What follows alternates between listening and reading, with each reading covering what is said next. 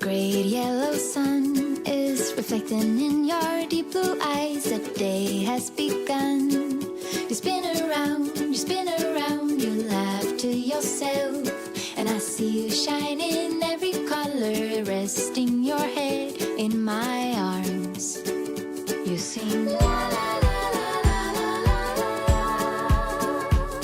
My God, I think I might be in love. Get rid of all your sorrows in this summer city. You'll never feel alone as long as you're with me. Get rid of all your sorrows in this summer city. There's no place on earth I would rather be.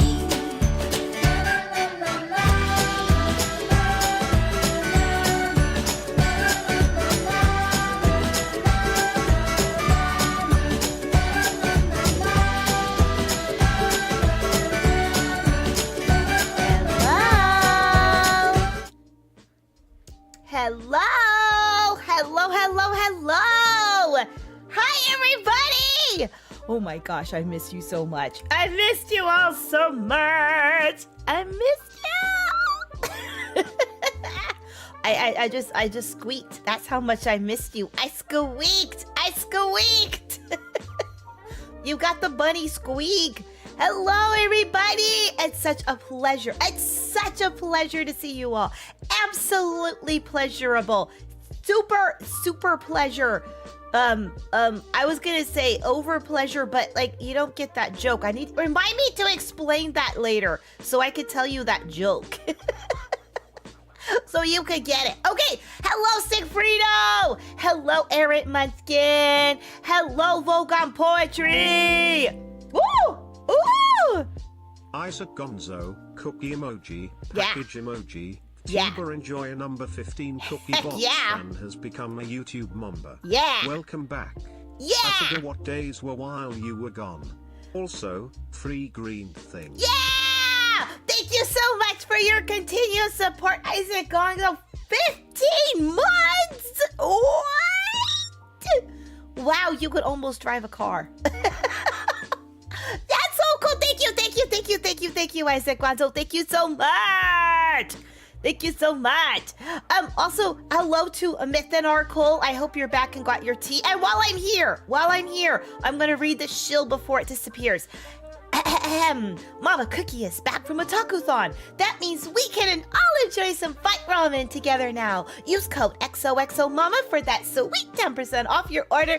Link below. Yeah! My voice is so gone. It's so gone. I was fine until I got back to polluted air land. Hello, Delta Meridian! Yeah! Hello, Sky Shadow! Hello, V for Void! Yeah! It's so good to see you! Utsural Fox, hey! Oh, by the way, I didn't have milk because you knew where I was. You knew where I was. Yeah! Ludwig Quebec! Long time no see! Hello! Yeah! Inochi! Hi! Hoot to you too. Hello. Welcome in. Yeah, the face you've forgotten in 24 hours. It's right here. This is it. This is all you get. I still haven't had the @ names. No, okay, so Loop, I don't know what happened. We had the @ names for a while, like a couple streams, and then they just disappeared again. I was like, okay, I don't know what's going on, and I'm not complaining. By dirtier air, do I mean the USA or Montreal? Mount Royal. Here, for some reason, our air quality is so bad. I guess we're in a pocket. I guess we collect it all. It's like Pokemon. But yeah, but I was fine, and then I got back, and our air quality is like in the orange. It's almost to red again, and boop, my throat's all scratchy again. Isn't that weird? Isn't that bizarre? I tell you. Yeah, exactly, Isaac. YouTube is too scared of me to change the stupid names. I'm drinking lots of water. Oh my goodness. Oh my goodness. I am so tired. So first and foremost, Otakuthon was fabulous. We'll get that out of the way first and first. Yeah, the air quality wasn't as bad in Montreal as it is bad where I am. And I don't know why, but like I said, normally our air quality is super good. But right now, like the last 2 weeks, maybe 2.5 weeks, it's been horrific. And I thought maybe it was like from the Canadian fires, but now I'm not sure what it is. I mean, we don't have that many cows here. I don't know why it's so bad, but it's never this bad. Never. It's weird. Also, it stopped raining, so I don't know. Maybe there's just like something to it.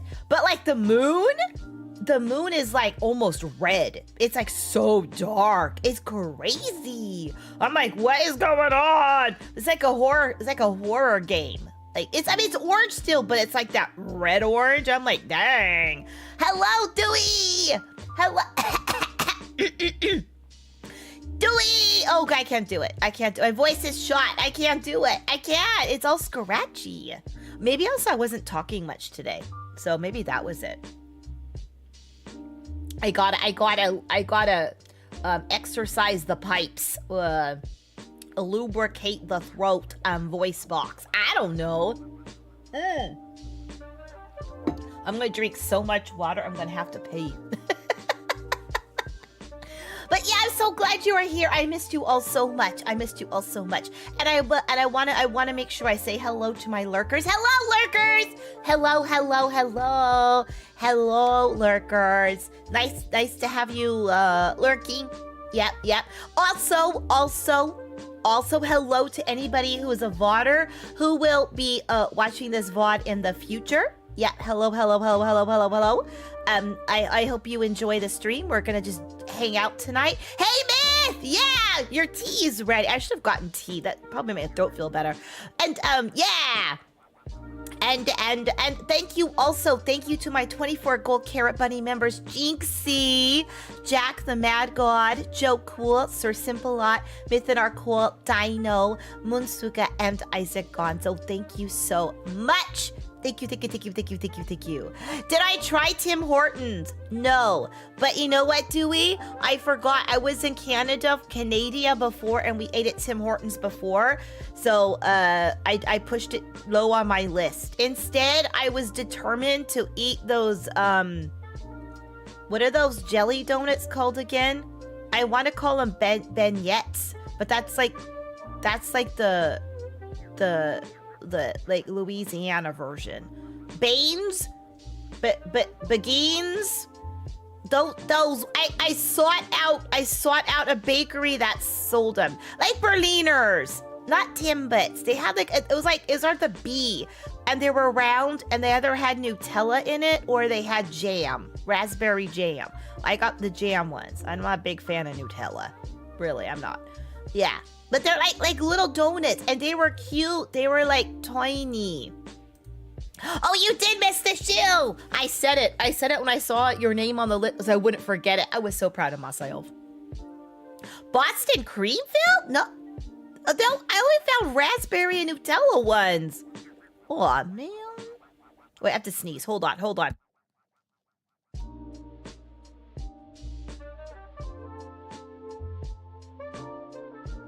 Okay, I think it's stuck. It might come out really loud. It might slip out, but I think it's stuck in there. Hello, Paladin Stem. Welcome in. Yeah, I don't know what the heck are those things called. Onigiri. Isaac, yeah. What is Boston cream? Boston cream is a mix between a sponge and a pound cake. So it's like a denser cake, but definitely a cake. But instead of having like icing on top and icing in the middle, in the middle is like a heavy, thick cream. Custard. So it's like a vanilla custard right in the middle, and it's drizzled in chocolate sauce. So it's called pie, Boston cream pie, but it's not. It's a cake. So in essence, it's from the bottom, layer of cake, layer of custard, layer of cake, chocolate glaze. Yeah, which is good. You thought Boston cream would be red brick dust? Probably with that and molasses. That would be fair. Oh, too soon? Too soon? Am I getting risky in my old age? I loved, past tense, still do, I love filled donuts. I loved filled donuts. So good. I like jellies. I like custards. I like, my favorite when I was growing up is they make those really long donuts and they would fill them with the custard, the vanilla custard, and then they would coat them in maple icing. So, oh, it's so good.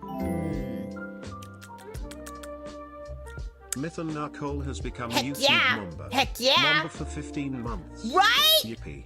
15 Rock on Mama months! Cookie and the Smookies. Woo! So much fun every moment and every stream. Now, to dance. Yeah! Tap dances in celebration of Mama Cookie's safe return and... Yeah! Oh, and all the fun that was had. I guess Brian cuts off. Ba-dum-ba-ba-ba-ba-ba. Keep dancing, Myth. Tap, tap, tap, tap, tap, tap, tap, tap, tap, tap, tap, tap. Oh, I love it. I love it. Yeah! Thank you so much, Myth, for 15 months. Holy smackers. Wait! You're a 24-karat gold bunny now? Welcome! You're on my list. Thank you to Myth and Arcole, also 24-karat gold bunny. Yeah! Hello, Morrison Furnace. I used to, but I still do. Yeah, I did and do love filled donuts. Okay. You call them long johns? We call them eclairs, but that's like not an eclair. I don't know why we call them that. You love lemon filled donuts with the lemon curd? Heck yeah. During punchki season, I always get the lemon ones. Punchkis are like giant ones of those. Yeah. Sir Simplot tipped 20 Canadian dollars through super chat. _ mama love colon _ mama love colon _ mama love. Colon. Thank you, Sir Simplot. Thank you for the 20 tipper. Thank you very much. Yeah, thank you for the super. You are awesome. I got to meet some of you. I won't say who I met in case you don't know, but I got to meet some of you. So for those of you who are in there that I met, it was a pleasure. You guys can spill the beans, but I don't want to spill the beans. Yeah. It was so great. It was so much fun. Yeah. Oh, durian. I've never had durian. I want to try that, Void. I really do. Yes, I can also see the shape thing being between the eclair and the Boston but it's the long john thing. Yeah. Your baby metal vinyls got there today. That's awesome. I hope you listen to all of them. That'd be super cool. Yeah. Delta Viridian tipped 10 Canadian dollars through super chat. Yay. It was super Yay. fun. What the heck is that? Brian, yay. Thank you so much, Delta. Yep, you said you were there, and I will say I saw you too. Yeah. Joining all the OGs who've been here all this time, _ mama love. Thank you so much, by the way, Delta, for the tenor. And thank you, Void, for the marmor for 15 months. Oh my gosh. I can't...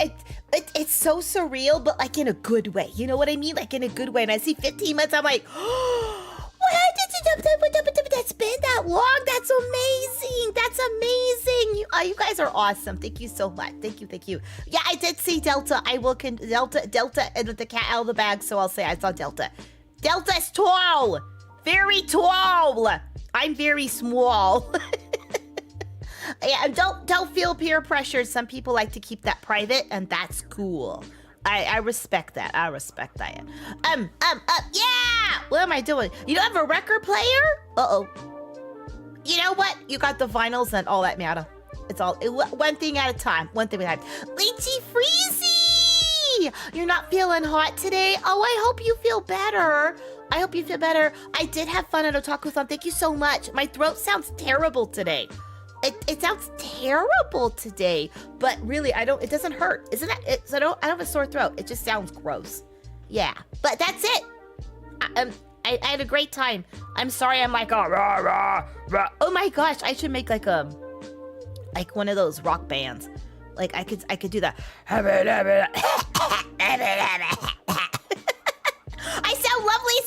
thank you so much, Paladin. I'm trying really hard. Not to like, but I can't squeal. Like I know, I try like going, like when I was saying Dewey's name, I usually go really high, like Dewey, and it wasn't coming out. I was like, what happened? But I'm glad I sound lovely on your end. Most of the Smokey and the Brie, you saw at Otakuthon made you feel small, to be honest. But yeah, I'm the smallest, so you should feel tall next to me. I give everyone the gift of feeling tall. It's my gift of feeling tall. So let's talk Otakuthon. So first of all, sorry for not being here last Wednesday. As you know, there was it's not really family, but they're as close as family, so I consider them family. Yeah. So she had a small emergency, and Brie was the one who was stepping in to take care of. You know what I mean? Like we respect that. We respect that. So she couldn't go. So I had to completely rearrange my schedule. Not a problem. We do it to support family, especially Brie. Hello. We love Brie. We're gonna do what we can. So I she's 5 states away, and I sorted out going and getting her ribbons, because she always gives her ribbons out, and people were, and she's like, I can't be there to meet them, but people were talking about them and expecting them, and I really want to make sure they got them. And it was like, you know what? I'm doing this for you. So I went and picked up the ribbons, rearranged all my schedule, did everything, got all the way to Montreal Thursday night. Hit the hay 11 p.m. Thursday night after like basically traveling like most of the time. Like it was crazy, right? And then I get there and I wake up in the morning at about 3:30, dead awake, so nervous because I gotta take my finals, right? I haven't really had a chance to study. I'm just freaking out. I can't sleep. I've got insomnia. I'm like, oh, what am I gonna do? I'm like, you know what? Forget it. Now or never! Do or die! You either know it or you don't know it, mama! And so at 4 o'clock in the morning, I took my final. Bree's an awesome dork. Agreed. So yeah, I took my final at 4 a.m. I was tired. Was tired as heck, but I was like, you know, I passed, by the way. We're all good. I passed. Yeah. It was multiple choice, and it's on the computer, so you get the results immediately. It was like, you know what you got. I was like, okay, I'm done. Okay. Then I went back to sleep, and I thank you for that. Oh, hello, by the way, Lupin. Thank you so much. Lupin the Alpha, the very first. Wait, Lupin is Fox, right? Is that a fox? The very first fox? Yeah, thank you. So yeah, I was so happy. I was so happy. Thank you. Yeah. I'm so glad that I spent time studying all semester long. Like I was planning on Thursday just reviewing everything, but you know, that got tossed out into the garbage can because there was no time. But it was really good. It was really good. Because I knew that. Did I know the score instantly? Absolutely. Because like you do like the multiple choice online, and then as soon as you hit submit, it processes and tells you the score. Oh, yeah, it wasn't after each question. No. Like the homework, it tells you if you got it right after each question, and if you got it wrong, it tells you what the correct answer was. So as you go through, but if you do like the test, it tells you nothing till the very end. And then you get your final score and you can't check it. You don't know which ones you got wrong. Nothing. Yeah. But I missed one, if that helps. I missed 10 points, so who cares? I passed. Yeah. Okay, so Lupin is Lupinus, which means wolf. Okay. Got it. You are the head wolf. I got it. Okay, perfect. Thank you. I couldn't figure. I knew it was Latin for some kind of animal, but I couldn't remember what it was. And for some reason in my head, I thought it was the fox, but it was the wolf. I don't know Latin, but I at least I knew enough that it was like in that ballpark, if you know what I mean. Yeah. Telling you after each question either save you from wrong answers later or stress you out, make you miss more. You know what, Loop? You're right. Oh, it's Vulpin is fox. Oh, thank you, Eric Munchkin. Oh, actually, you're the leader of the pack. That's what you were, as the alpha wolf, the leader of the pack. Yeah.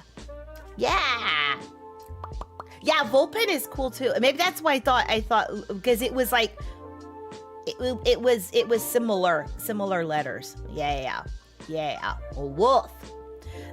So I did that, and then I went to Otakuthon, but I didn't tell anybody I was there early. I kept that secret, and then I went on our chat and I was like, hey everybody, don't forget, Breathe has a panel at 4:00, where the heck it was, 4:00, and I was like, you guys should go. I was there. And I was watching her panel. It was so good, and I had her ribbons, and like she did her presentation virtually. Like she's a pro, man. She is. Bree made me silly, but she's a professional. And even though she couldn't be there, she had everything ready to go on time, full presentation. It was funny. It was engaging. It was so good. I mean, everyone was laughing. It was great. Like it was like she made you feel like it was supposed to be like this the whole time. Like, you know what I mean? Like, it didn't feel like she had a last minute change-a-rooney to doing it virtually. She was just boom, right in there, picking up like nothing happened. Yeah, she does know how to do a good job. Like, it's so impressive. And then she had a Q&A, and so everyone who went up for a question, I gave them one of her infamous ribbons. And I guess she didn't know what I was. She knew I was there, but I don't think she saw me because where the audience cameras were angled. And so I snuck over and I handed out the ribbon to the first person. The first person was looking at like, what the heck is this? And then she goes, oh yeah, that's my mom. Hi, Mom. And like literally everybody in line who knew me goes like this. Like all of a sudden you saw all these like faces like suddenly turning.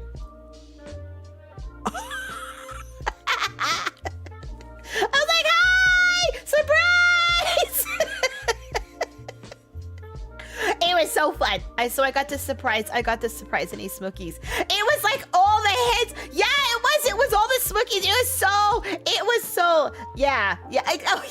Oh, that's my mom. Hi, Mom. Yeah, and some people looked at me like, wait, that's your real mom? It was so funny. And then a few people are like, oh my gosh, I didn't know she had a mom. And I didn't mean it like that way, but like they meant it like, you know what I mean? Like it was funny. But yeah, all the Smokies, man, all the heads, whoop. It was so funny. Yeah, and I could spot you because you looked at me. So, but we did the Q&A, and then afterwards I got to say hello to people early.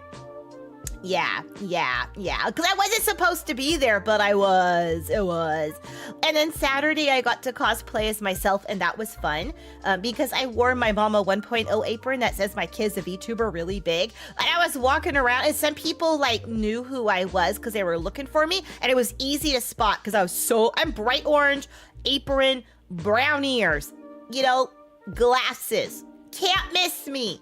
Messy gray hair. Can't miss me. So I got to see some people. It was fun. I got to go to meet and greets. Oh my gosh, that was a blast. I got to go see other VTubers. Oh, it was so much fun. And then I bought lots of merch. And saw the Smokies. What else happened? It was like a blur of activity. It was so good. There was 34,000 people there. Oh my gosh, it was crazy busy. Crazy busy. Yeah, I was a living beacon. Did I go see Brie? I was at Brie. Well, I'll get to that in a second. Yeah. So I had so much fun. I had so much fun on Saturday. And it cosplay. So this was a funny thing. So that was Saturday. Then Sunday rolls around. Sunday, Brie has a meet and greet. And again, I'm going to be her legs on the ground and be there to pass out her ribbons again for everybody.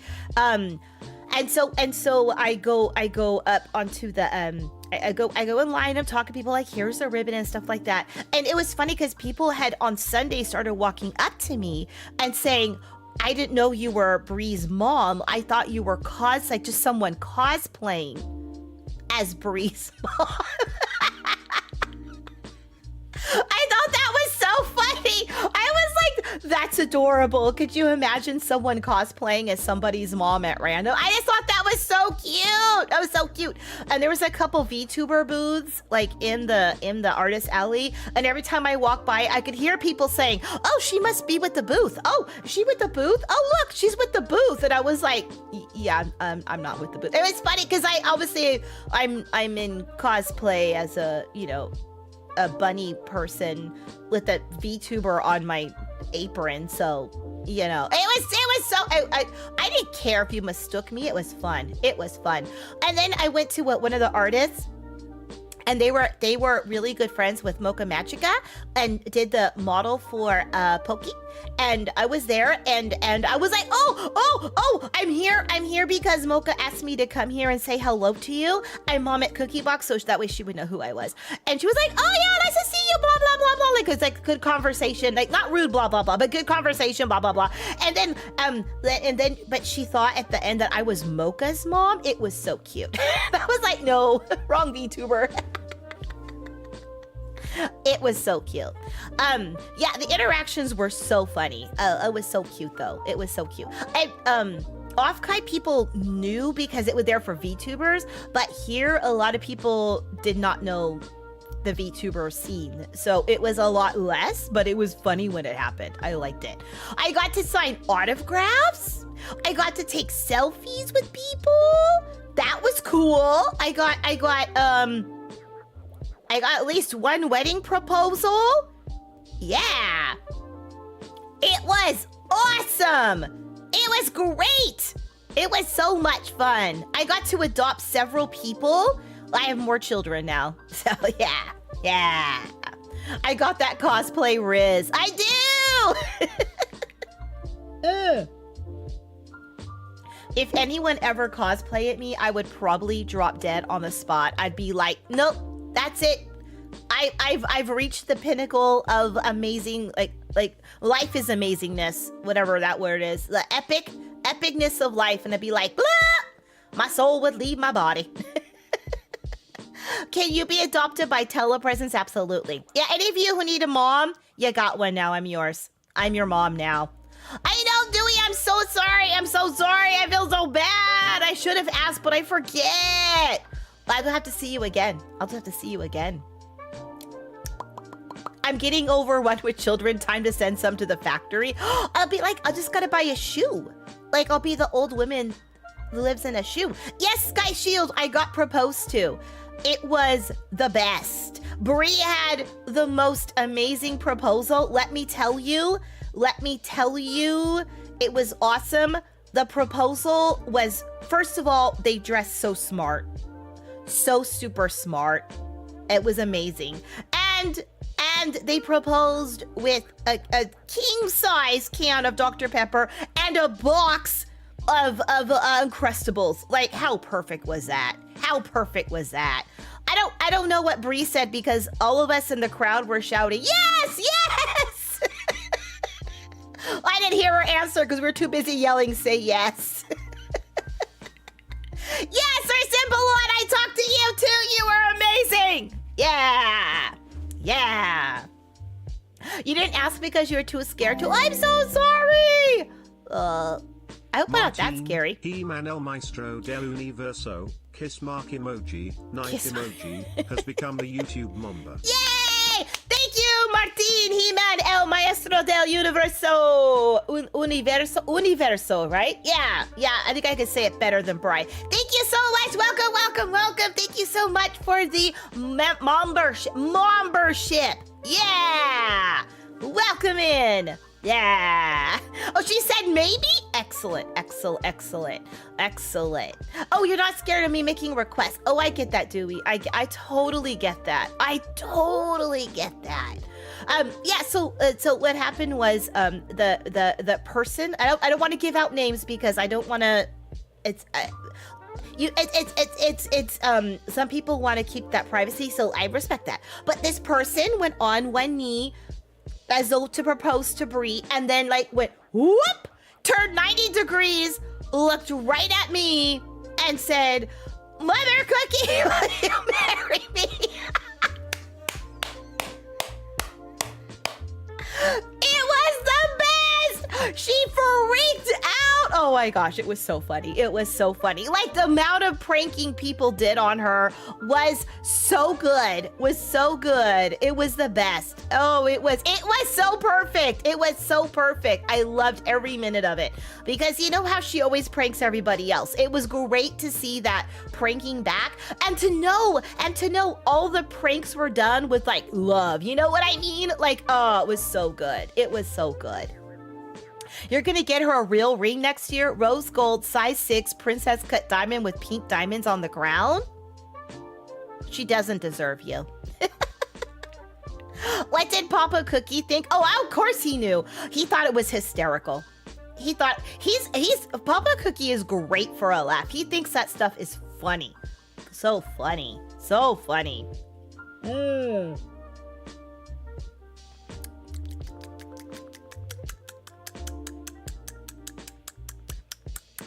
Okay, I got a drink.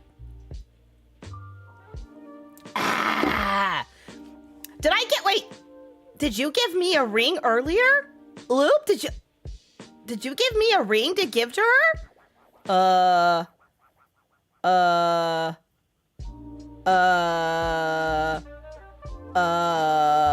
I don't, did you? I'm trying to remember. Oh, that ring! Oh my gosh.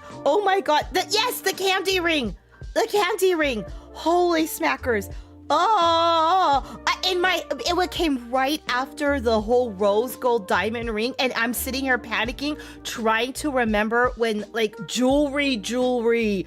Oh my gosh, I was freaking out. Like, it was like the wedding moment when they look at the best person and they're like, do you have the rings? And they're like, I thought, no, the candy one. Yeah, okay, yes. Oh my gosh.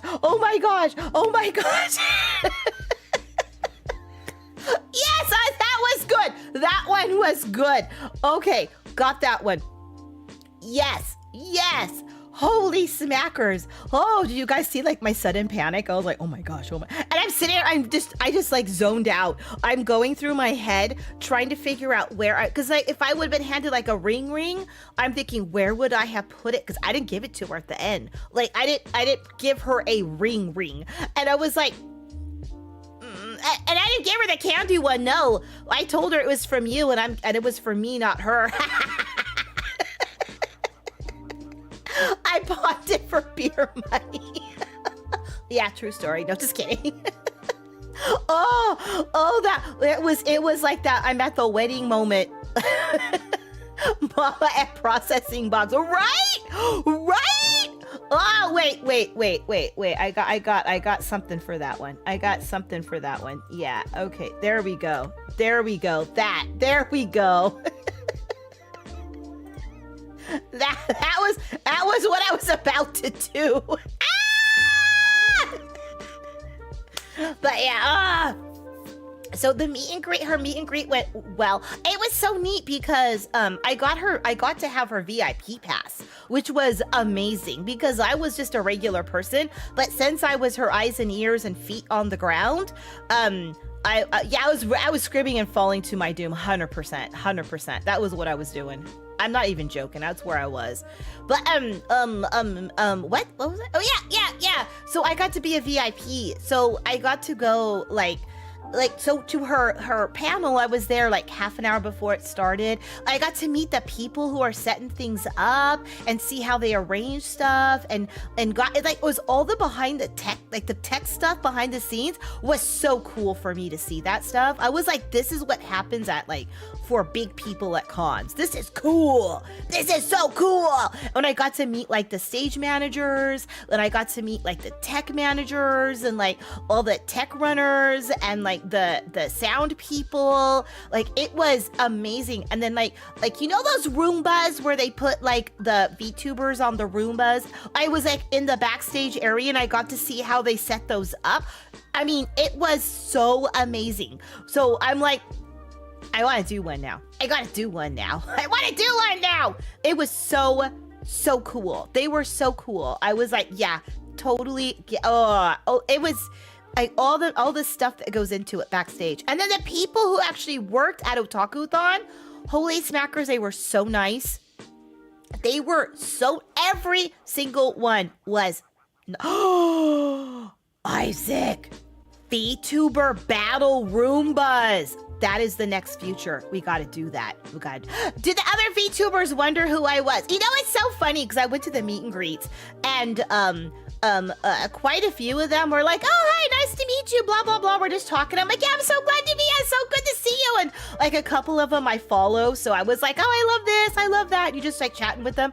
And a couple of them I just like, I knew who they were and I met them. But like, I feel bad I didn't follow. I can't follow every VTuber I try, but there's millions of us. So I was like, oh, it's so good to talk to you. I'm so excited to actually talk to you. This is really cool. Like it's like meeting new people at a party and finding new friends. You know what I mean?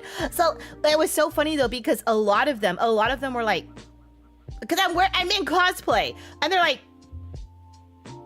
you're not Bree's mom, are you? Like every single one of them. I was like, yeah. Yeah. It was fun. It was cool. It was cool to be recognized as Bree's mom. I gotta tell you, it was awesome. Bree has the Pulse Cup. I have the VTuber battle Roombas. Yeah, they're not actual Roombas, but they're more. Yeah, they are more like Segways, but they're like yeah. I would say definitely more like a Segway. I think they're a tripod though. I know a Segway is like two. But I think it's more like a tripod, and then it has like a proper tripod on it, and it has on the front of it, it has an iPad with the VTuber on it, and a camera that sits right on top, like a regular webcam. So you can two-way communicate directly with the VTuber, and they can see everything around. And then there's like it looks like a Switch, like the Nintendo Switch. I'm not even joking, on the back of it, and they can make sure like the connection's good and kind of cruise it around and stuff. It was really cool. Yeah. You want to do the tech stuff? If you can volunteer next year, Loop, do it. The tech stuff is so cool. It's so cool. You get to work, like they were running like the OBS systems and stuff like that. I'm like, oh, that's what I do. I have that system. But seeing it from a different perspective, like someone who uses it for VTubing versus someone who uses it for broadcasting, it was really cool. Yeah. So I wish I could have spent more time, like looking at watching them and sitting with them. So I think maybe next year I might go backstage really early, not tell anyone, and just kind of I'm just gonna watch you for a while because I wanted to learn some more stuff. It was so good. Yeah. Beyblades? Wait, what? The things that they go on their Roombas? Yeah. You saw was an ROG Ally with a portable screen and a webcam, no actual iPod or tablet. Was that what that was? I always thought they were like iPads or something. I'm really not tech savvy. Yeah, yeah. Okay, that's what it is then. Hello, Mr. Owls. I do know they're getting more and more popular at for VTubers to go to other cons because that's super cool. That's super cool. Like you get because especially with VTubers, because we are virtual, and to have this virtual thing walk around with our face on it, and then like go around like, and you can even go shopping. Like you could go around Artist Alley and like look at stuff and buy stuff because you're communicating directly. And like, oh, we see like VTubers shopping at cons and stuff like that. I'm like, that's so cool. It was so cool. Oh, speaking of shopping, okay. Oh, no. Some of the VTubers were at the con, and they also did the Roombas, and some were they were there. Some were completely incognito, and you had no idea. Some were like remote, and others were there but made themselves known. It's always a mix. Mr. Owls, have I said hello to you? It's been a while, girl. How are you doing? I'm not calling you out for not seeing you. I know you're crazy busy, and I appreciate and love the fact that you popped in tonight to say hi. That's awesome. Thank you. Yeah. School started for you today. Oh my gosh, you're even busier now. I'm on vacation now. Yeah, Iron Mouse does the Roombas a lot because obviously with medical condition, which makes sense. And Zentreya obviously because of her whole voice through voice thing. Yeah. I think the person, the escort, is the one that actually controls it, because you'll hear them a lot saying, oh, can you take me over there? Or, oh, can you take me over there? Or, oh, can you take me over there? That kind of thing. Text to speech, that's the word. Thank you, Luke. My brain's on like blah, blah, blah, blah, blah, blah, blah, blah, blah. So Artist Alley. I love Artist Alley. I did not go to all the booths. I walked by every single one of them at least 10 times, but I didn't see all of them because I get distracted because, you know, oh, squirrel. Oh, colors. Yeah, Gucci was in control for at least 2. Gucci, I tell you, you're at a con, you're gonna see Gucci. I don't know how he does it. He's also an amazing person to watch. Yeah. Bye, Dewey! See you later, Dewey! Okay, so I did not get myself any Baldur's Gate 3 merch.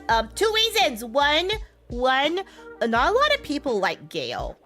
I was mad about that. There was a couple, and 2, the one that I saw that I wanted to get, I kept getting distracted, and I realized later on, I was like, oh, I forgot to go. I was on my way. I had my phone open, and I was on my way with that booth number to go get Gale of Waterdeep, and I looked up from my phone, and I looked to the side, and I saw a Hearthian sitting at a fire. And I was like, what? And then I walked over and I'm like, hi, I would like to purchase your Outer Wilds art. Thank you, please.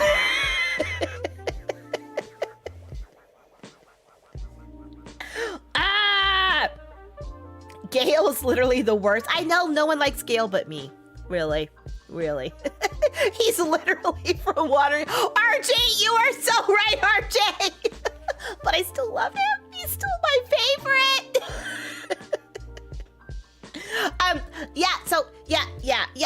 I mean, this year it was out because this year was that, wait, what was that one with the 4 dudes? And they're like in space and like you get married or something. What was that one? What was that one called? Like Love in Space or something? I don't know. I saw a lot of that stuff. Yeah. I didn't see a lot of the horse girl ones, like any merch or whatever. But I did see a lot of cosplay as Gold Ship. Is that the name? I saw like 4 gold ships. I was surprised. Love in Deep Space. Yeah, that was it. Ninja Turtles in Space. I love it. No, yeah, Love in Deep Space. I saw a lot of Love in Deep Space merch. I was like, oh, okay, that was interesting. I didn't expect that, but yeah, a lot.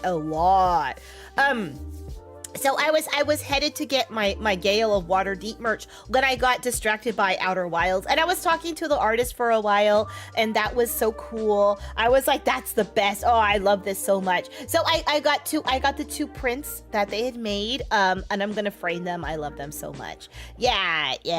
The gold ship is the one that drops kick you. Yeah, I knew she drop kicked you, but I remember it was gold something. I was like, oh yeah, gold ship. Okay, yeah.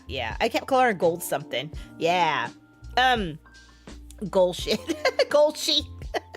Hello, Saratoga! Yeah, I am streaming crazy this week. Welcome back. I am back. Otakuthon was amazing. It was so much fun. Thank you. Hey, Mr. J, Captain of the Lurker Army. Hello, nice to see you. Yeah. So I got Outer Wild prints. That was amazing. I was looking. There's this one person who did. Oh my gosh. Okay, so they drew original art of all the games, and you know that. Okay, you know the those of you who make D&D modeling. You know that foam board that you use to make like castle walls and stuff. He made the art, he put on there, and then he cut it outline, and he made like these standees, but because he used black foam, it like had a black background, this black outline. It looked so cool. Oh my gosh, it was so cool. Hey, Scorpio. So I was looking at it, and he had like the whole set of Baldur's Gate 3 people, except for Gale. It was so funny. I was like, no Gale, of course. Hey, Tom Lopez, thank you so much for... I can't yell today. Thank you so much for the gift of the 50. I'm losing my voice over it. Thank you, Tom. Hello, Scorpio. Welcome in.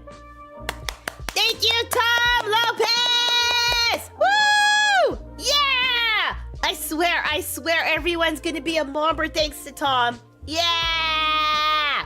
Thank you! I wish my voice was like not so weak right now. I wanna. I can't yell! Did he have a Minsk? No, he didn't. Okay, Gale and Minsk. No.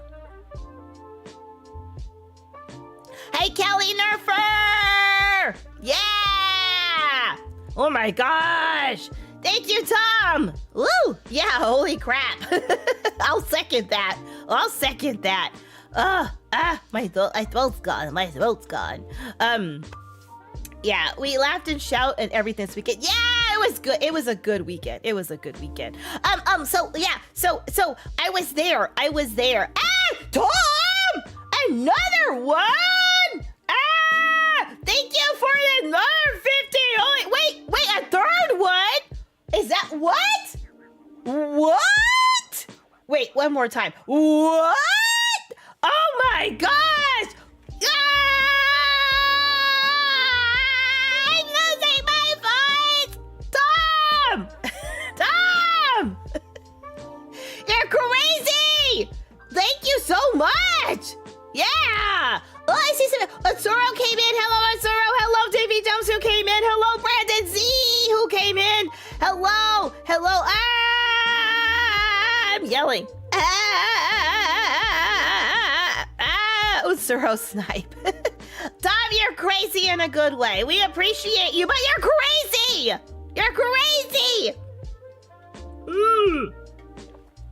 You just like to make me scream. I know it. I know it. Yeah. Look at that. The whole zoop, zoop, zoop, zoop, zoop, zoop, zoop, zoop, zoop, zoop.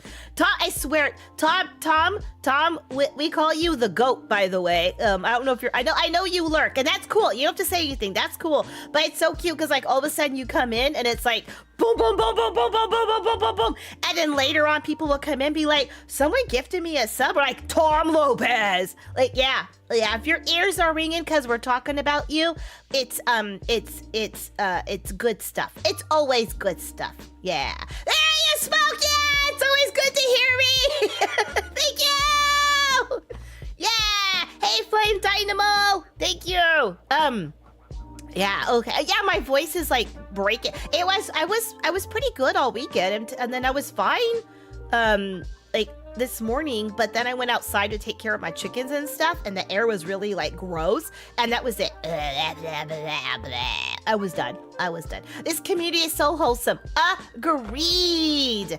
Hello, Gustavo. Welcome in. Yeah. Aha! Saratoga got one too. Yeah, my thing, I don't know if it's a glitch, but my thing says 150. Like, what? What? So, yeah. Cool. Tom Lopez, the GOAT. The GOAT, greatest of all time, the GOAT. It's just so cute because I actually like goats. Like the actual animals, too. Yeah. It's funny how Brie and Mom are so similar. Yeah, we are Scorpio.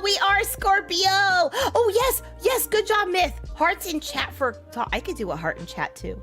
Wait. Hello, Coda's Kitten. Look, there's one for me.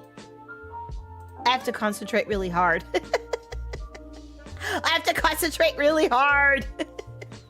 Yeah. Thank you. I lost my train of thought. Oh yeah, I was talking about the standees. So he did it. The guy who made them was super cool. They were super cool stand. It was a really clever idea. I was like, wow, I like this. Didn't have Gale of Waterdeep, but did have an Alexander, the pot, from Elden Ring, that one, the little cracked pot guy, that guy that you have to hit in the booty. Oh, they did have Karlach. It was a cool looking Karlach too. Oh, yeah. Oh, I should have gotten a picture. The pot, yeah. So guess, yeah, Alexander the pot. Guess which one I bought. Hello, Cindella. Welcome in. Yeah, it was Tom Lopez. Yeah. Oh yeah. I've got Alexander, specifically the one from Elden Ring. Oh yeah, I got that one, and I bought it, and I was so happy with myself. And then I turned it over when I got back to my hotel room. I turned it over, and on the back, those messages that players leave, it had in the same font and everything a message a player left, and it had something about a finger, and then I know what it was, but in my head I can't remember the exact word. But then it had the butt, comma, hole. Yeah. I laughed so hard. So on my shelf, you're never gonna see it, but I know it's there, and I was laughing so hard. I was laughing so hard. Oh, it was great. Maximiliano, hello. Yeah, I'm so glad you're touching grass. It was Tom Lopez. Yeah, that was the gifter. You are the giftee. That was it. Tri-finger, but hole. Yeah, thank you, Loop. Yeah, it was good. It was so good. Hole, H-O-L-E. But, comma, like B-U-T, comma, H-O-L-E. But, hole. Very Shakespearean. Always. Yeah. I assume later that I'm gonna have to kill the guy, because right next to the little pot guy was the guy who was like selling it. He goes, do you want this one, or do you want and he said some name, and it was the same pot but on a human body, all super buff with the big old sword. I was like, oh, that must be the future. I'll take the cute one right now. It is a famous Elden Ring quote. Yeah, it was on the back. Oh my gosh, I know what you mean about touching grass. I have to go weeding. I have to go. I need to do weeding. It was so good. It was great. As for laundry, I did all the laundry. I'm all caught up on my laundry. Thank you for those of you on Discord helping remind me. It's all done. Folded, dry, washed, dried, folded, and put away. I had math, 4 loads of laundry to do today. 4 loads. Yeah. Get Papa Cookie to weed. You're too busy being an Elden Lord. Exactly, Jinxie. Exactly. Too busy. It was intense. It was intense. I had to make sure. I was adulting. Your washer has died. I am so sorry, Brandon Z. I am so sorry. That is the worst when the washer goes. Dryer, no problem. You can hang dry, but washer, I've had several times in my life when my washer has blown up and I was on my knees next to the bathtub washing all the clothes in the bathtub. Oh, I hated that. I feel you, man. I feel you.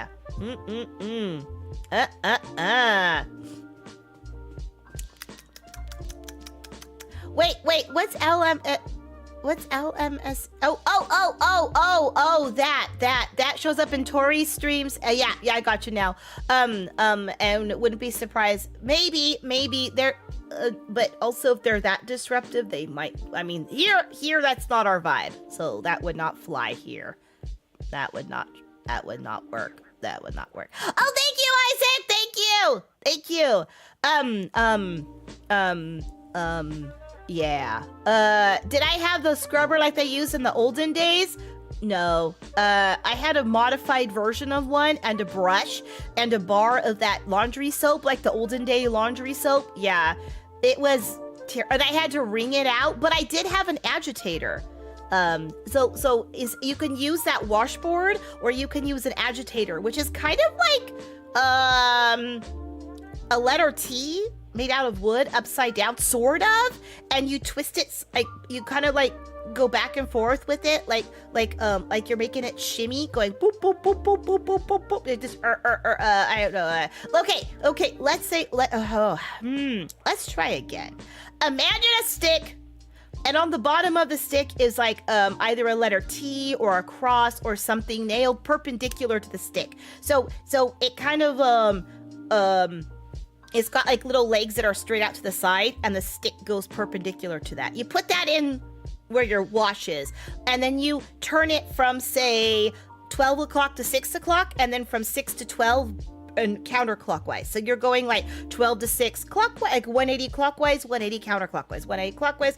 And so as you're twisting the stick, that 180, it's making this little thing at the bottom like twist a lot, and basically it's like whisking your clothes, because that's what your washing machine does. The thing in the middle, if you've got a top loader, is called an agitator. It agitates your clothes. And if you have the front loader, those little like paddle things that stick out, that's the agitator. It agitates your clothes, and all you gotta do is just kind of like make the water flow through it, and it will lift the stuff right out. Yeah. Just put on your dirty clothes and take a shower in them. Oh my gosh! When I used to work at a restaurant, and I used to work at a diner in the 80s.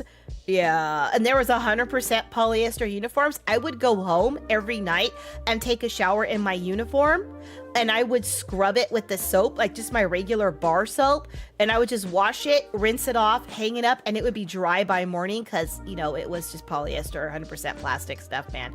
It was crazy. Yeah, don't do the manual route if you can. Oh, it's awful. Also.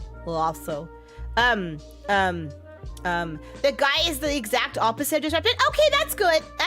I don't tend to have a vibe that attracts people who go into language that might be alternative meanings. How's that? I'm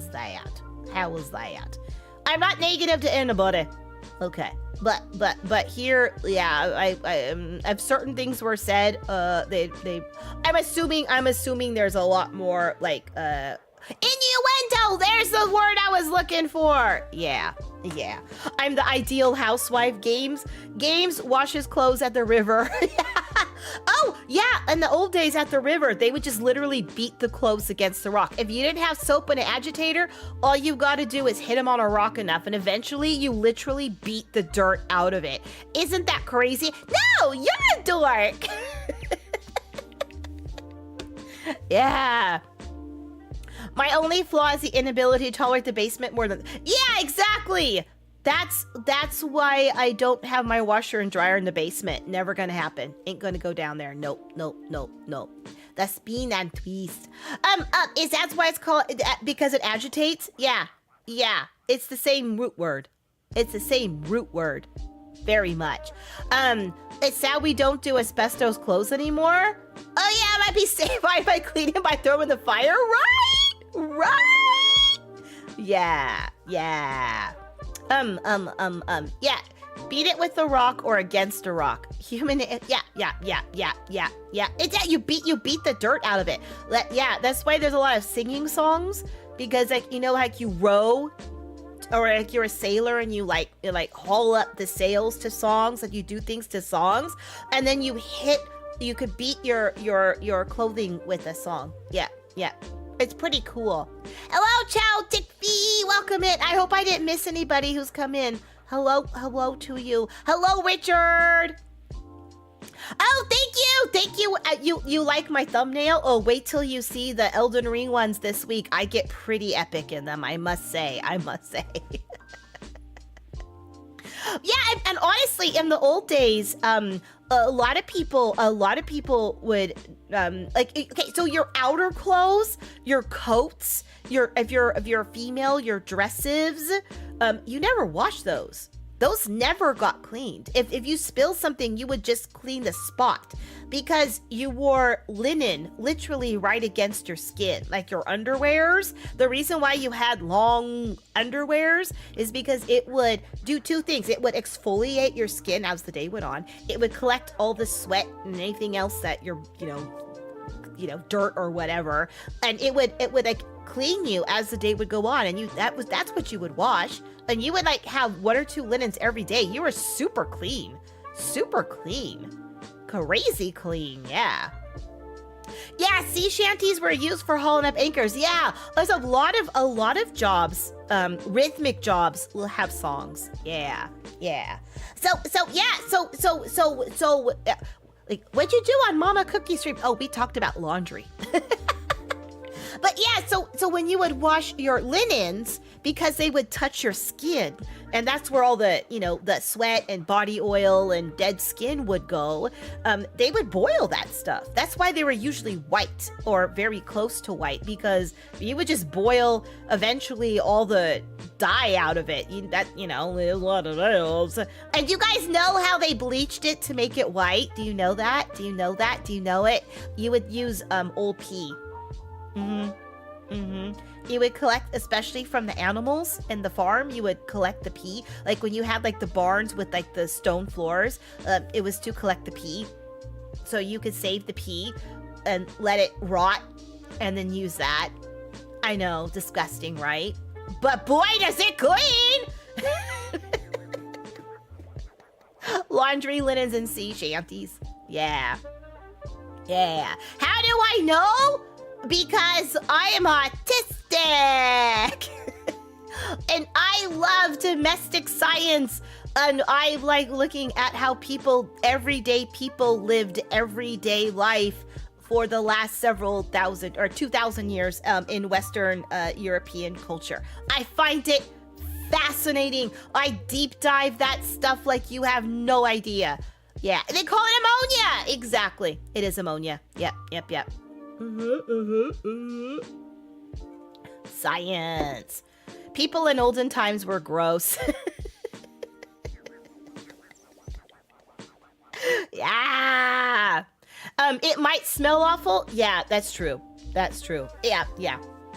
Because I think, technically it ferments. And the 07 and the are 2 new emotes, because we can't do the super cute panic running one because we don't have, the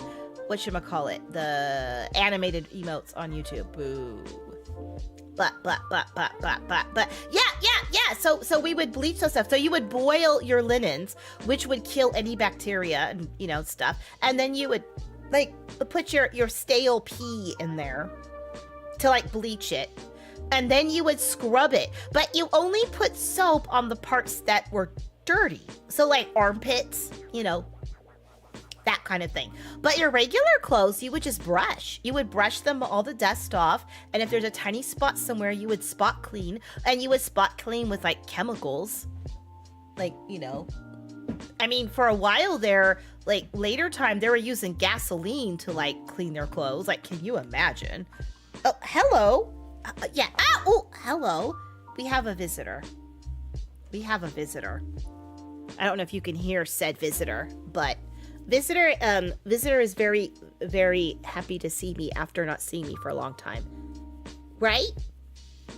It's Apple. It's Apple the cat. That's who the visitor is. I don't know if she's gonna, is it Brie 4? She thinks she's Brie. Oh. You can also use pea save to make, I didn't know you could make gunpowder out of it. But I tell you what's interesting is how much we fermented stuff. Like, we fermented, fermenting is the original way of preserving everything. Crazy. It's crazy. Yeah. Yeah. So that's how the old days we watched. And that's also why the old days people didn't take a bath, because you didn't have to. You were literally wearing like a washcloth and wiping down your body all day long. And then at night you would just like take an actual small square linen and you would just wipe yourself off with some fresh water and some soap. And that was it. Almost like a sponge bath. So you were clean. Yeah. Saltpeter. Okay, bye, cat. Bye. Gross. Bye. Ugh, she licked me. Gross. Blech. In the face. I don't like cat licks in the face. I don't think it's gross. Saltpeter was from pee and poop. Wow, there you go. It's multi-use. Yeah. No wonder plague spread so. Plague spread in the cities, but through fleas. Fleas on rats. Yeah. Now we have running water, but at what cost, right? As I think if you lived old days, you would get it. It's also interesting how we get some of the information wrong. We would talk about people not wanting the smells of cooking in their house, and so they would have the kitchens were separated, especially as far as they could from the main living room, to keep the cooking smells out. And we assume the smell of bacon and stuff, but actually it was the smoke, because everything when you and it wasn't always wood. We had coal for since the late 1600s, early 1700s, at least in Western Europe. So we had a lot of coal, which was better, but you got that soot everywhere, and you kept your cooking far away from your house because you get that soot on stuff. That stuff ain't never coming off. You know what I mean? It would discolor everything, and smoke discolors everything. So you wanted to keep your house clean. You kept that stove as far away as possible from as much as you could. You know what I mean? Outside kitchens are very common in Asia. Yeah, they still are, aren't they? I watched somebody in Vietnam, and there's a lot of outdoor kitchens there. I was like, that's genius. For what if it's to keep the smoke out, and also heat, right? Isn't it also for heat? Yeah. There are stories people have two different kitchens, one for summer that was physically away from the house. Yes, a true summer kitchen is away from the house. Absolutely. It is separate. Not to be mistaken though with kitchens that were for enslaved people that they just didn't want in their houses, because those aren't summer kitchens. Those were not good kitchens, if you know what I mean. But yes, in general, summer kitchens are kept away from the house. And a lot of people, especially in certain parts of the States, will say, oh, we have a summer kitchen because it was on the back of the house. And I'm like, that ain't a summer kitchen, honey. That's a normal kitchen. An outside kitchen is really inconvenient. It is in modern living, absolutely. Good night, Isaac! Mm-hmm. Whoa, what? What's a what? A Lupin, the alpha, what's a what? Yeah. But yeah, so if the kitchen is attached to the house and it is the only kitchen that you have, that ain't a summer kitchen, baby. If you are in Western Europe and or the Northern Americas. Oh, the other reasons, they were for enslaved people to cook, and it was a horrific thing that happened. Yeah. So some people will like to fantasize that it's just an outdoor kitchen and la la la, it's all cute and sweet, but no, that they were kept away from the house because you didn't want to see or hear what was going on with your enslaved people because, racism and stuff like that. So yeah. So that's why you have to be careful about like some people say, oh, it's a summer kitchen. And you're like, no, it ain't, honey. Not that one. Yeah. You got to be careful. Fantasize. Yeah. There's some people who like to, okay, I'll say it two ways. There are some people who like to just erase the past, which is not good. And there's some people who understand the past, but also like to have dress up. So like I know the Renaissance existed, and it's fun to dress up as the Renaissance and go to the Renaissance fair and have a fantasy fair. Like, you know what I mean? Like, I know I'm going in my car. You know what I mean? It's just, so sometimes when you have the fantasy version of that and you wear like elf ears and you have like truly, you're just playing around, that's good. Like, yeah, like romanticize. Yeah, that's the better word. Yeah, there we go. Thank you. Romanticize. But like you do it, fantasize works too, but you're doing it because you're experiencing like this moment that actually didn't exist. You know what I mean? Because like, and I'm deliberately choosing a Ren fair because it's I don't want to. Some people have to live through certain things every day. We try to give a safe space for them, so that way they don't have to come here and hear more of it. You know what I mean? The world is a yucky place, and we want to have a safe place where they could just turn it off for 5 minutes, regroup before they got to go face it again. But so you will get this thing where you're like, yeah, I want to go do the whole cottagecore la la la stuff, but not realizing that there was there was a whole bunch of like medical issues and a lot of horrible stuff that was happening. And as a female, I know I'm a woman, shock mom, it was pretty crappy for us, okay? I mean, really crappy for us. During the Renaissance, most of us couldn't read. We were uneducated, and our lifetimes were shortened by war, stuff like that. So we put that aside, and instead we celebrate like the festivals and the fun and the storybook part of it, because we are trying to escape from our current life and just have some fun dress up. So that kind of stuff is okay, but you have to be careful because sometimes it overlaps too much with reality, and you don't want to pretend that everything was always sunshine and roses. Yeah. It's a fine line. Yeah. Pirate and fantasy. Yeah, pirates are fun. I like pirate stuff. I'm gonna throw out there. Women exist? I know, right? It's shocking. Hello, Ryu. When's the wedding? Which one? I've got multiple. Yeah, you have to face the past. Yeah, it is. It's true. And it's important. And I know off stream, I'm very, very active in dealing with that.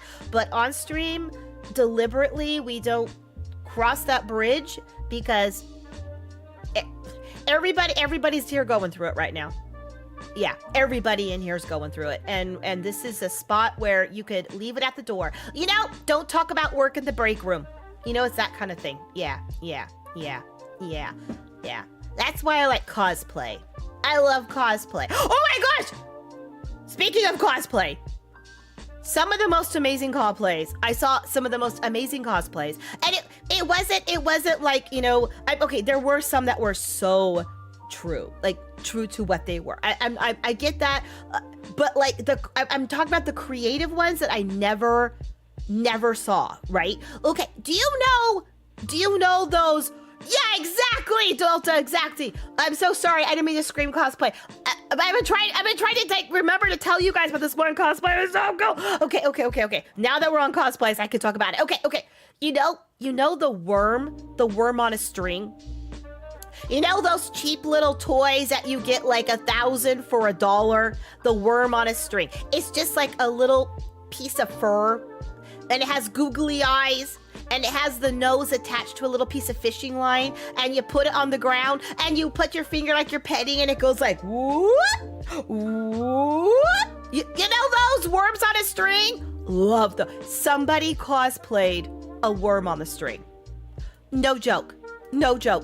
And they look just like a giant worm on a string. I have never seen that in my life. It was the coolest thing I was like, what? How?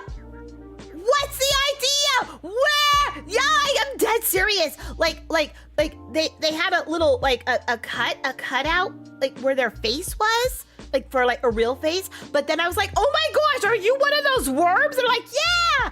And they dropped forward so you couldn't see their face anymore. But what you could see is like that little long nose coming at you with these giant googly eyes. And then because they were bent over, like they were bowing down to you, it gave like that little archy bit, and they're like moving like whoop. Oh, genius! Yeah, it was unique. I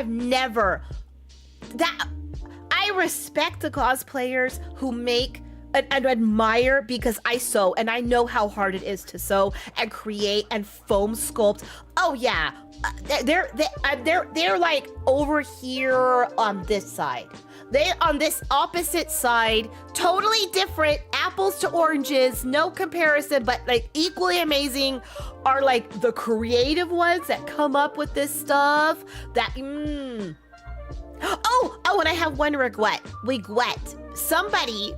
Somebody was cosplaying as the game Rain on Your Parade, and I meant to go after them and say, I know what you are, because that game is so obscure, and I couldn't find him, and now I feel bad. I hope somebody else recognized it. Yeah. There's always someone out there with even greater brain rot. You'll respect it. Exactly, Cliff! Yeah! I love those though. They're so good.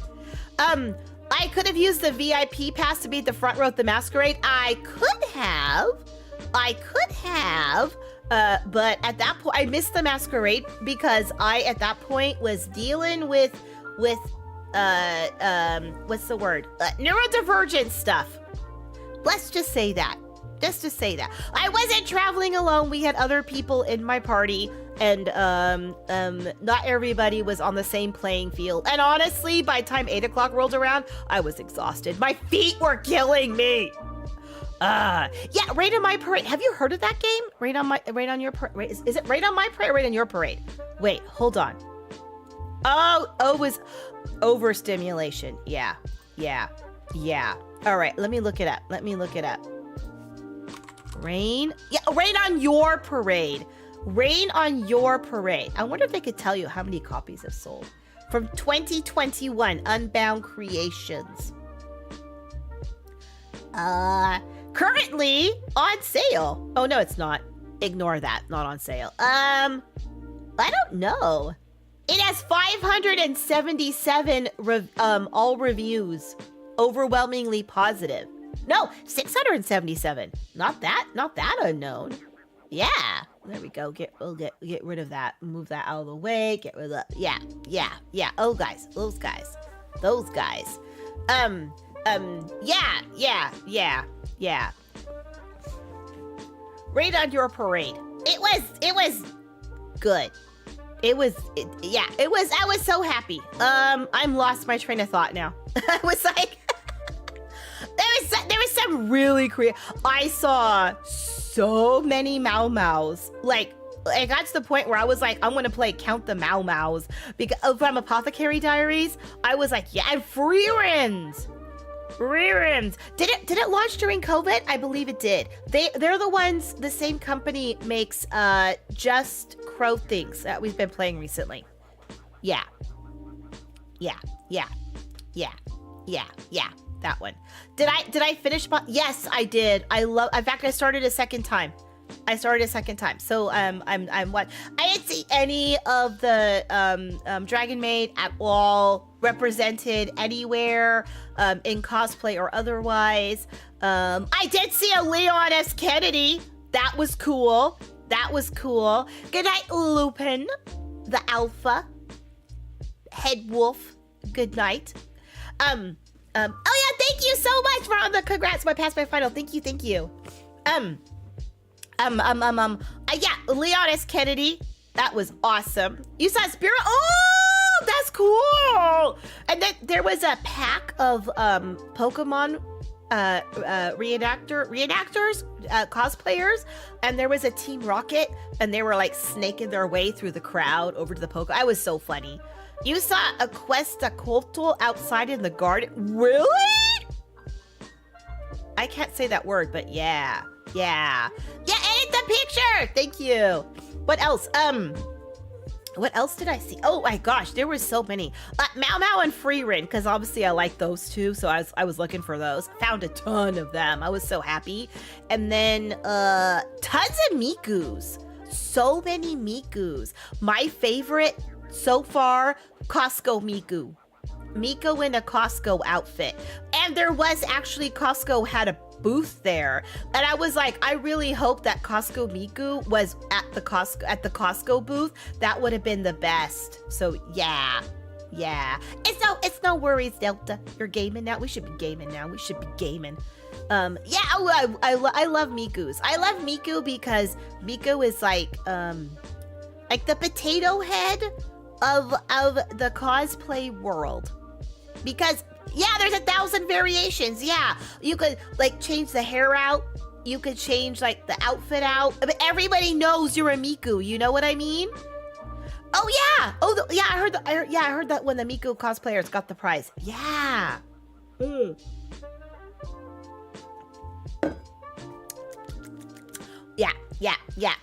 Yeah. So next year, I think on the day of the masquerade, I'm gonna leave. I'm gonna force myself to leave and take like a nap in the middle of the day and then go back and watch it. But like I said, I was exhausted. On Friday at 4 a.m., I'm taking my final. I'm going to bed at like 11 p.m. and getting up in the morning at like 4 or 5 again. So it was just like, it was long nights. And then on Saturday, when I got there, I did the whole like walking like around, but it's Otakuthon is all cement.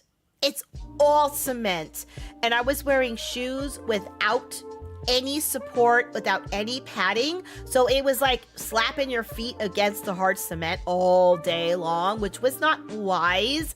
But also my shoes were also snug. And as you walk around and slap your feet start to swell a little bit, because it gets hot. It was hot. Oh my gosh, it was hot. So my toes were getting squishy and they were hurting so bad.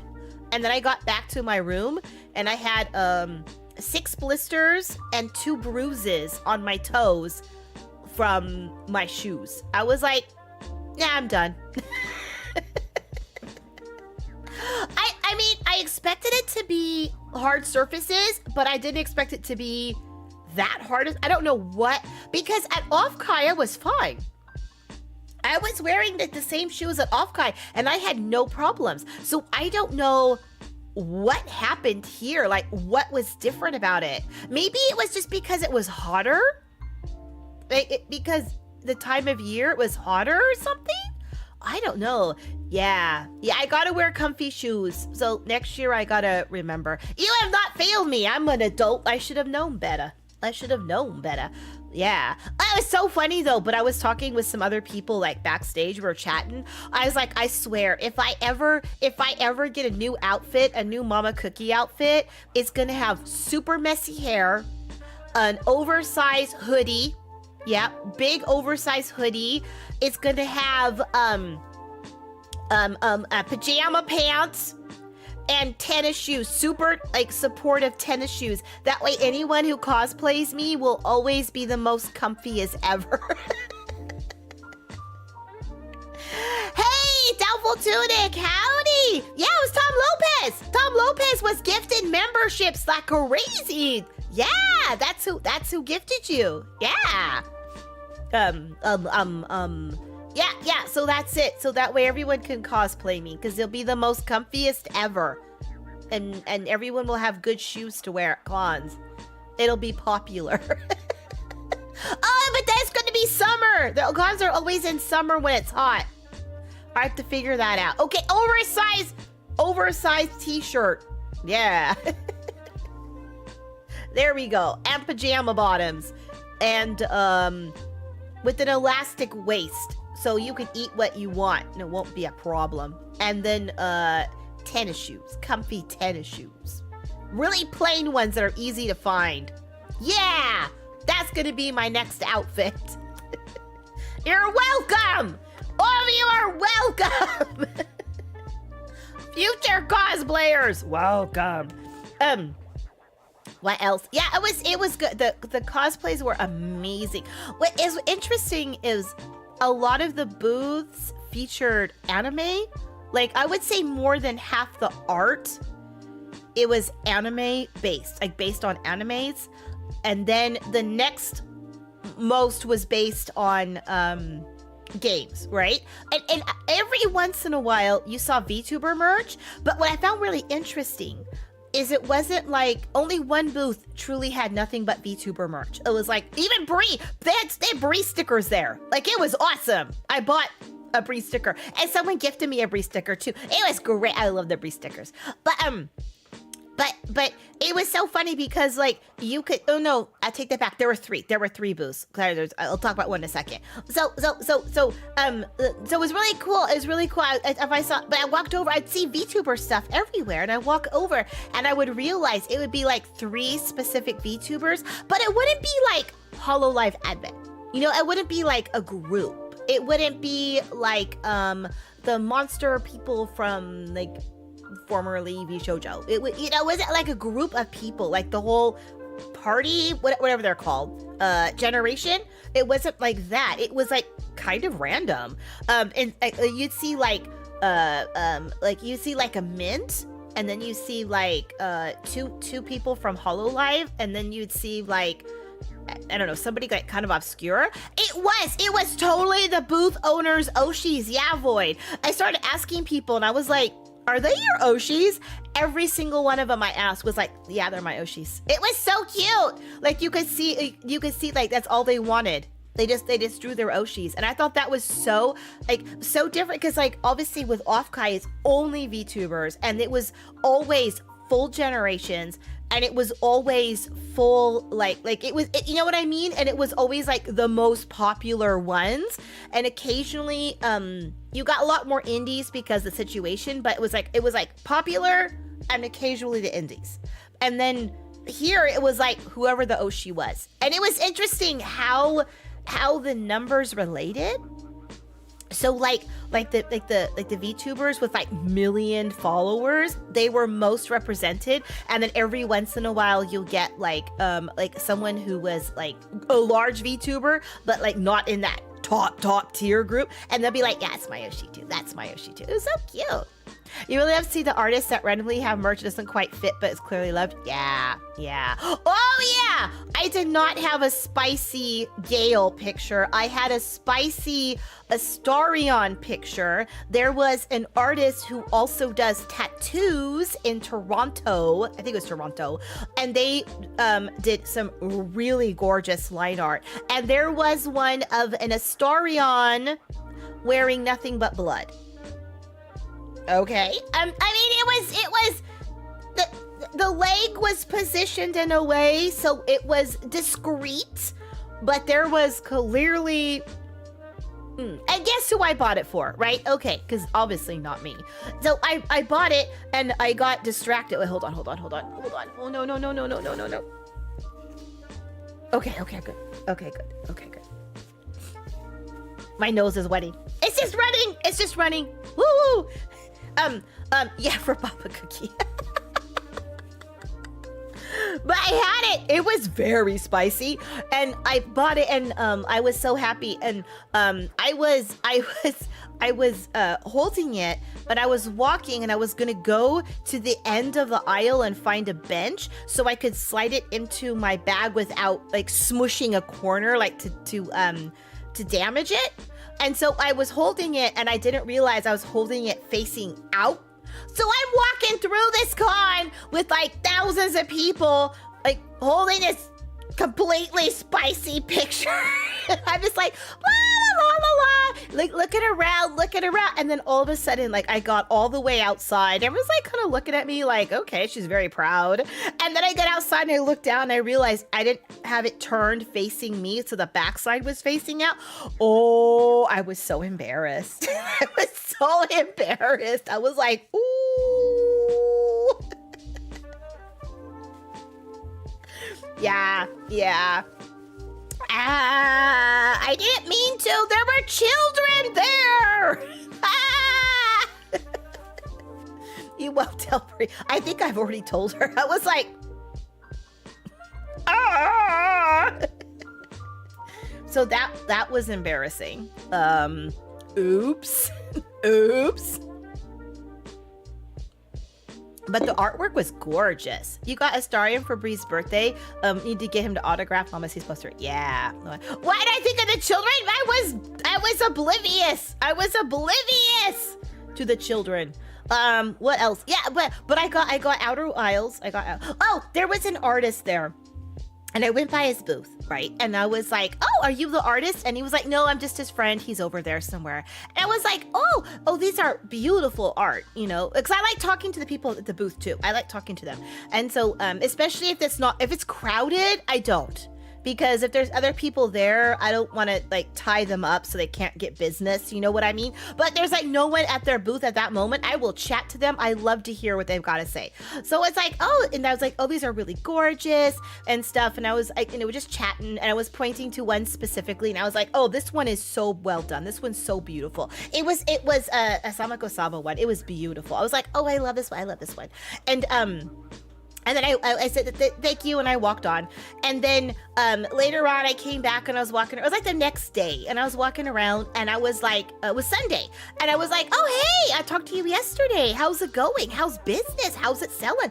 And he's like, oh, yeah, because it was him again, not the artist. It was the friend. He goes, oh, yeah, we sold out of this one, and we sold out of that one. I'm like, oh, that's so good. They're so great and stuff. And I was like, I can't believe you didn't sell out the Saba one. That one's beautiful. And they're like, yeah, no, not yet, and stuff. And then we're talking, and then he looked at me and he goes, oh wait, no. I was like, okay, well, I gotta run. I gotta go to a meet and greet. And he goes, oh, that's so funny. I'm going to a meet and greet too.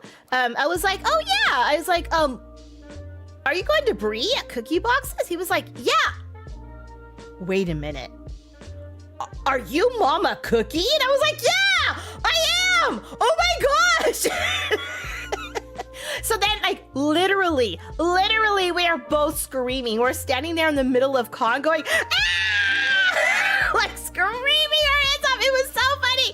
So, yeah, we were talking. It was so cool. Yeah, so he was the one who said, oh, I thought you were cosplaying or something. I was like, well, I am, but as myself. So it's so funny. So we went over to, like, I went over to the meet and greet, and I'm there, and I'm blah, blah, blah, blah, blah, talking to people, having, like, meeting all of the Brie idiots. Oh my gosh, I love the Brie idiots so much. They were so amazing. Yeah.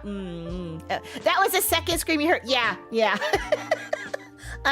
I screamed a lot. so yeah, I got recognized. I was so happy. And then we were in line, and he came up and he was like, oh, hey, I was giving everyone like Bree's ribbons and stuff, and saying hello to them and just chatting with them, because, like, again, her fans are amazing. I just love talking to them. They were so amazing. And then I was like, yeah, that's it. That was so great. And then he walked up and he goes, hey, everybody. He goes, oh, I have something for you. And he gave me the Saba picture. Can you believe it? I was like, are you, what? No, I can't. It's too much. He was like, no, I want you to have it. And I was like, oh. was so touched. I was so touched. I was so touched. I was so happy. I was like, this is the best. Yeah, it was awesome. Hello, Rizem. Yeah, I was like, oh, this is great. This was great. It was amazing. It was amazing. I was so touched. Yeah. So that was neat. That was my happy, like my happy experience. Like that was cool. That was cool. But it was one of those coincidences. You just talk to somebody and then you're like, yeah, it is our boy. It is our boy. That's you know what I mean. Yeah, our boy. What else?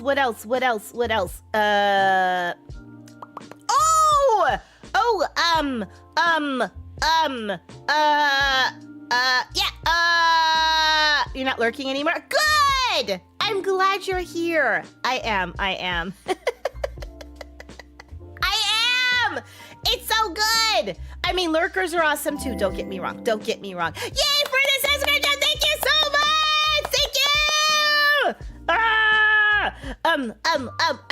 I lost my train of thought. Boop, it's gone. Bye!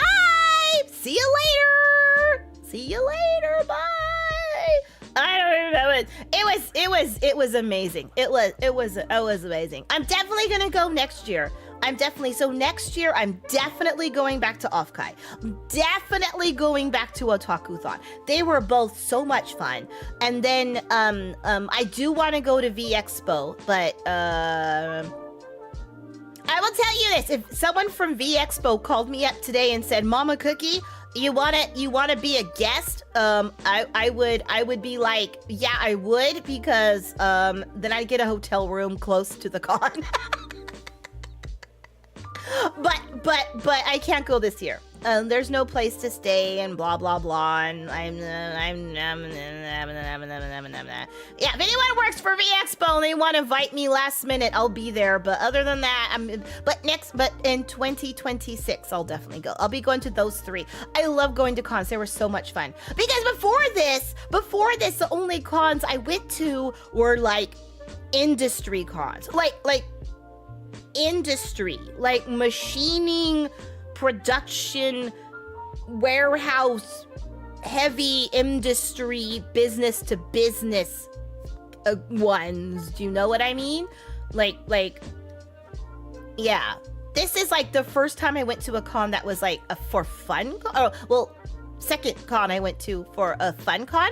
Totally different vibe, totally different feel, totally different everything. So much fun. Oh my gosh, so much fun. Yeah, my bank account was saying, merci. Yeah. Oh yeah, it is. Oh yeah. It is a completely different vibe. And it's like, okay, I'll definitely tell you the B2B ones, the business to business ones, they're not fun. No, it's very schmoozy. Everyone's there to schmooze. Everyone's talking in like a decent, like low voice. Everyone's like wearing like company logo shirts and like passing out business cards and talking stuff, like, well, let me demo this and blah, blah, blah. Yes, the one where they tried to get me to wear a bikini. Please. Bikini and high heels. Blech.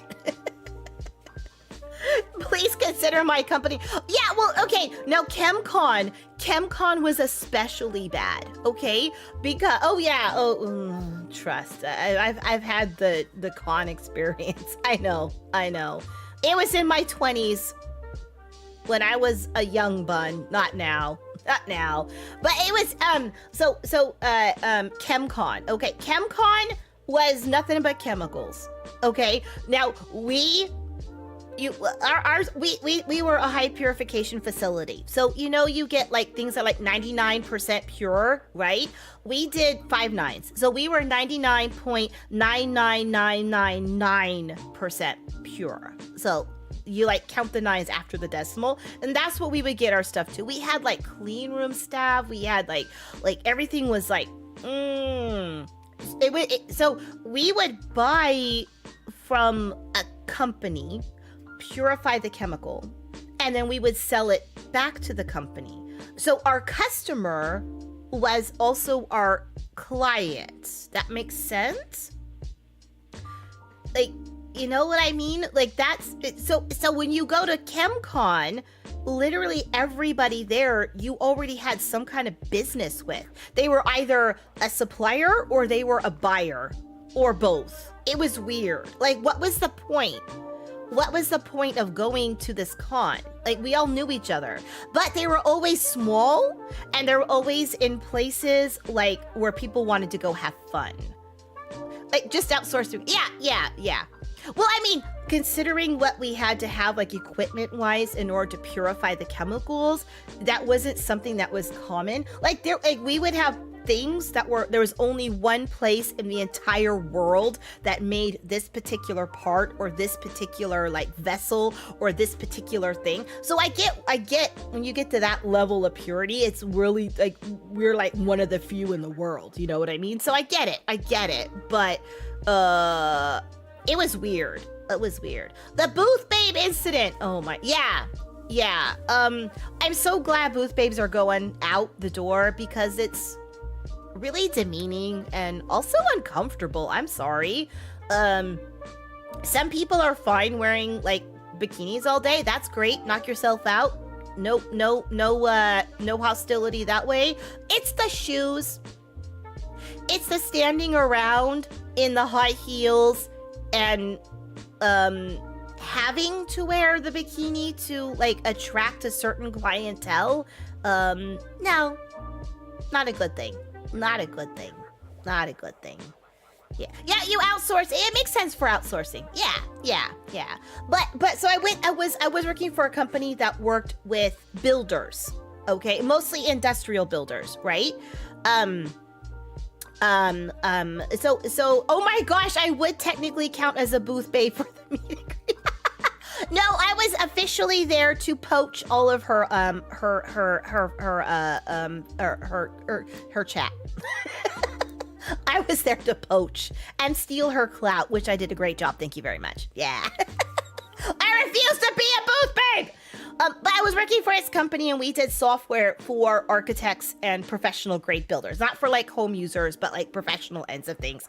And we were at Texas and they were like, oh, we want you to go. And I'm like, okay, all right. They're like, yeah, Miss Texas is going to be there and everything. And they're really talking it up. And I wasn't understanding because, you know, autism. I wasn't getting it. I did not understand. I was like, what? And so I was like, oh, yeah, okay, Miss Texas. I don't know why she's going to be there. She doesn't build things. All right. They're like, oh, yeah, this other person, she's like a swimsuit model. She's going to be there, too. And I'm like, that's weird. What is she going to do there? Like, they're not selling swimsuits. We're like, you know, you get like lumber. You buy like an entire forest. That's bizarre. Okay. So I was missing the signs. Okay. I was missing the clues. And they're like, okay, you're going to show up, right? I'm like, yeah. Okay. I guess they were trying to make me feel better because in this industry, it was like 90-something% men. And they're like, probably trying to make me feel better that there'd be like at least another woman there. And I was like, okay, I'm not my type, but all right, whatever. So I show up at the first day of the booth and I'm wearing the company t-shirt and the jeans and the comfy shoes because that's what you wear to B2B cons. And they all looked at me and they're like, what? Why are you wearing that? And I'm like, wearing what? You guys are in the same thing. They're like, where's your bikini? And I'm like, what are you talking about? They're like, you're supposed to be the booth babe. And I was like, no, I'm not. You asked me to come work the booth. Yeah, apparently I was supposed to be the bikini model who attracts business. That failed. No. And afterward, they were like, we could go to the mall and buy you a bikini. And I was like, you can go to the mall and buy yourself one, Steve. You got that, Steve?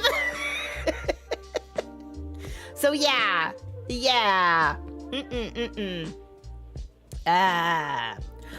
So now you realize after knowing the kiss story and the one where you didn't know you're on a date? Yeah, see? I've been on dates before that I did not know I was on a date. Yeah. But yeah, so that ruined it, and I never got invited again to go to another con because it was a waste of time having me there because I wasn't going to attract the clientele that did not need to be attracted. So there you go. So that's a running joke. I was a booth babe, but I blew it. I didn't know what I was doing, and I wouldn't have done it in the first place. There you go. This was also back in the early 90s, like 1991 or something, when it was all the rage. All the rage. I'm so glad it's on its way out now. Blah, blah. Yeah. Yeah. It had to be the moment your coworkers knew your brain worked funny. No, I don't think they clicked on. I don't think a lot of people clicked on that my brain worked funny. I think they just genuinely thought I was stupid. You know, just stupid. Not like, oh, she's missing social cues. No, that wasn't there. It was like, she's an idiot. She can't find her way out of a paper sack. Yeah. I mean, I would get the people call me an airhead all the time. They'd be like, "Ma'am, do you have one brain cell rattling around that ear?" I'm like, I guess. I don't know. I don't get it. But yeah, exactly. I cannot be pushed around. I will not. I do have my boundaries, and those boundaries are firm, man. Do not cross. Do not cross. Yeah, back then, okay, interestingly enough, it does make sense for the time period, and it's also, realize that I remember, this is so classic of its time. My brother got diagnosed with ADHD. And I went to the psychiatrist, he was going to, and they were like, he wants to meet the whole family. He wants to talk to us all. He wants to help us understand, blah, blah, blah, blah, blah. Like my brothers, how to adjust, how to accommodate, yada, yada, yada. And we're sitting there talking to him and stuff. And he looks at me and he was like, "It's uncanny how you two are so similar. Like how you guys sit, how you move, how you talk, your all the hyperfixations that you do. He's like, it's so funny how you guys are identical." Now this is the actual licensed psychologist. This is a doctor, a brain doctor, a therapist doctor. You know what I mean? Who diagnosed my brother with ADHD and then has the audacity to tell me I'm exactly the same mannerisms. How funny that is. You are the same mannerisms. But do I have ADHD? No, because I'm a girl. I got diagnosed with depression. Do you know that did not fit my diagnosis at all? But that's what I had. That's what they diagnosed. Yeah, even though out of his mouth, it's uncanny how similar you are. It's like looking in a mirror and seeing two of you. But you can't have ADHD because you're a girl. So it's very much of its time. It was very much of its time. And with masking, especially when you're small, people do think, and you're a girl and you're small, and misogyny is with a capital M everywhere. I was just an airhead. They just thought I was stupid. So, of course, now I'm like,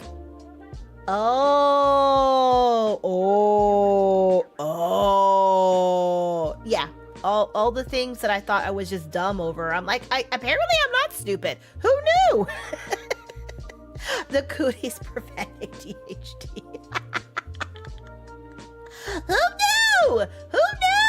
But nowadays, now I'm like, oh, it's so obvious. It's so obvious. If I was born when most of you was born, I would have known from the start. I would have known. It would have been a thing. But back then, nope. And most of the autism diagnoses back then were for people who were nonverbal. It was way over at one side of the spectrum, and the whole rest of the spectrum was ignored. Yeah. I'm definitely on it. I'm on all kinds of spectrums. Final diagnosis, you're a streamer. Honestly, Cliff, 100%. I see people who stream and they're like, "Oh yeah, no, I'm neuronormal. What the heck is that again?" neurotypical, whatever that one is that's not divergent, that minority group that thinks they're normal, those people. Yeah. So yeah, those people. I'm like, no, you're not. You're a streamer. You're a streamer. Neurotypical, that was it. Neuro baseline. We call it neuro boring in our family.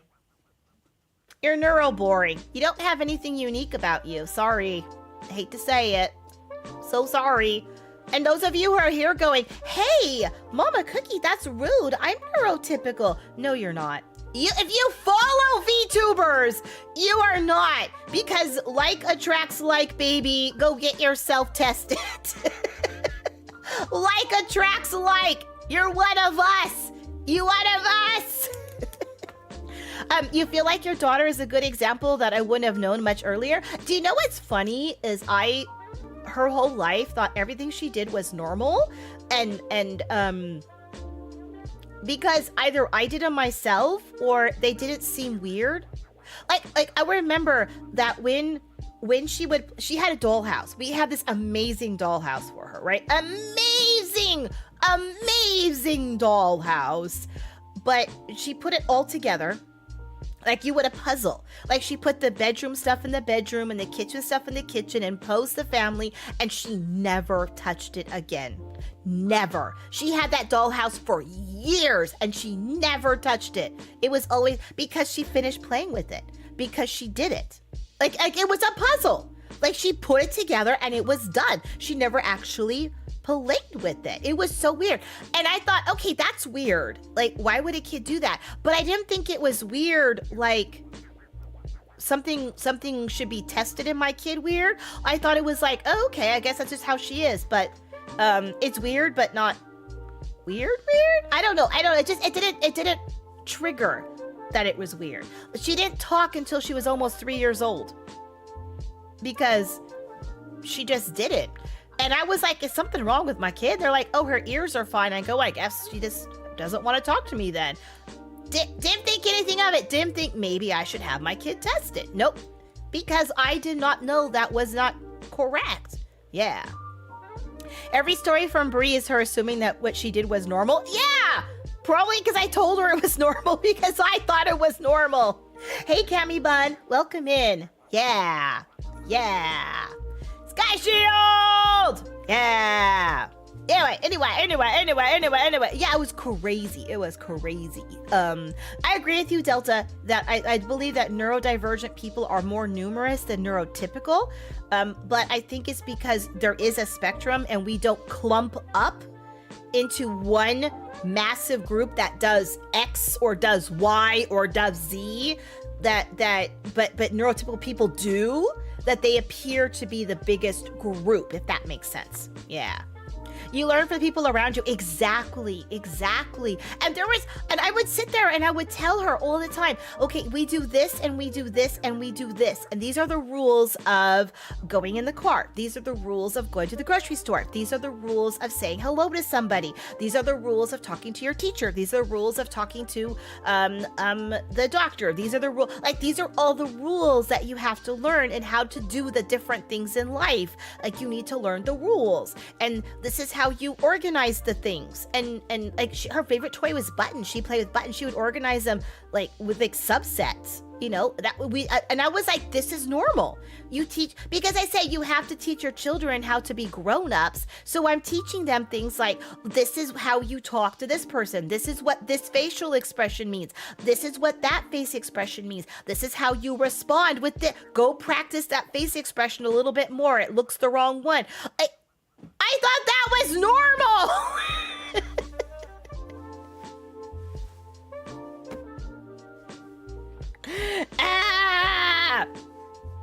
Yep, all those have to learn to mask on the spectrum. Yeah, we do. From a mother's view, do you think that being overprotective is a good thing or not? Overprotective, never good. Anything over is going to be bad. Protective, excellent. Over, no. Under, no. You gotta find that sweet spot in the middle. And that sweet spot, by the way, is pretty wide and pretty different for every child. And I am a firm believer that age is not a factor for children to do things. Not at all. Some children are ready for things at 7 years old and others at 14. Yeah. Protective, but they gotta spread their wings, right? Protective is to keep them safe from as much physical and mental harm as you can. But there's that, like don't play in traffic, but not don't play on the lawn. Like it's okay to climb a tree. You might fall and get hurt, and that would be a terrible thing. And I don't want you to do that. But how do you learn to walk on a balance beam if you don't learn to walk on a balance beam? You know what I mean? Yeah. The rules that you hate the most are what people consider fancy things. Like these 30 spoons are for different. Oh. Okay, well, Sorrel Fox, I'm one of those people. And do you know why I like 30 spoons for different things? Did I tell you I have a pair of scissors that are just for grapes? They make a special pair of scissors that cut grape stems. They're called grape scissors. You can look them up. They are special. They are made just for grapes, and I use them only for grapes. I like those things because I like the rules. The rules give me comfort. So knowing that I have a soup spoon and a lemon spoon and a unsubscribes. But it makes me comfortable because if I see at the table what kind of fork I have, I know what I can expect. I know I'm going to have a soup and I'm going to have a salad and I'm going to have a small appetizer like an amuse-bouche, and then I'm going to have like a fish dish. Like I know what to expect, and there's no surprises. There's none at all. And that's what I like. I like the lack of surprise. I like the comfort. Give me the comfort. Yeah. That's what I like. Hello, Dino! Though you're not autistic, you're so good at social cues. I know. I'm not autistic. I'm just really good at social cues. Meanwhile, you're analyzing every facial expression, tone, and interaction so hard it looks like the wire. Right, though? Yeah. Amuse-bouche! Isn't that how you say it? Amuse-bouche? I thought that was how you said it. Amuse-bouche. The little mouthful.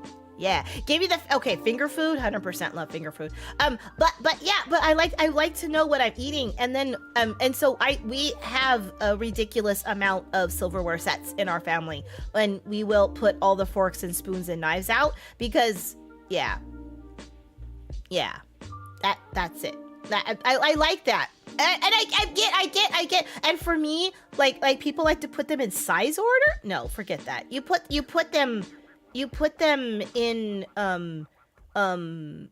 what you're eating. So sometimes you get different sizes. But everybody knows in the family what you're getting. You know what you're getting. And that's why I like it. But you don't have to like it, and that's okay. If you ever come to my house and eat dinner, please don't. That would be really weird. But hypothetically, I would give you just one fork, okay? I would make it comfortable for you. People who come to my house, if they don't like that, they get the fork, and that's it.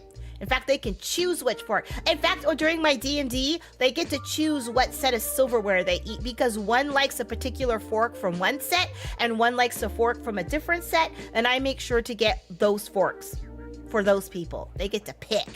Yeah. All right, okay. It's more muse, like the muses, like amuse-bouche.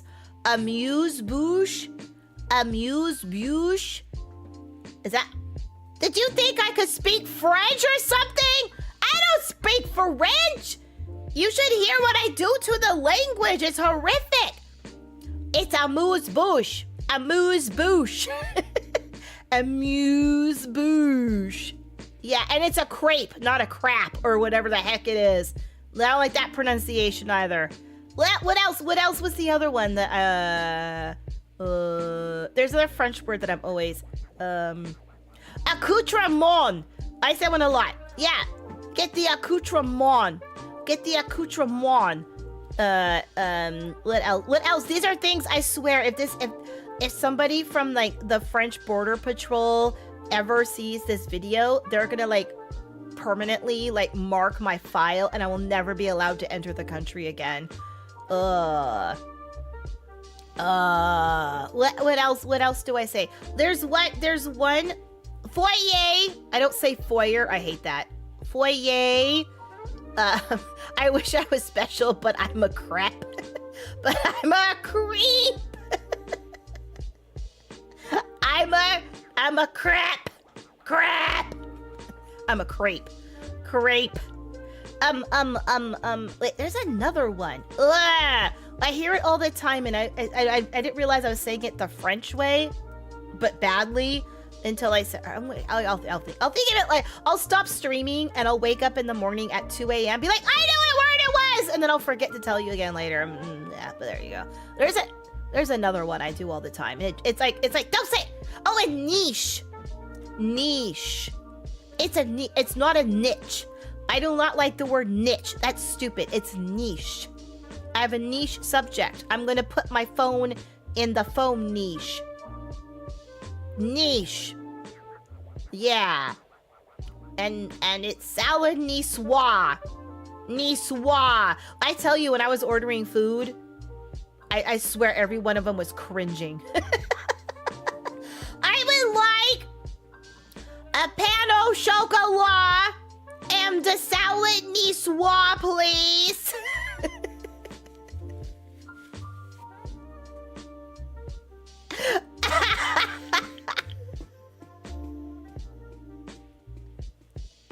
I don't even like salad niçoise. I've had like 3 of them while I was there, only because I like saying the word.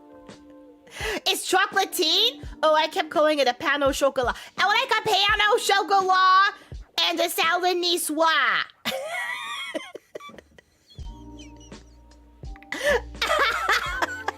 Yeah. I had to point to it. That explains a lot why they were called chocolatines. Okay, I get it now.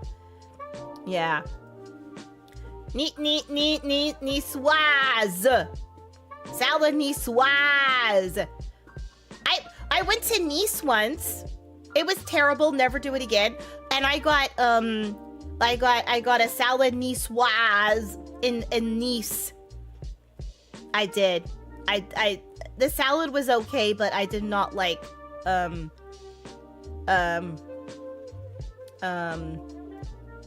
Nice.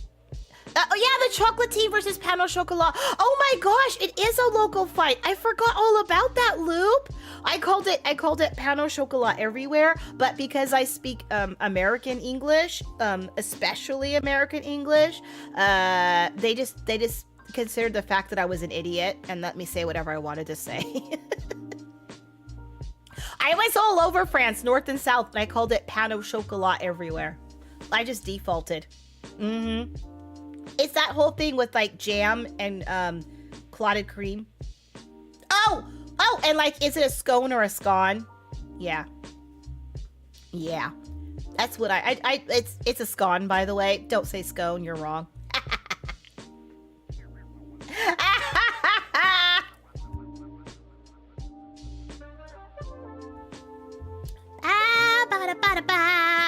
I should change my music at some point, unless you guys are fine with it. The soft jazz elevator music. I don't know if you guys can even hear it. I have it on like super loud right now. Yeah. So what else? Yeah. I know. Next year when I go back to Otakuthon, I'm gonna do more. I'm gonna go to more panels, and go to more activities. I'm gonna go leave in the afternoon to take a nap and do more of the night stuff. So definitely, because there's a lot that went on at night. Like, oh yeah, Pantera is always good. Like the band Pantera. So yeah, definitely gonna do that. Definitely want to do that. Yeah. So now all I gotta do is go to V Expo, but it got so sweaty. It don't matter. That's what the shower's for. The con opened at 10 a.m. for a reason. Absolutely. What the heck is a scone? Is it like 100% a biscuit? Don't let anybody tell you otherwise. A scone is a biscuit. And I hate like the fact that people go, oh no, it's not. It's not. It's a different thing entirely. It's British. I'm like, honey, I've seen the ingredients. I've seen how you bake it. It's a biscuit, okay? It's a biscuit. And if you are making it into a batter, it's because you don't know how to make a biscuit, and I'm sorry, you're wrong. But then you got the biscuit, which is like the cookie, but it's a special kind of cookie, you know, because you could have a cookie, but the biscuit is like a biscuit. Yeah.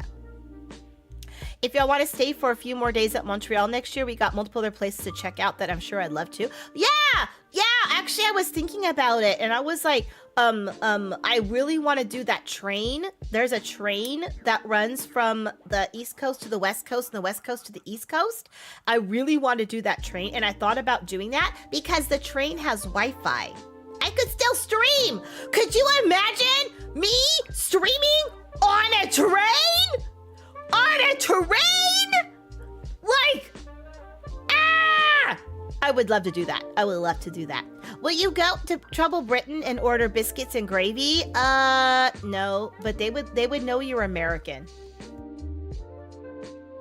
But I could suggest if you go there instead of biscuits and gravy, because their gravy's you're not gonna get that good country gravy with that chunks of meat in it, that white sauce, like that proper biscuits and gravy. Oh, love me biscuits and gravy. You're not gonna get that gravy. You're gonna get like the brown stuff. Yeah, you don't want that. No, but beans on toast, man. Beans on toast. You go to Britain, go get yourself some beans on toast. Good night, Myth. Thank you so much. Yeah. Train from Montreal to Vancouver? Yeah. It's like the East Coast, West Coast, and it goes up in the mountains, and you see the meese. I decided that the plural of moose was going to be meese, because, you know, goose, geese, right? So it's meese. I don't care if it's true or not. It's now canon. Meese. Like you go out and you can see the mountains and the beauty so beautiful it makes you cry. And you get the train with like with the glass ceiling so you could just see everything. I really want to do that. That's what I want to do. But I don't know if I have time to do that. If I'm going to go to 3 cons next year, maybe I don't have time to do that. Plus, we always... Yeah, on the Canadian, yeah, and it goes like from one side of Canada to the other, even through Alberta, which has no rats. Yeah. Mouse meese, exactly, Sigfrido. The plural of mouse should be meese. 100%. They have fences around the tracks to prevent the meese from getting on the tracks. Those beasts are even more dangerous than cows. Oh, yeah, I heard they're pretty dangerous. Yeah. Oh, you're gonna go to the Grand Canyon next year? Oh, doing the fancy train. And Banff, yeah, Banff. I want to go see Banff now because it's so beautiful you'll cry. I want to go places that are so beautiful you cry. Yeah. You have friends over there, D&D friends in Banff? That's cool. I could go to Banff and I could just play D&D with your friends. They're my friends now. I have never been to the Grand Canyon Moors. I hope that you have a wonderful time. Are you gonna go on those the pack mule trains that go down to the bottom? Are you gonna go do that? I know someone who did that once. Like you go on you bring your food with you, like everything, and then you go down on the mules down the trail, and then on the bottom, like you camp for a day or two, and like you cook like beans and bacon over the fire and cornbread and stuff, like it was like the wild west, and it sounds so cool. So every time someone says they're gonna go to the Grand Canyon, I have to ask them if they're gonna do this cool thing. If you can, please do it. I want to live vicariously through you. I do. Yeah. I don't know where we're going. We like to go one place international, and technically Canada was it for this year. So, I still gotta go to Patagonia. That's on my list. Heck yeah. You don't know? Still have to research? That makes sense. Definitely. I want to go to Mackinac Island. I want to see the gardens. I want to do that. I want to go fries and gravy. That's Canada for you right there with cheese curds on top. Poutine, man. That's gift. That's a gift from the gods, that stuff. You're checking train cruises for the Trans-Canadian Rail, and they list 7, 12, and 16 days. Yeah.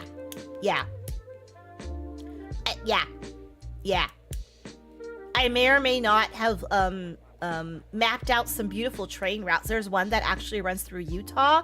Not Amtrak, a different line. Oh, so amazing.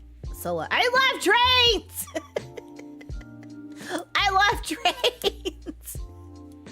If you love trains, name everyone. I love trains. I'm so autistic. Yeah, I want to do that. I want to do so many things. I don't know what I'm going to be able to do. I want to go to Japan. Someday I'm going to Japan. I'm going to be gone for a long time when I go to Japan. I want to go for like 3 weeks. I want to go and I want to make that trip count. What's my dream train?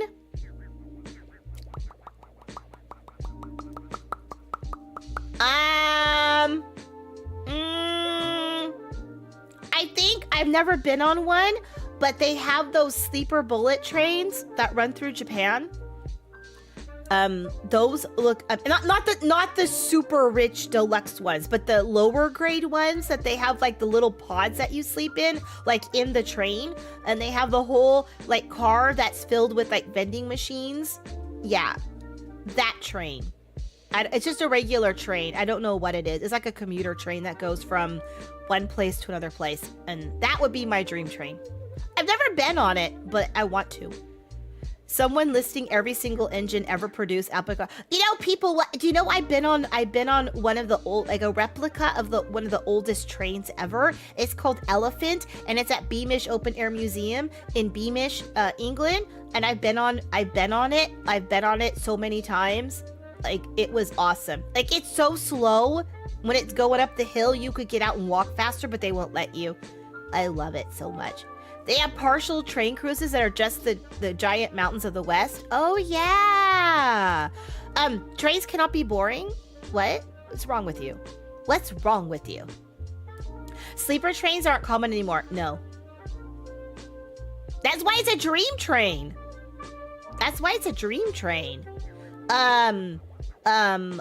Also, I also know they have a cruise with train that I would like to go. That's also a dream vacation, because the cruise part, you go to Vancouver and then it goes up through like the inner passage and you see like all the glaciers and stuff.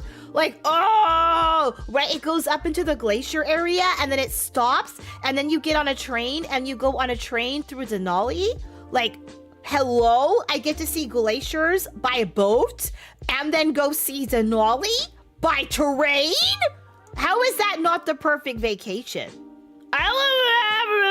Done. I like trains, but some of the trains, they don't have good bathrooms. Like in the Netherlands, they're just literally a hole. So like when you go to the bathroom, it just like comes out of the hole and goes right onto the tracks. That's really gross, man. I don't like those kind of trains. Ugh. Would I go visit Bree, like just for visiting, not for like emergency stuff, because she lives so far away. I could take the train. It's not convenient at all. Pee out the windows. I mean, might as well at that point in time. I'm so old. I rode the very first train. Yeah. I would go to the train bridges in like, because England has some of like the oldest like train tracks and stuff, like not non-mining carts, like proper people transport, because that's kind of like their thing. Oh man, I loved it. I was so many train bridges and watching I love it. And then I see train spotters, I like wave. They'll be sitting there with their little coats on and their little clipboards and their little binoculars, and they come by, they look up at they write the number down, they'll count the cars, and there's me waving. Hi, hello train spotters. Hi, nice to see you. And then they're like, waving back and stuff. Not always. Sometimes. Yeah. Hello, Angel! Welcome in!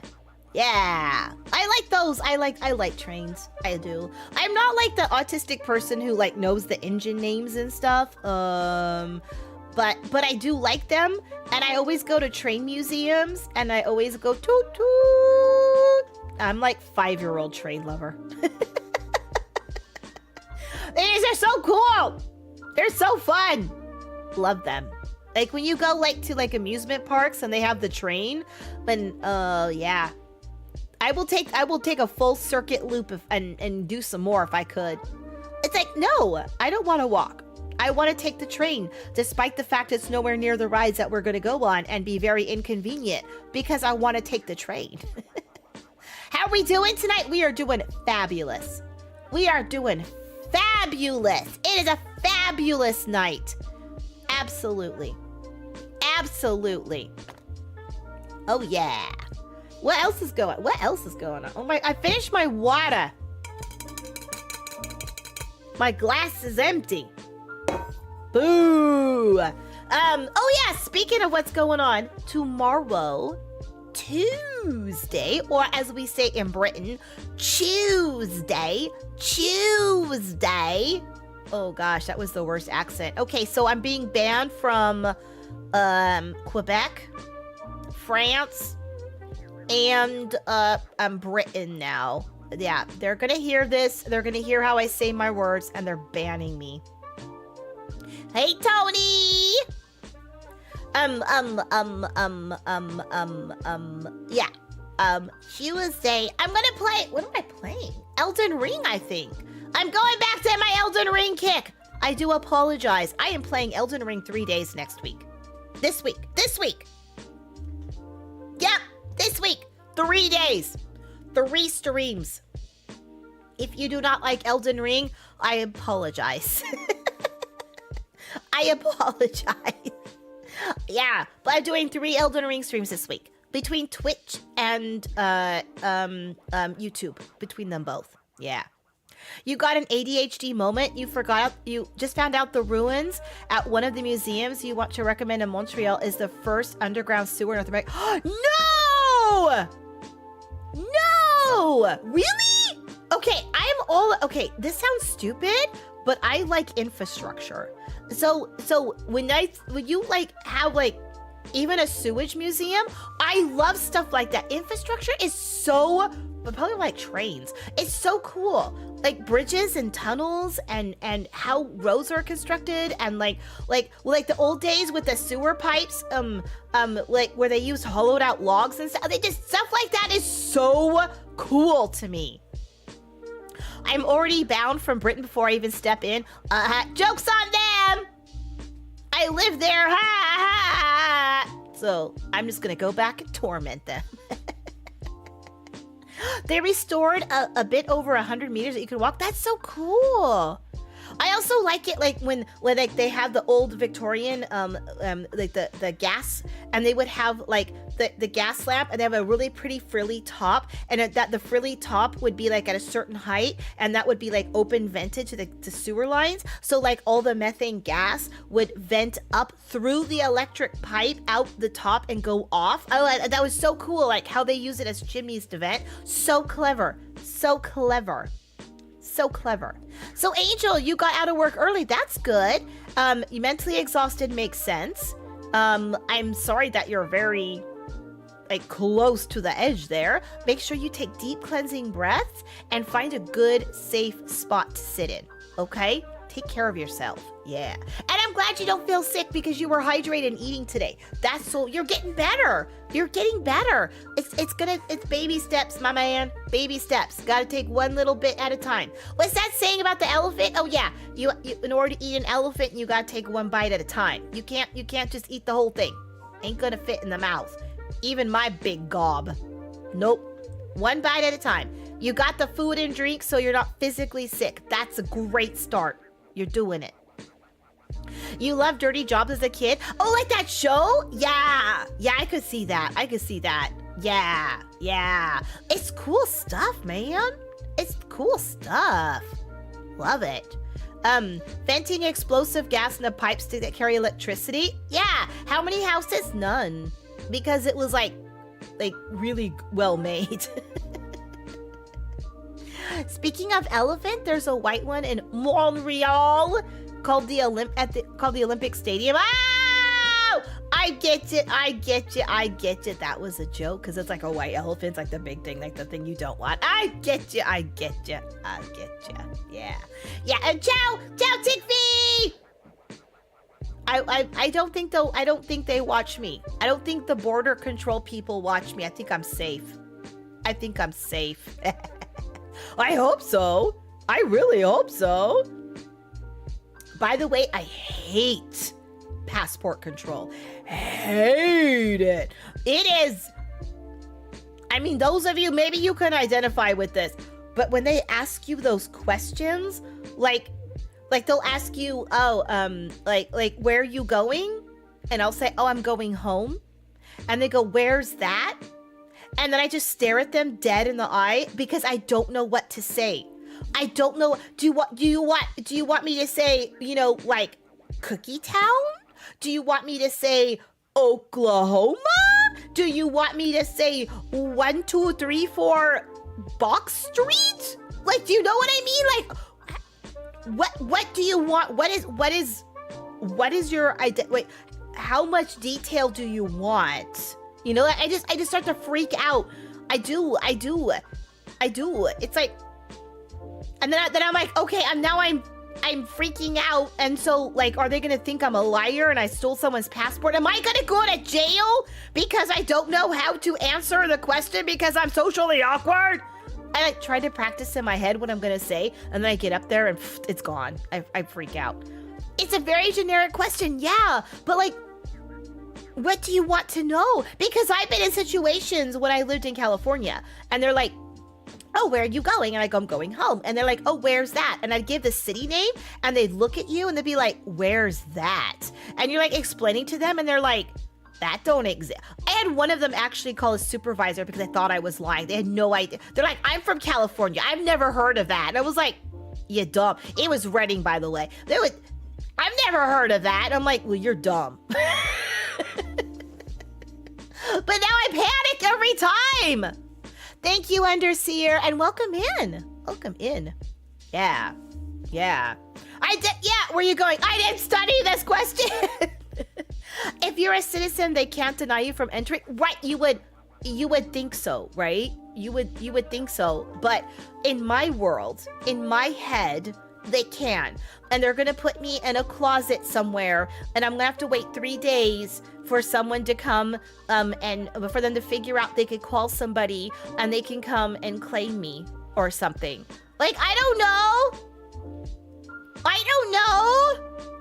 I just freak out every time. Like, leaving the country is no problem, because I don't know enough. But coming back home again, I don't know how to answer those questions. Like, I don't, how much detail do you want? You get nervous at the border every time you go to the US for cons? Yeah, I believe that. I could see that. I would too. Even as an American, I get nervous. The questions though, like going into Canada, it was like, oh, where are you going? And I'm like, I'm going to Otakuthon. And they're like, where's that? I was like, oh, it's a con. It's a convention for anime people who like animes and VTubers and stuff.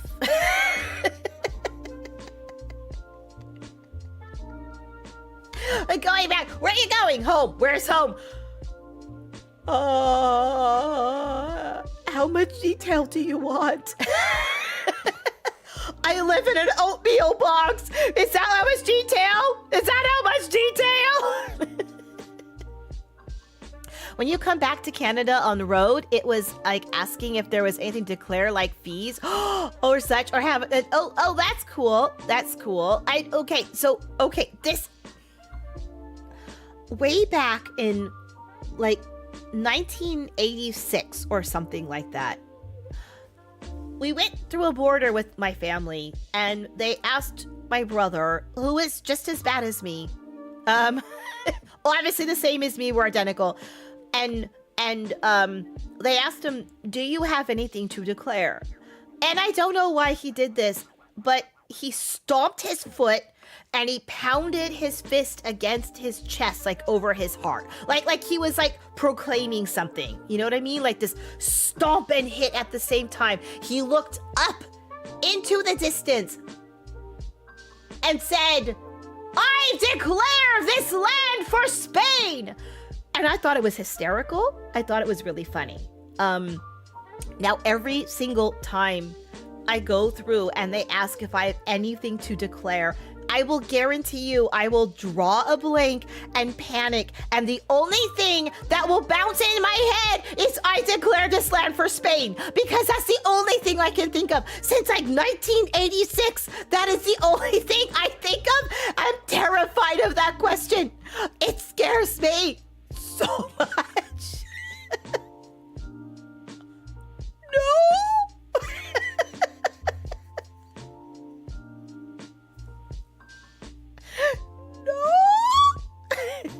Oh, you don't know if you could survive the time where you had to buy a book to know where the bus stops were? Honestly, Sigfrido, I love those times. I love me a good map. The A to Z, if you are in England, the A to Z, all the street names, all the cities, all the everything. Here in the States, it was the Thomas Guide. Love those things. Love them. Love them to death. Never had a problem. No, for some reason, I can read a map. Can't find my way around the city street to save my life, but boy, can I read a map. Do you even have passports back in those days? No, we didn't. I had to get a letter from the Queen, I'm trying to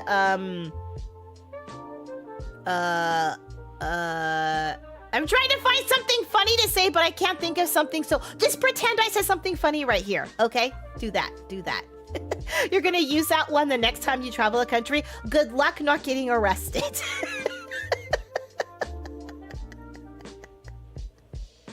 Good luck. I swear though, do you have anything to declare? I declare this land first. Wait, hold on. Let me do this right. Let me, Wait, I gotta get bigger. Okay, hold on. I'm small. This way. There we go. I declare this land for Spain. There you go. That's what you gotta do. It will be worth being arrested. You could still get into the U.S. with your Canadian citizen card. Oh, I thought you had to have a passport. Oh, interesting. If you're struggling with weather, come to Michigan. Wait 5 minutes. It'll get worse. Oh my gosh, Coda's Kitten. I love that so much. They won't arrest you for that, but there may be a specific search, a cavity search, and not the dental kind. Ah! Yeah, don't do that. Don't declare the land for Spain. Do not try this at home. But I tell you, it'll be in your brain now. It will be in your brain now. You will hear someone say, do you have anything to declare? And I swear that will pop into your head every time for the rest of your life. I've ruined it for you. So sorry. Welcome to my world.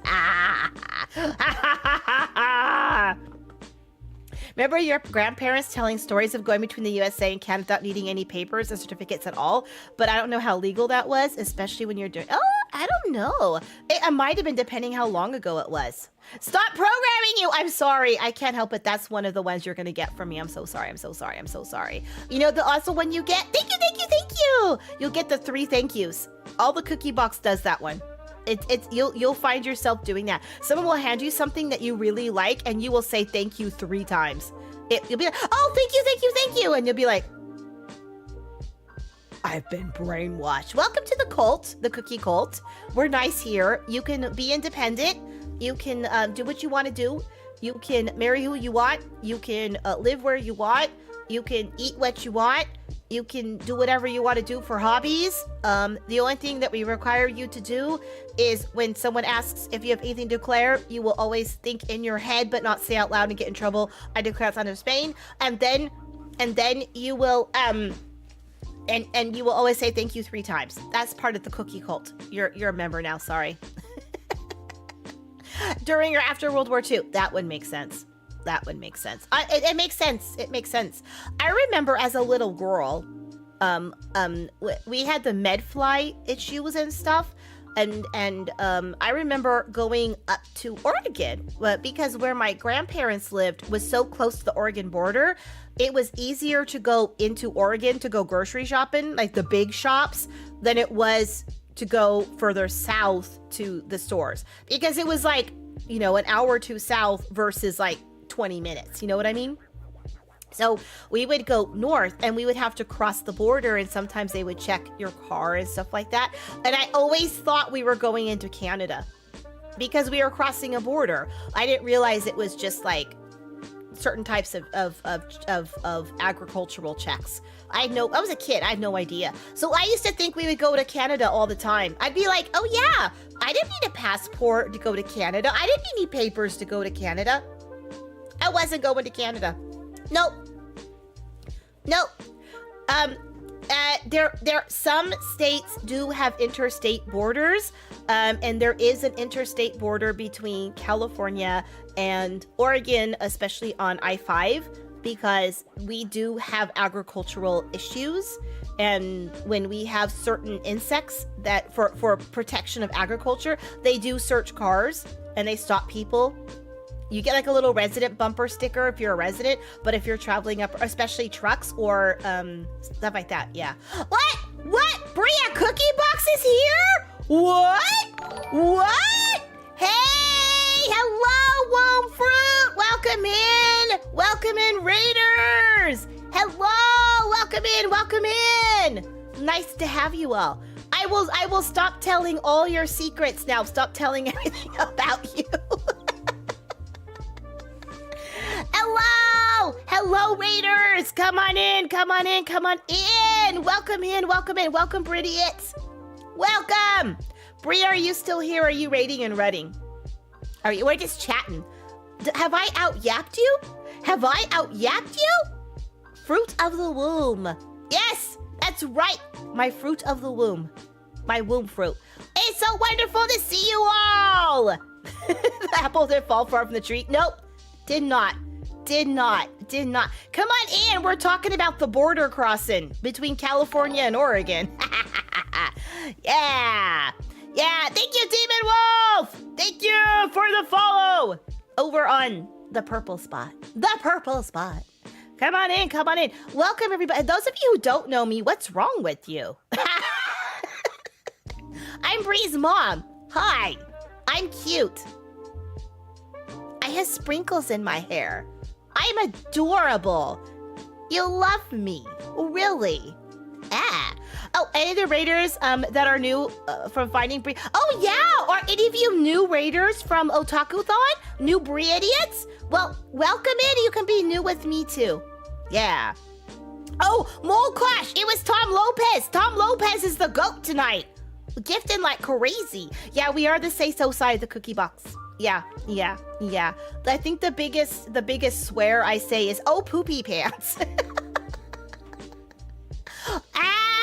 Welcome to the other side, the calm side. I really do love you, Exactly, Aaron. Exactly. Yeah. Anyway, welcome in. I'm so glad you guys came in here. Oh, you're new. Hi, XB. Hello. I'm Mom. I was there. Did you see me there? Did I see you there? I was dressed like this. Wait, let me stand up. Let me come over. I'm so sorry. I'm professional. Hold on. I'm professional. Stop. Okay. There. Hi. I look like this. I had an apron on. I had a cute stripy skirt on. I had bunny ears. I had cute orange shoes for half the day, but then my feet started hurting. Yeah, did you see me? I had my apron, but I didn't have my badge. I had the apron that said my kid's a VTuber. Yeah. Oh, you get to meet you, great! Yeah! Yeah! Thank you! Oh, thank you for the cute carriage dress, Philbert. Thank you! Oh, thank you, Arafal. You're so good. I'm so glad that you, okay. Yeah! That means I talked to you. That means I know you. Oh, good. I love it. Welcome in. I'm so glad you guys are here. Did you have fun with Bree tonight? Did you have fun? Did I hand out cookies? I handed out my Smooky badges. Heck yeah, I did. Heck yeah, I did. Not to everybody. I wasn't allowed to hand them out in line. And that wasn't because it was a rule. That was because I felt weird doing that because it was Bree's meet and greet, not my meet and greet. I was already bad enough that I was getting like, you know, all the marriage proposals. Yeah. Oh, speaking of handing out cookies, we have decided, and this is your thing, okay, everybody? This is like crowdsourcing, okay? Crowdsourcing. We gotta find a cookie supplier that we can get 10% off from, okay? I need a cookie supplier that gives sponsorship because I think we need some discount cookies, like seriously. So if you guys know anybody that does good cookies, that does sponsorships, let me know. Hit me up. Yeah. You think your comments on Bree Bunny's Pixie streams are not showing up? Oh, I'm so sorry, Xavier. Is it every time we do this, I always say, is it Javier? Is it Xavier? Or is it Xavier? I don't know. I'm going to call you random stuff. That way eventually I'll get it right. Thank you. I'm glad you like my carrot dress. Thank you. Thank you. Papa Cookie better watch out. Yeah, he should. The Noble Shade has become a YouTube member. Welcome back, Mama Cookie. I missed you. I missed you too, Noble Shade. Nice to see you again. Thank you for coming in. Thank you. We could disrupt the cookie game. Heck yeah. Oh my. It's Javier. No, it could be so many different things. Yeah. Look at that. It's been a whole week since I've seen you. Like it's like Smokey withdrawals. The Smokey withdrawals. I was like, oh my gosh, I haven't seen baby in a long time. Oh my gosh, it's blah blah blah blah blah blah blah. Pre-made, pre-packaged, or cookie dough. Not cookie dough, pre-made or pre-packaged. Yeah, because like Vite Ramen, right? Because you know I'm an affiliate with Vite Ramen, and that's 100% because I wanted to discount myself. I wanted to discount myself. So I want discounted cookies, so find a good one. Yeah. Okay, some more. Yeah. Go on, Brian. Has become a YouTube member. Heck yeah. What Shade said. Welcome back. What? Where's Malls? Mall, gosh. Medivi_C has become a YouTube member. 15 months. Wow. Time flies. What the heck was that? Wow, Brian. Okay, wait. Mall, how come yours didn't go through? I didn't hear yours. Wait. Why isn't it there? Wait, hold on. I'm gonna fix this, dang it. I'm gonna fix this because I'm gonna make Brian say it. No, I can't make Brian say it. Go back to events. There, professional VTuber here. Professional. All right, there we go. Repeat it. Morkosh? Yeah! Has become a YouTube member, _mama hype. Oh, I have one of these too, _mama AAA colon _ mama AAA colon _ mama AAA. Alright, thank you so much, Molkosh, for being a member for 6 months. Thank you, the entire cat, for a member for 10 months. And thank you, Debbie, for 15 months. Thank you so much. And hello, Press V. Nice to see you again. Yeah. You had to go without brain rot for a whole week. It was hell. I'm so sorry. I can fix that for you. Yeah, right. The wow did sound sarcastic. And sorry, I was like determined. I was like, no, Brian's going to read that out. Molkosh. Brian's gonna read it now. Dang it. I'm gonna make him say it. Make him say it. Yeah. Ask Pillsbury to sponsor me. Oh, I should. Do they do cookies? So they'll do Prima cookies. Like, I don't know, like, does Famous Amos still make cookies? I used to like those cookies. Oreo! I like Oreos. I don't like chocolate, but I like Oreos. Isn't that weird? Yeah. Brian is so weird, isn't he? Like, if your name is Brian, it's not you. It's clearly the robot Brian. You real Brians are good. Lack of brain rot. We need to up the skibbity in Ohio. Oh my gosh. Famous Amos. I wonder if they do. You guys like Famous Amos cookies? Maybe I need to approach them. Be like, I need to have a coupon code. We all need to get our cookies. Oh, yeah, Speckledorf. Okay, good. All right, wait, hold on. Got my pen. Famous Amos Cookies sponsorship? Question mark. Check. I wanna call him and ask him. Yo, buddies! Do you I want discount for all the Smookies. We should do business together. They'll love that, right? They'll love that, right? I think so. If I can get a promo code for Milano cookies. Oh, is that the Pepperidge Farm ones? The Pepperidge Farm remembers. Is that in the white bag? Those Milanos? I like those. Yeah. Pepperidge Farm remembers. Ah, yeah. I was like, we need to get cookies. It makes sense.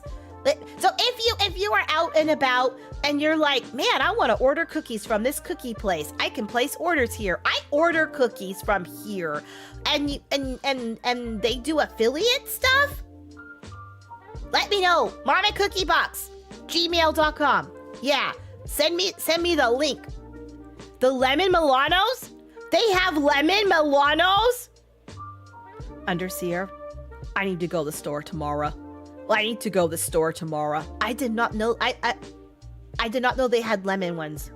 Lemon is my favorite, like, of all flavors of dessert. Oh my gosh. I need those. Just those. Yeah, I need it too. I do.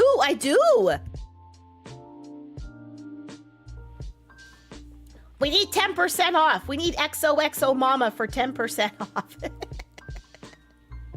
Anybody want any seeds?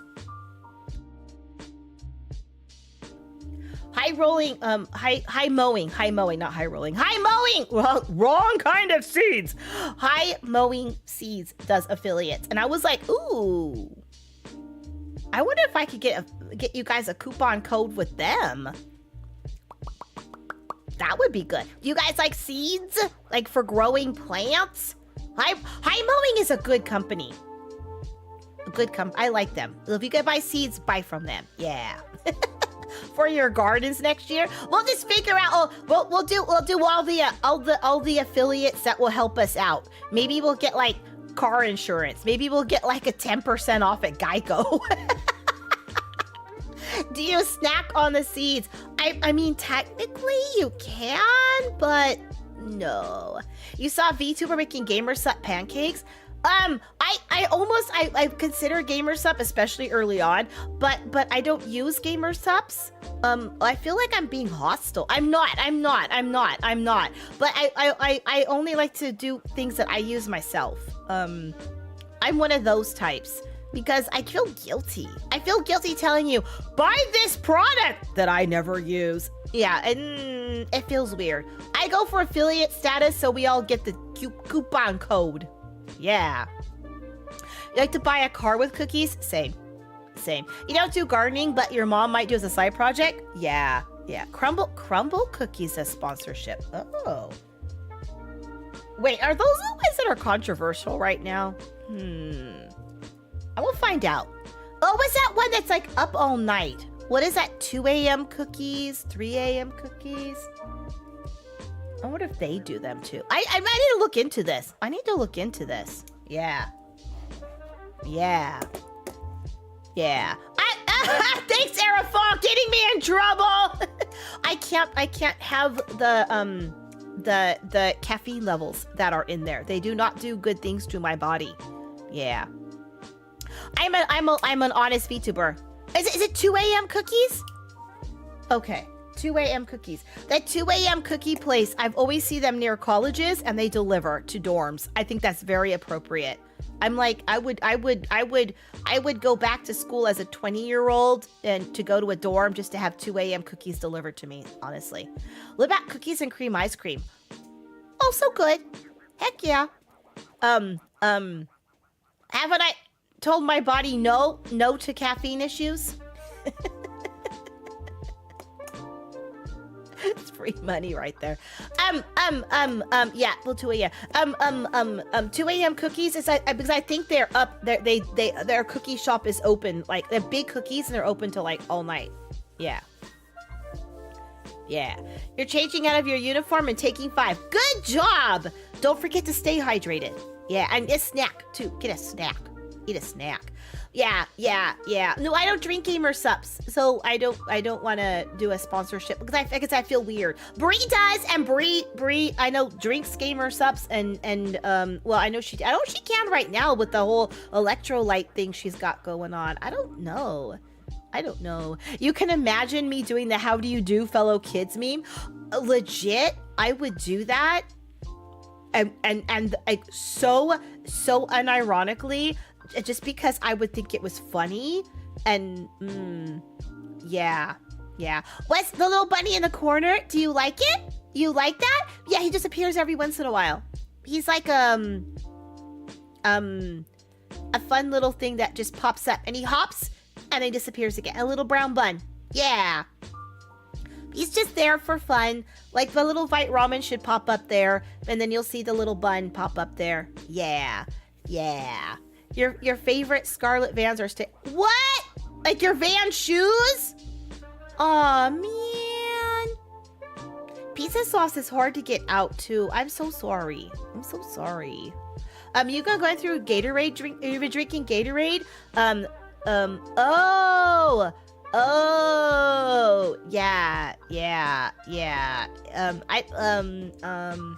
Room temperature Gatorade, I heard, is not good. I don't drink Gatorade.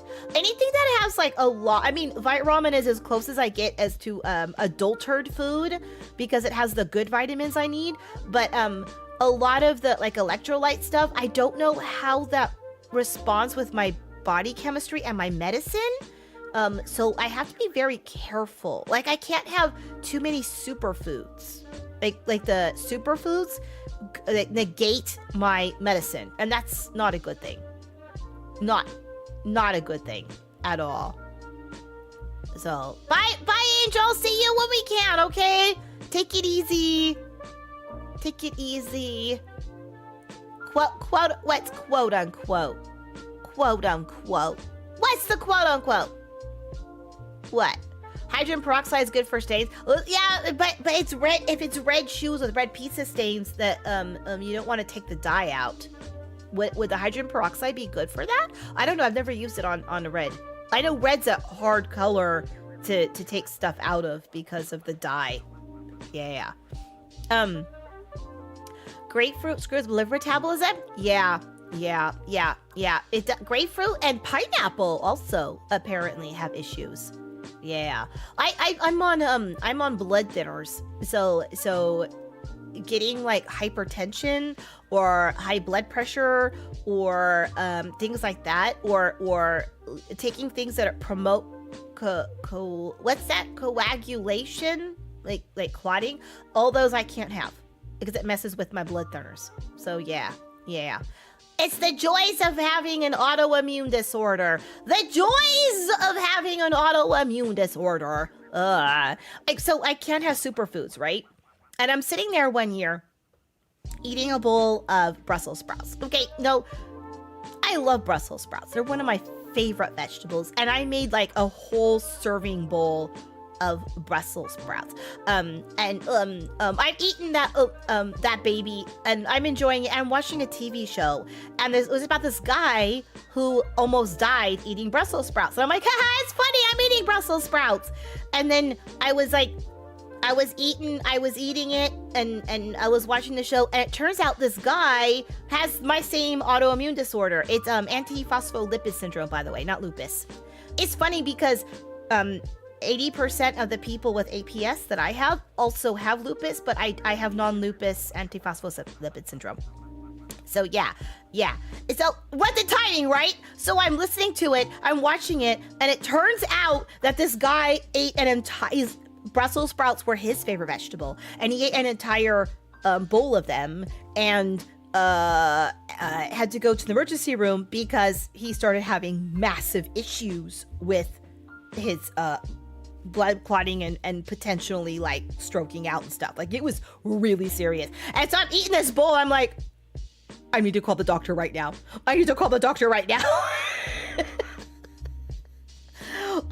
freaking out. After that, I don't cook Brussels sprouts very often because I have no control. I will just eat the whole bowl. I love them so much. Yeah. But yeah. And that's why I called my doctor. And it was funny, not funny haha, but funny haha, because in the show that I was watching, the guy said that the doctor said it's okay to have anything blah blah blah, because the doctor, when he went back in, said, "Oh, I didn't know that anyone liked Brussels sprouts. That I was surprised that you would eat that much. I would have warned you, but he never thought anyone would like Brussels sprouts like that." And my doctor said the same thing. I was like, "I didn't know I couldn't have Brussels sprouts." He goes, "Oh yeah, but nobody likes Brussels sprouts." I'm like, "I do." What about bok choy? Bok choy, kale, collard greens, Brussels sprouts, any of the quote unquote spinach or spinach, depending on how you say it.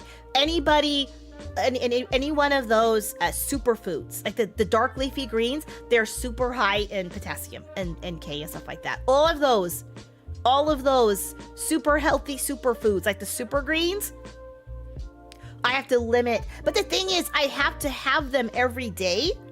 I have to have a small amount every day, because it's the fluctuation up and down that causes the problems. So you have to have a little bit every single day. Otherwise, you start it's like spiking, like a diabetic with insulin spike, with if you have like sugar and like no sugar, I can't spike on that to keep it like constant. So yeah, it's really weird. Like, yeah. Do I have a disorder where I can't eat vegetables? I wish. No, it interferes with my medicine, because I'm on blood coagulants, blood thinners, super thin blood, super thin. It just flows freely. Yeah. How are people cooking their Brussels sprouts? I think, okay, a lot of people, I know, and I hope you're sitting down. Whew. A lot of people boil their Brussels sprouts. I know. I'm so sorry. I said they boil their Brussels sprouts. It's horrible. They boil them. They don't saute them in butter. No. They don't roast them. No, they boil them until they're mushy and soggy. It's disgusting. Hey, hi, Nort. Hello, Fubuki-gun, by the way. Welcome in. Dr. King Knight, have I said hello to you? Yeah. Oh my gosh, hello. Yeah. You're gonna cry because you can't have Brussels sprouts? Because they boiled them? I know. It's terrible.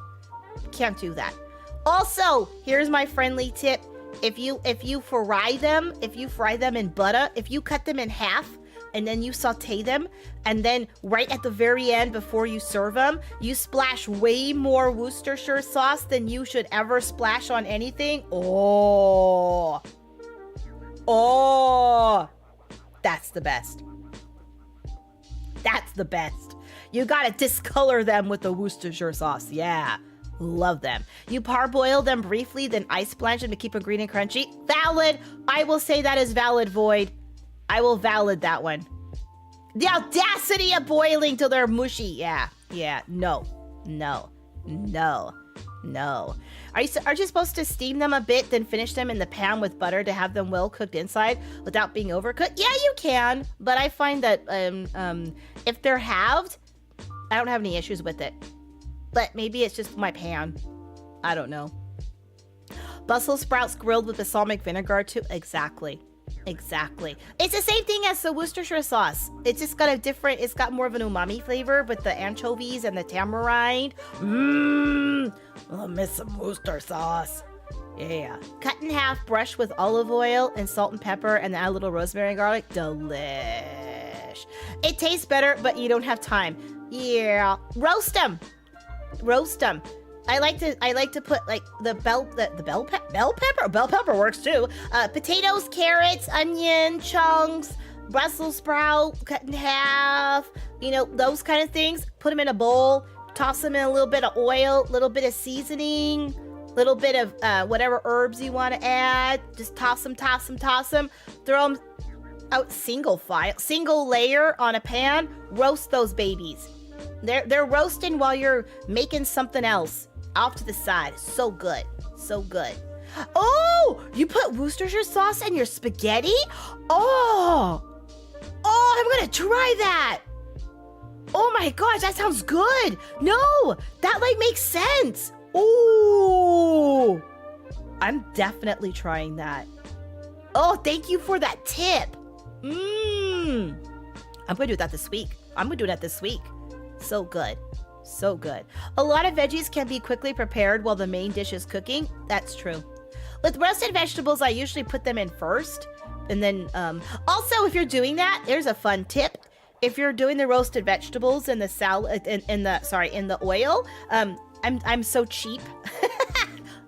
I'll put like the lettuce in the same bowl and a little bit more oil and a little bit of vinegar, and then I'll toss those. As long as vegetables and not meat, I'll toss that and make a salad. It's like, because it's the same stuff. You used them for oysters. Oh. Well, I mean, because you figure that, okay, so the two main ingredients in the Worcestershire sauce is tamarind and anchovies, and it's fermented.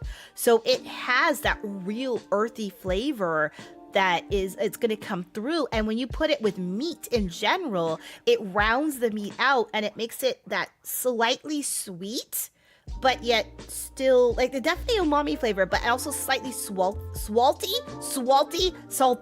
So when you add the tomato always benefits from sweet and salty. So like, cause if you make your spaghetti sauce from scratch, you always add a little bit of sugar to balance out the acidic part of it.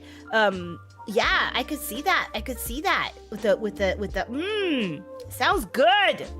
Why do we always talk about food? We should have a cooking channel. I should just make a background of a kitchen, call it a day. You made hamburgers with Worcestershire mixed in them for dinner tonight. Delish. Ooh, the ghost of Phantom Mint. Oh, the ghost of Mint has followed me over on the purple channel. Cool. Yeah. Thank you over there. You would love a cookie channel, honestly? Yeah. I could see that. We should have a cookie channel. Don't forget, in October, I'm going to be doing a live cam, hand cam, the cam stream. I'm making my special pears. I'm going to show you all how to make my special pears, so you will have the fanciest. Yeah. A cookie show will fit. It's also why I have a cosplay, because that way when I'm doing my show, it's consistent. You've been awake 14 hours? Oh my gosh. I'm so sorry, Stu. Are you getting ready to go to bed? You should. I'll be happy to teach you how to cook, how I know how to cook. I know certain things because I learned them, and I've cooked in a couple different places, so I've learned different ways of doing things. I'll be happy to share what I've learned. Yeah, the pears. My famous pears. Everyone in my family loves pears. Yeah, like a hand cam stream. Yeah.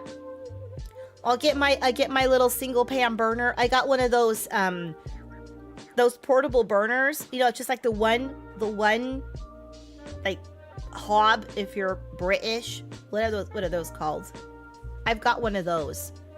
So I could cook on that. It's induction. It's induction one because I like hot pot. Shabu shabu. We eat hot pot. So I got one for that. Then you can be good Brie, eat it to make Brie something she'll eat. 100%. Oh my gosh. You woke up at 5 because there was thunder and you couldn't fall back asleep? Oh, yeah. Go to bed, Stru. Get yourself something warm, like warm milk. Remember my favorite vanilla milk? Yeah, warm vanilla, not hot chocolate. Hot vanilla. It's milk with a spoon of vanilla and a little bit of sugar to sweeten it. Drink that, baby. That'll put you right to sleep. It puts you right to do that. Go to sleep. Rest. Do it. My famous pears. We're gonna make them together, so you guys know how to make them. It's gonna be great. It's gonna be fabulous. A hand cam cooking stream where we're not worried about you going to the hospital for well.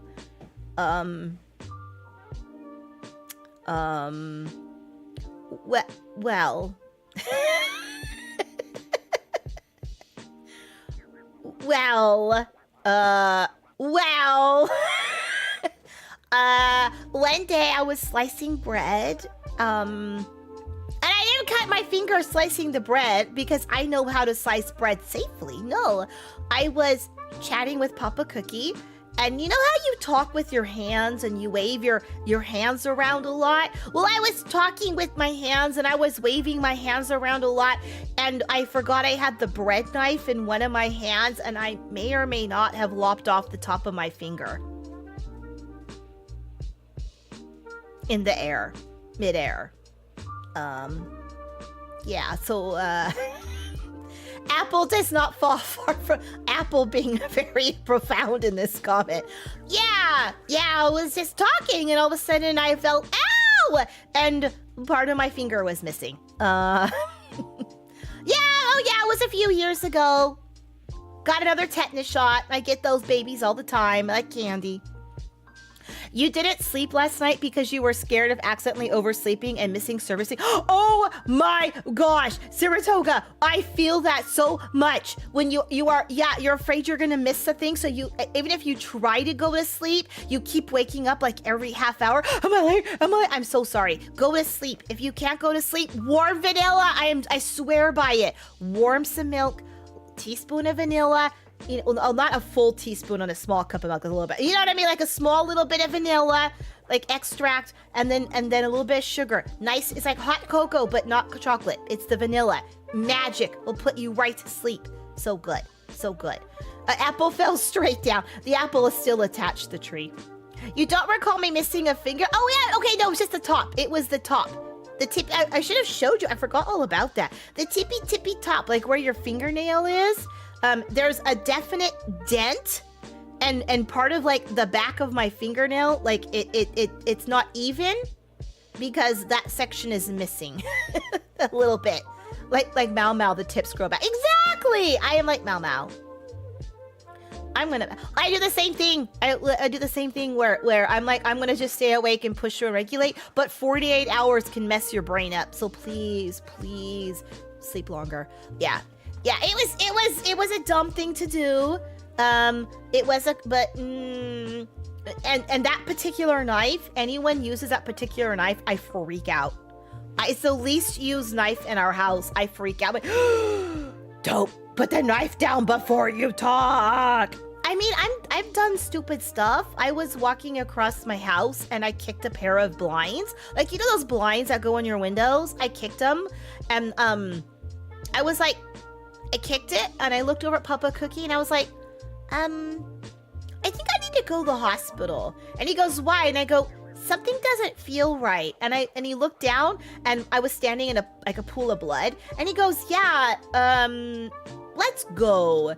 So I went to the hospital and I had to have like, I don't know, like 15 stitches between my toes, because apparently I cut the section between my toes just by kicking a pair of blinds. It went like right in the spot between my toes and it sliced it open. Yeah, it was a lot. It was, there was visible bone. It was pretty bad. Yeah, right? Like, I was just walking across my floor. I had, boop, there you go. I just, like, seriously, if I'm gonna hurt myself, it's gonna be in the stupidest way possible. Stupidest way. And I swear, people with neurodivergencies, we get hurt more than other people. I swear, we are more accident prone. I'm so sorry. I didn't mean it. Oh, thank you, XP, for hanging out. And I'm sorry that we had some oh my gosh, I should say graphic talk. Where's Say So? Let me talk about graphic injuries. So yeah. I'm so sorry. Have a lovely night. After I just gave you nightmares. You're welcome for the nightmares. You're welcome for the nightmares. I'm a Say So stream. Here's some nightmare. I tell you, I tend to be like cautious, but then the minute I'm distracted, boom, gone. Yeah. If it's a dumb accident, I was playing tag I was playing tag in a parking lot, and I thought it'd be really funny to jump. Like, you know, they have those cement things that go around the poles so you don't, like, crash them with your car and break them. I jumped up on one of those and slipped, and I broke my leg. I mean, like seriously, stupid stuff. Nothing is normal. Nothing is normal. I broke it and sliced open so many things. Like, it's so dumb. It's so dumb. Stru, I hope you never break a bone. I hope you go forever without a broken bone. Yeah. All right. We should find something less nightmarish to talk about. Sunshine, rainbows, joy, cookies, joy, carrots. What else is not nightmare fuel? Quick, help me out! Help me out! We need non-nightmare fuel! Presents! Hugs! I need non-nightmare fuel ideas! Bunnies! Oh, I tell you though, it's amazing how many people break bones. It really is. It really is. Oh, I tell you. Miss Aurora! Hello! Yeah! Thank you so much, and thank you for coming in! Yeah! Clip taxes? No, I said not. We need non-nightmare fuel stuff, not taxes. Cotton candy! It's a pleasure. It's a pleasure to see you, Aurora. Thank you. I'm sorry I had to yell at Cliff for the taxes. We can talk about rocks again? Yeah. If you name something, I'm sure. I'm sure there's a chocolate. Do you know what? I don't like chocolate, except if it's savory. I like savory chocolate. I'm not a fan of sweet chocolate. Isn't that weird? Like, you like the mole sauce with the chocolate in it? Back to food. Food's a great topic. We can always talk about food. Love it. But I'm not a fan of, like, chocolate desserts. Isn't that weird? I think it's weird. I think everybody should love chocolate, and I think I think there's something broken in my head, but, well, we already know that, so there you go. Yeah. Whee! Oh my gosh.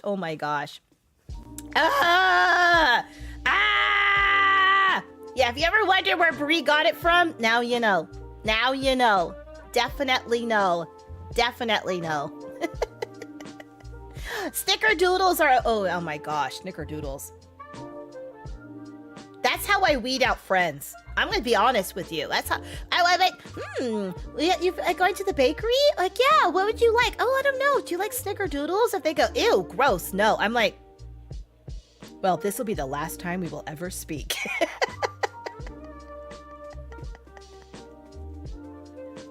This was it. Good night, Aerofall. Have a lovely evening. It was so good to see you again, too. Have a lovely night. Lovely night. One point of conflict. Eventually married, we would agree on chocolate. You know what? Papa Cookie loves chocolate. Oh, loves it. And it works out really, really well because I get gifted chocolate all the time. Because honestly, as a woman, we get so much chocolate. So much. Well, I'll tell you what snickerdoodles are in a second. But yeah, chocolate is like a very common gift. Super common. And so whenever I get it, I'm very polite and say thank you so much, and then I give it to Papa Cookie. But like if I get like a candy or something or a cookie that's like chocolate dipped, I will literally eat the non-dipped side and I will give him the chocolate side. Oh my gosh, are you still there tearing down? Oh my gosh, it's so late. I hope you got your feet up and are resting. Oh my gosh. Oh no, that's exhausting. Well, thank you for spending your night with me because oh my gosh, that's a long day. Oh, you poor thing. Oh, they deserve to give you a raise for that. Who do I need to write to? I will demand. Oh, Wait, aren't you guys all volunteers? Oh, I will demand they give you money and then raise it. Because, man, that's bad. Ugh. So you give a box of chocolate papa cookie and give a chocolate covered strawberries? Got it, yeah. It was. But what, you walked 60 miles on con day? Oh, I'm impressed by that. That is amazing. Oh my gosh, that is so amazing. Like, I didn't walk, I wore the wrong shoes this year. This was stupid. I'm not doing it again. I'm wearing different shoes next year, for sure. My feet, because we were talking earlier, because I'm on blood thinners, right? And I slammed my feet were getting tight, and I kept rubbing the front of my toes, and actually bruised 2 of my toes in my shoes. Like, it was bad. Oh my gosh. But 60 miles, I could not. I would not be like one of those VTubers on the Roomba screen. I would be like the actual person sitting on the Roomba getting escorted around after like, no. Because that's cement floors. That's cement floors, man. Oh my goodness. I feel, ow, how are your shins? You'll carry me. Put me in a wagon and just pull me around. You should do that. All right, snickerdoodles. Sorry, back to snickerdoodles. Snickerdoodles are a very soft butter cookie. And these are, it's kind of like the chocolate chip cookie without the chocolate, slightly more butter, and a little bit of baking powder. So it kind of has, baking soda. So it has just the hint of sour as an aftertaste and a little bit of sizzle on your tongue. Okay, just a little bit, just enough to say, did I feel a sizzle? Do I have an aftertaste? Not quite there, just a hint of it, like wafting through your palate. And you cook them until they're just, the bottom is golden, but not the sides. So they remain very pale and very soft. Cooked, but very on the edge, very soft. And then you cover them in cinnamon sugar. And right when they come out of the oven, some people will bake the cinnamon sugar on. I find it, you put it afterward, it's much better. It like just, and because they're so buttery, it's like it absorbs all that cinnamony flavor. So when you bite into it, you get like this cinnamon, sugary, buttery, soft, with just a slight bit of fizz. Oh, so good. Snickerdoodles, best cookie. Best cookie. Heck yeah. There you go. You gotta get remember the picture. Yeah, exactly. I will be there next year. My con list is definitely going back to Offkai. Definitely going back to Otakuthon. Had so much fun. And I want to go to Vexpo. I'm not gonna call it V-Expo. We gotta call it Vexpo because that sounds more fun in the UK. But I can't go this year. I spent too much money at Otakuthon. Oh my gosh, we went so much cool stuff. So much cool stuff. Yeah. You love chocolate chip snickerdoodles? Oh, I'm a purist, but you know what? I will not yuck that. I get you. I could see that. That would work, especially if you get the dark chocolate. Yeah. For 2026, bake some cookies. Heck yeah. Oh, yeah. To you, Vexpo sounds like Bevmo, and now you want moonshine? Okay, do it. Wait, you know what, Saratoga? You should. 1 shot and then go to bed. That'll help you sleep. You add a little cayenne pepper and cardamom to the snickerdoodle? Ooh, oh, that sounds intriguing. I like adding cayenne pepper and cardamom to hot chocolate. Yeah. I tell you, nutmeg and cardamom are like really underrated herbs and spices. What do we call those? They're spices, aren't they? I think they're both considered spice. I always get them mixed up. Yeah. Ghost doodles. Goodness. Jokes aside, I'll see about finding a proper portable wagon just for me. You don't have to. I'm gonna wear better shoes next year. I know what shoes to wear. I'll be good. I'm gonna get my shoes sorted out in advance. I'm not gonna go for, oh, these are cute, I'll be fine. Also, all I had to do was put like some of those Dr. Scholl's gel things in the bottom. That would have fixed me right up. I should have done that. I should have done a lot of things, but I didn't. These are how we learn. and it did not make the con any more like any negative or any worse or anything like that. I had a good time. And I also know now on Saturday to go take a nap. To leave like at lunchtime, go eat a good, healthy lunch, and then take like an hour or so nap, and then go to all the after hour stuff. And because I'll be fine then. I won't be like overstimulated because I have a brain break. I'll be physically more awake. I think it'd be a great idea. Yeah, I'm glad. Exactly. Every con you find improvements. Yeah. Yeah, exactly. Yeah. Yeah. Oh my gosh. I had so much fun. This morning I woke up and I was actually sad I wasn't there anymore. I was like, man. I mean, I wanted to stream. I missed you guys so much. But at the same time, I was like, man, I really had a lot of fun. That was really, I'm going to do that again. That was really good. That was really good. I want to do that again. Yeah, it was good. It was so good. I tell you, but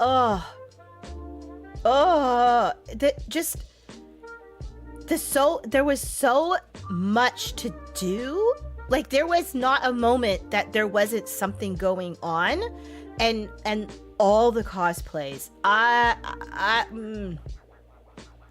so many amazing ones. I want to be braver next year. Like, I didn't get a lot of pictures because I was like very timid and afraid to ask a lot of people. And some of them I walked up and said, I liked your cosplay, but like I didn't tell everybody, and I felt like I should have been more forward maybe. But I don't know.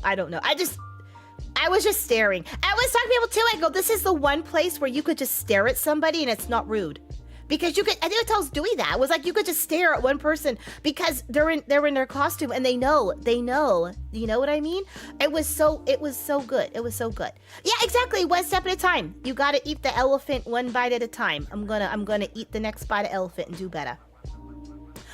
Double thick socks when you have to do a lot of walking. Otherwise you need, yeah, you know what? It was so weird. It was my shins that hurt. Like I guess when I walk, I smack my legs hard, I guess. So, yeah, because we're talking earlier about cons, and the only cons I've been to before this were like business to business cons, and like you had like the carpeted runners that go on the aisles, and then all of the booths had like those rubber puzzle maps that go together with the carpet. Oh, everything was carpeted, and it was like, you know, it was very small. It was like in one. Like, imagine, like, the artist alley area. That was the entire con. You know what I mean? It's, like, in small. There were no, like, the panels were very limited. It was mostly people doing presentations at their stuff. I'll tell you. Oh! Yeah, Birkenstocks. I will second that. Very good. Very good. So I didn't know what to expect, and I went to Off-Kai. There was a lot of carpet in the San Jose Convention Center. I had no idea. I realized how much carpet made a difference. Even like the roll and stick down. I had no clue. I had no idea. Also, in case you guys didn't know, Montreal is on a hill.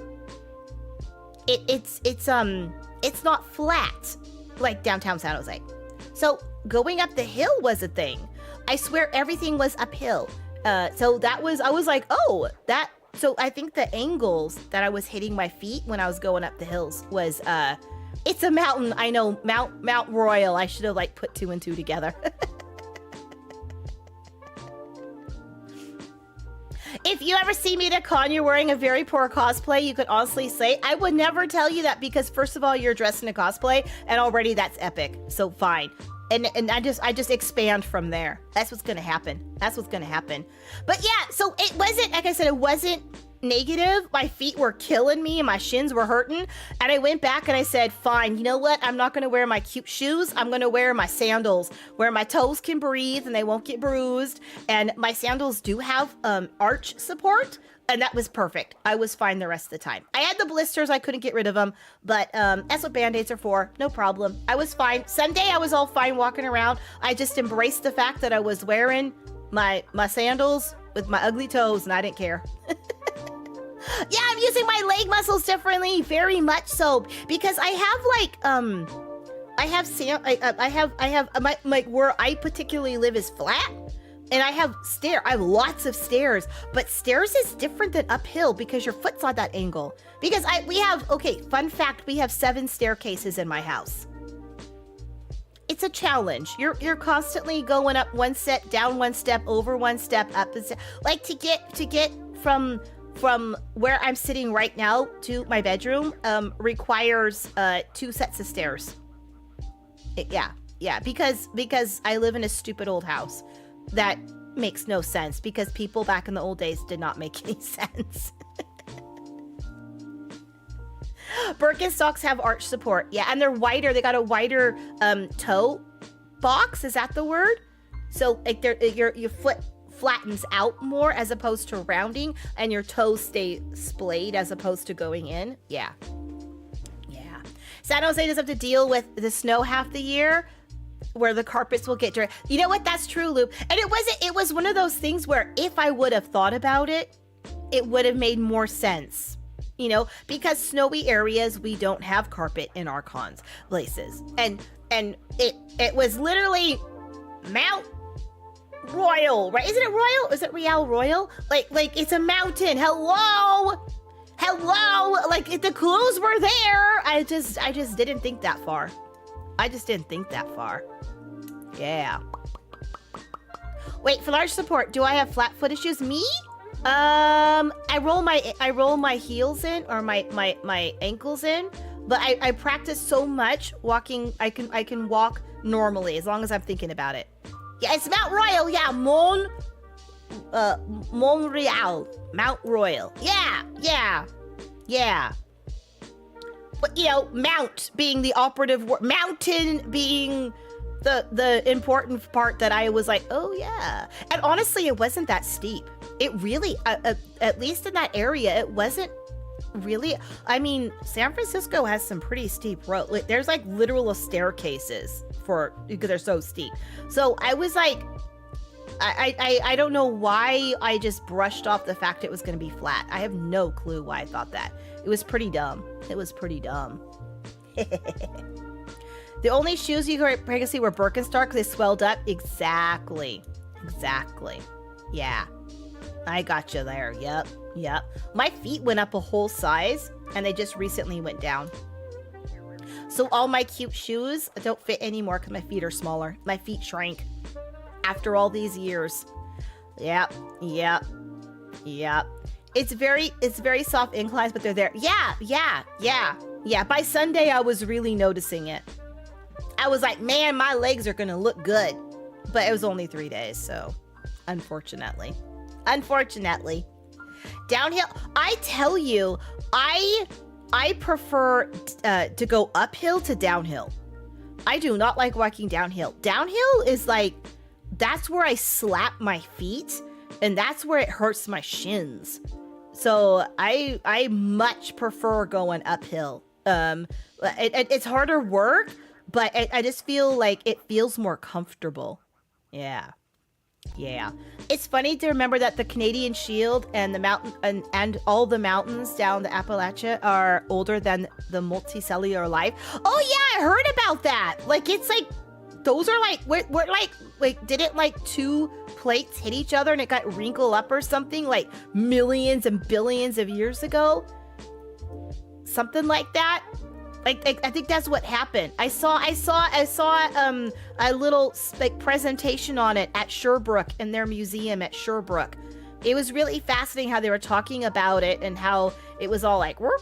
It was like how they like I think it was a hit or something like that, and it literally like fan folded. Like it used to be flat. Like they've done geology and they found that when you look at the layers of the mountains and stuff, it's like sideways. Like it's like fan folded. Like that's crazy. It was so cool.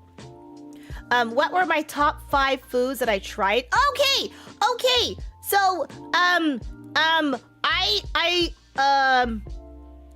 got a lot of scared. So after the whole incident with the jelly donuts, I didn't know how to pronounce them. I know like in New Orleans, there's something like beignets or something like that.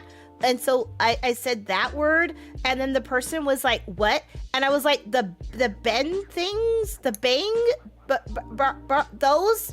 And then I started panicking because the only other words I knew were beignets. Is that how you say it? I don't know how to say it. And then I pointed to him, and then I was like the Oli Bolin. I was like trying every punchki. I was like, I didn't know. And then the guy was like getting the wrong thing. I kept pointing to it. I was, yeah, beignet is smaller from a ben. Okay, these are like little mini ones, and they were so cute, and I really wanted them. I was so embarrassed, and then after that, I was afraid to order them again. So I asked for every other place, like for lunch, every day at lunch, I had a pan au chocolat and a salad niçoise, please, because I could sort of say that. I went to one place and I was gonna get a salad, and I ordered what I thought was the salad, and I got a frozen beverage of some sort. So I don't know what that was like, but I had that. What else did we do? We went to, there was I was like I think we went to a Thai place, and then we went to, we were gonna do the Peruvian place, but we got there too late. That was really sad. So I felt like that we didn't try enough food, because the party I was with was perpetually late for everything.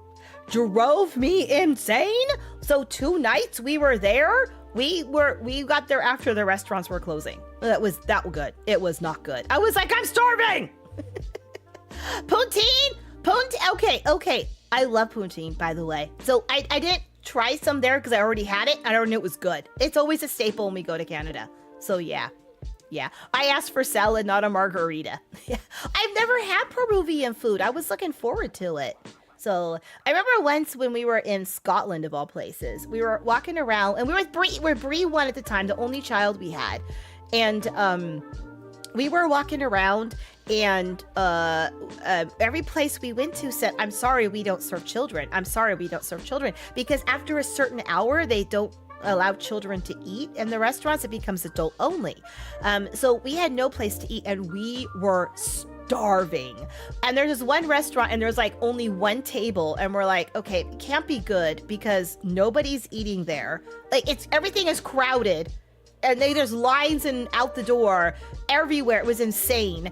But like, you know, the restaurant that has like nobody eating there, you're like, ooh, it's what do the locals know that we don't, kind of thing. But we were desperate, and we're like, okay, we're gonna risk the food poisoning, because at this point we were starving, and little Bree is like literally crying. She's so tired and so hungry, and this is like the 9th place that we've been to, and all around, we don't serve children.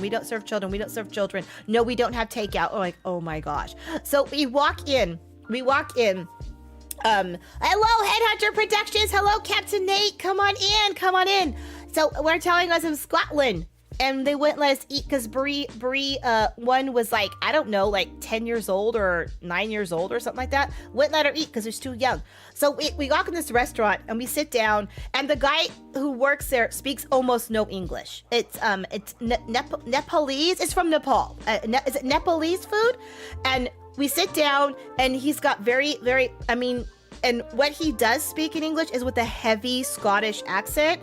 And we're like, I'm struggling. And I felt really bad because I'm trying really hard to understand him, and he's trying to understand us with our stupid American accents. And we're just like, and I closed the menu. I took everyone's menus. I was like, you know what, sir? We don't know what your food is. We've never had food from Nepal before. Why don't you bring us what you think is your best dish? What you think represents your food the best, and we will eat that. So he brought over like a bunch of these random plates of food, and he was like, this is this. We're like, okay, I don't know what the heck this is, but let's go for it. Oh my gosh, it was so good. I don't even know what we ate that night, but it was so dang good. It was so good. So yeah, so now I like Nepalese food. Oh, by the way, we went back a second night. Yeah, we were there for the 2 nights that we had left. And we went back there. Oh, it was the best. I have no idea why nobody ate there. Like, what is wrong with people? Why were they not here? It was so good. Absolutely did not there was no sketchiness like food poisoning. I mean, that's usually what I think when a restaurant's empty. You know what I mean? Ah, the best. The best. The best. I set the bar high. You gotta be a good impression. I was like, I mean, I don't know what's on the menu. I don't know what these words mean. I had no clue. I was like, just whatever, bring us something that's representative. If you're like British, I would expect, steak and kidney pie and fish and chips or something. You know what I mean? Yeah. And maybe the look of the place, maybe people just did not understand food from Nepal and were afraid to try. Who knows? But yeah, we didn't even, at this point, we were like, do you serve children? They gave their best for someone willing to give them the chance. Yeah. I don't know about that, Delta. We went back the second night and it was just as good as before. We just randomly pointed to things on the menu and said this, and it was just as good. So I think they're just good all the time. But man, that was so good. I was like, heck yeah. Yeah. So when we were there, I was like, I want to try the Peruvian food. That sounds good. I've never had Peruvian before. I know it seems stupid, like not to go to Peru to eat Peruvian food, but I was in Canada and it was there and it sounded good, but we missed it because my party was late. So it's on my list. And I said, next year, we are going here to eat. Yeah. We like Canada. Oh, by the way, someone up there, I think it was you, was it you, Molklosh, that said that your father was from Sherbrooke? I love Sherbrooke. Loved it. We went on vacation there. It was so lovely. It was so fun. They had these like murals all over the walls downtown, and we went like looking at it. Oh yeah. See, that's what I love. That's what I love about like proper big cities. Proper big cities is when you get like the because you truly attract so many cultures that you have such a cosmopolitan lifestyle, and there's so many people with all of their various food types and flavors, and it's so good. You know what I mean? Like the sights and the smell is so good. You got people speaking different languages everywhere. It feels like such a vibe. It feels like such a vibe that you're just like, yeah, I feel like I'm sophisticated.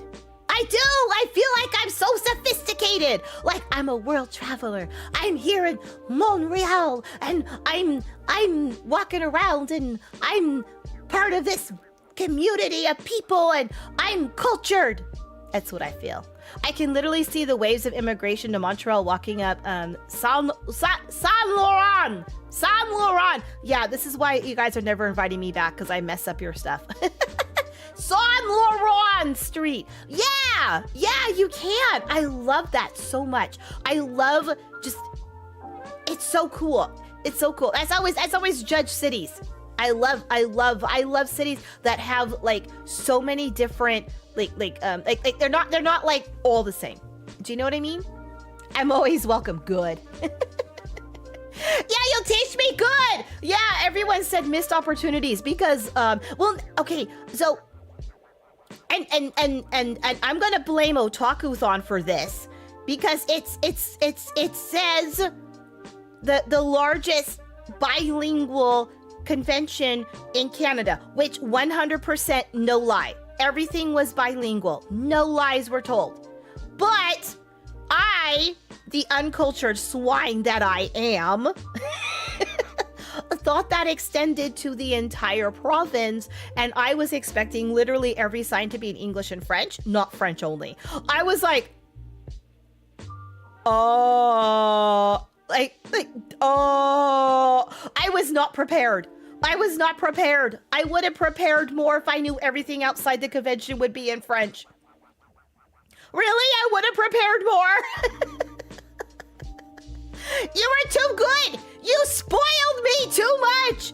You spoiled me too much. Oh, you had a book for me? Oh no! Oh no! I should have said something. I was trying to be quiet and polite and not be a problem. I was not prepared. I was not prepared at all. One of the people in my party does speak French, so was it, well, at least enough to like get around France, but like that French. So it's not the same, but I think, isn't it written down it's the same or very similar? It's just the pronunciations are different. So it was like menus were fine. Like, you know, like I could pick out like half the food. Like I would look at the food on the menu, and between my English and Dutch, it was enough that I could figure out what was on the menu, and they had no problem. They were like, oh, this is this, this is this, this is this. Yeah, exactly. Next year, oh my gosh, next year I'm gonna be so prepared. Okay, and saying that, and just for the record, for anyone who missed my I love Otakuthon scream at the very beginning, I had a fabulous time.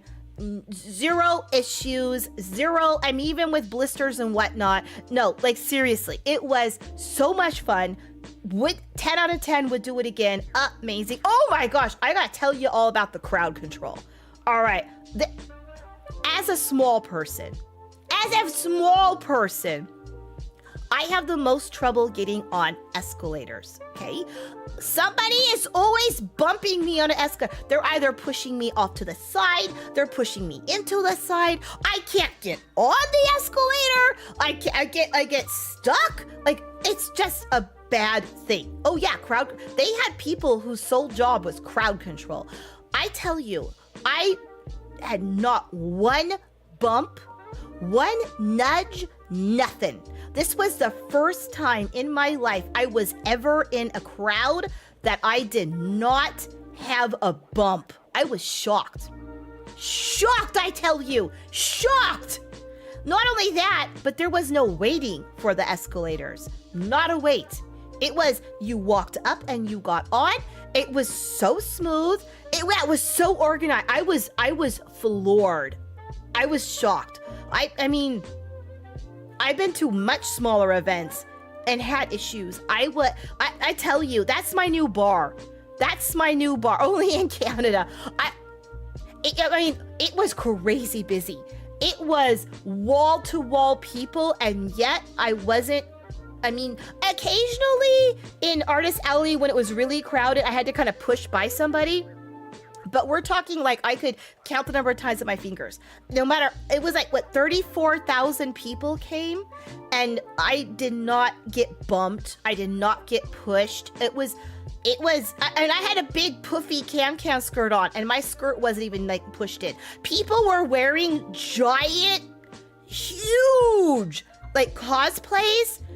Nobody got hurt. People had those comically large like hammers and swords and stuff. Nobody got bumped. It was weird. Like it was, everyone had like this little pocket of protection around them. Is it just you Canadians that do that? Like it was weird in a good way. I was like, as an autistic person, I value the personal bubble. And the fact that I had one the entire time, I was like, holy crow, this is amazing. This is amazing. So yeah. It's really showing that for 20th edition, the elevators used to be a bit more problematic in the previous years since the bad checks were there and said, oh, yeah. Meanwhile, in the US, Black Friday is coming. Oh my gosh, I don't do Black Friday because of the crowds. It terrifies me. You're polite and used to having big winter coats. It shows. It shows. Holy smackers. Like seriously, there was just this little, and it wasn't big. It wasn't like ridiculously large, but it was personal space. And yeah, and every time I bumped into somebody and I said, oh, excuse me, immediately, almost the same time I was saying it, they were saying, excuse me back. You know what I mean? It was like so polite. I was like, I'm moving to Canada. But yeah, that was crazy good. I would say in general. I don't know. I've only been to 2 non-business cons, like cons like this, but I've been to like concerts, like big concerts where you have like multiple bands playing and stuff. Oh yeah. It's funny because I think it has to do with my size and my gender, to be honest. Because I get bumped into a lot and people say nothing. They just keep walking and they even look back. All the time. I just get slammed into, all the time.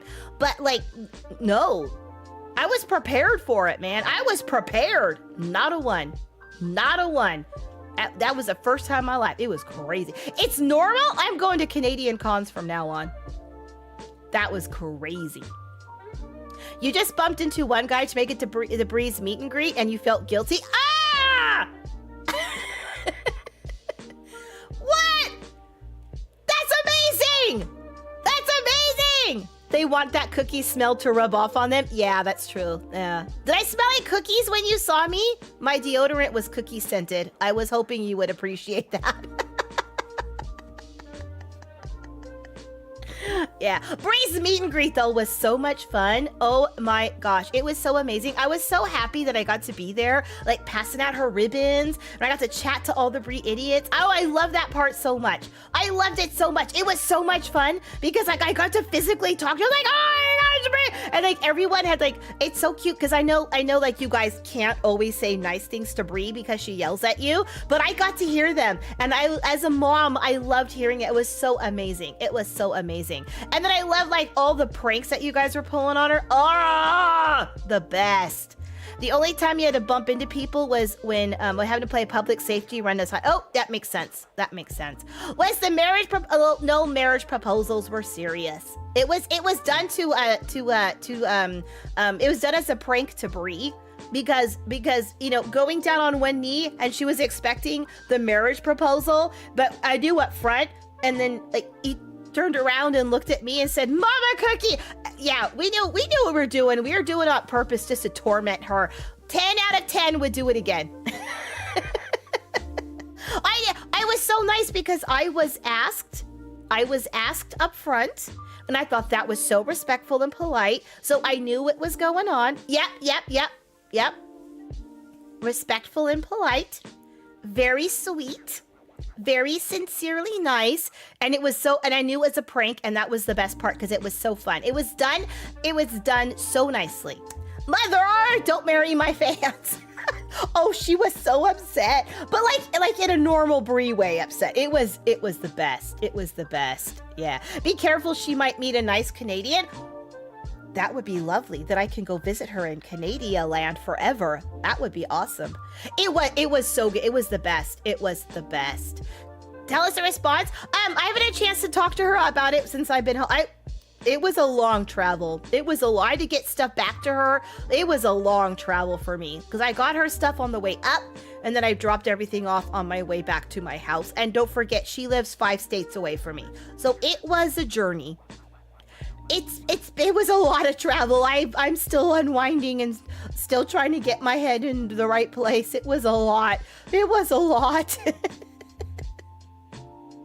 Imagine if she started dating a Canadian, moved in with them, she wouldn't have to worry about health insurance anymore. I don't know if the doctors there would let her be seen there. They might see her medical list and say, no, get out. We don't. This would blow the national debt. We can't do that. I'm kidding. Yeah. But it's fun. So next year, okay? Next year, I wanna schmooze. I gotta schmooze. I need my chapstick. I need to schmooze the right people because her meet and greet, there was a screen next to her. How cool would it be to have a cookie box meet and greet with Bree and Mom Cookie? Right?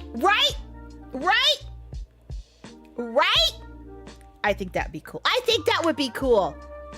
I gotta find the powers that be and start sending them treats. start sending them treats to bribe them. I think that'd be so much fun. I think it'd be so much fun. Yeah, let's make it happen. Yeah, exactly. Wouldn't that be great? I think that'd be so much fun. And I think to date, that she and I are, I think we are the only biological mother-daughter VTubing, like, group.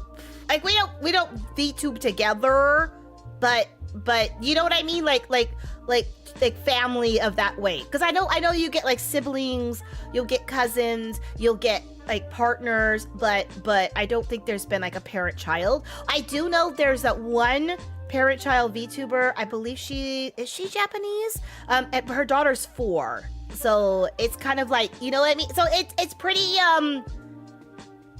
it's unique, the cookie box talent. Yeah, we've done a couple collab streams and we work well together. So yeah, exactly. But a 4-year-old is kind of like not an independent VTuber. You know what I mean? Like they're definitely part of. Yeah. She's so cute, by the way. She's so adorable. She was there until no, was she really? Oh, I missed it. Dang it. Oh, she's so. What's the word I'm looking for? Inspiring. Oh, I love her so much. But like, you know what I mean? Like, but their daughter is not a VTuber. Do you know what I'm saying? Like, and I know like Cha-Cha had her biological children on, but they're not VTubers also. So I think novelty. Yeah. Oh my gosh, it was the same place as Pillow? I wish they would have had a schedule posted that I could have seen. I got to see Pillow, dear. I did. One of the many VTubers I saw at meet and greets. I tell you, it's so different being at a meet and greet. On this side of the microphone, no problem. Looking at the VTuber and going, "Hi, I love you." I felt so awkward. Like, oh my gosh, it's so funny because I feel like I love your streams. I get like so dumb. I'm like, oh my gosh, is this how it feels for everybody else? Do we all feel this way? Do we all feel silly? Like overwhelmed? I did. I don't know. Some of you guys were so cool. You walked right up and you're like, oh yeah, I have this to say, I have this to tell you, I want to ask this question. I'm like, dang, I'm over here like Jello. Stumbling. You guys are that way too? Okay, I'm not alone. Man, but it was still cool. It was still cool. She liked your comment though. That's amazing. You don't think your mother would last that long as a VTuber because of how serious she can get and not that tech savvy? I will tell you, the tech end of things is a learning curve. I'm still learning. I've been a VTuber now for over a year and a half? Yeah, I think a year and a half. And I'll tell you, I'm still learning the tech. Oh, that's the thing too, is I told you next year I want to go early because watching them, the different side of the tech, I wanted to see that. Yeah. They post their schedule at like Thursday or Friday, but you missed. Oh yeah. Oh, I didn't see the schedule. I should have asked. Man. Hey, no name user. No. Try that again. Hey, no username left 999. I got stumbled. I got the words all mixed up. Blah, blah, blah, blah, blah, blah. It has been so long, but that's okay. You're always welcome in. It's nice to have you here. Make sure you wipe your feet at the door before you get yourself comfy and come on in. Yeah. But that's so cool. Oh my God, I love meet and greets. Meet and greets are so fun because like here you have to type. And then the conversation is flying by so fast, which, you know, I mean, I'm in chat too. I watch VTubers too. But it's different when it's just the two of you. And you get to use your words. And they can hear the tone of your voice and the inflection and get your meaning. And they're talking just to you. It's like so special. It's like the most special moment. It's like, it's so cool. Yeah, I love meet and greets. I'm with you on that one. 100%. And then I sound like an idiot at the whole time, and then afterward I'm like, man, that was so dumb. And then like the next day I'm like, oh my gosh, I got to see so and so, it was the best, because I forgot how stupid I was by then. Yeah, that's me. But yeah, that was so cool. It was so cool. Yeah. Definitely, and there's other things I can't say online because the party I was with, we wish to remain anonymous, which is cool. I respect that, but like there was some other fun things that happened, and so I could just say that everybody I was with had a wonderful time. I got to meet the Smookies. There's some of my Smookies there. That was so cool. It was awesome. Hey, hello, Mr. Fox. Hello. Nice to see you again. Yeah, that was fun. That was one of the best when I was at Bree's panel, which, by the way, amazing panel. So much fun. Laughed so hard. Was great. Everyone was laughing in the audience. I love that. I love to watch her work because she's so cool to see. And her panel was so much fun. It was a good time. It was a good time. And then she like said, "Oh yeah, that's my mother." And like, oh, you can tell the Smookies who were there because all of a sudden the heads go, whoa. It was so funny. Because no one knew I was there Friday because I came up a day early. It was great. It was so much fun. That was so much fun. I loved it. But yeah, 100% doing it again. 10 out of 10. Next year is going to be even better because I know what to expect now. Because it's always that if you don't know what to expect, you don't know. But I know what to expect. I know like what to pack better, like what kind of shoes, those Dr. Scholl's gel foot insert things. I know those. I know how much water to bring, as in less. I brought way too much water because they had water there, and also I didn't think water would be that easy to find, because I had to bring in I'll know how to navigate. Yeah. By the time I was done, I knew how to navigate around. I could get places on my own without getting lost and ending up in Alaska. That was good. That was really good. And then I would know next time also to make sure I brushed up on certain Quebecian version French, whatever. What was it called? Whatever the language preference is called. Do you just say French? You don't say something else?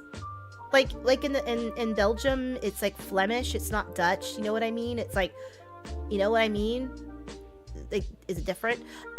Translation app on the phone. Yeah, but I'll also know to make sure that I deal with my phone. I kept losing cell connection.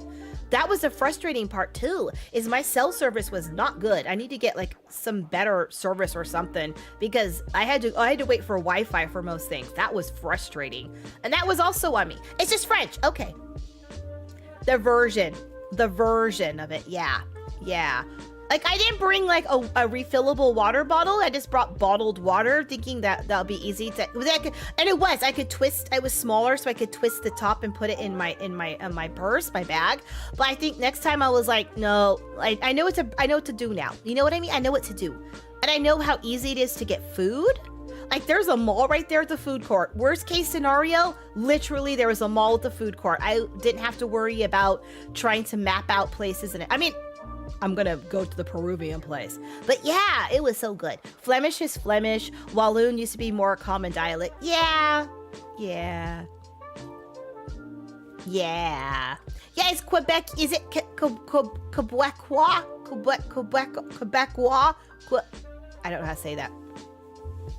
The 4G data you had this year is way better. Okay, so I don't think it's Canada because I don't get great connection where I am either. In certain spots in my own state, I get weird areas where I don't get connection, but other types of mobile services do.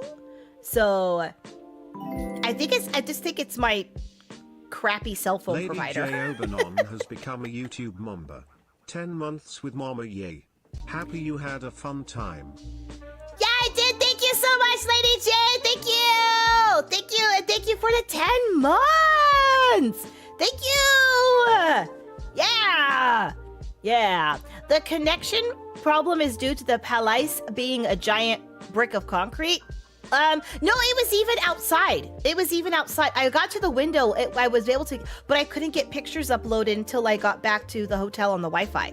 So, like I couldn't see any of the pictures. I couldn't. I mean, they were being sent to me and stuff like that. So yeah, Yeah. So even outside, so I know it was my cell phone, but inside, forget it. At inside, forget it. I couldn't get anything. I had to go to the windows, but I could text at least. I could I go on Discord. I just couldn't see pictures. Yeah.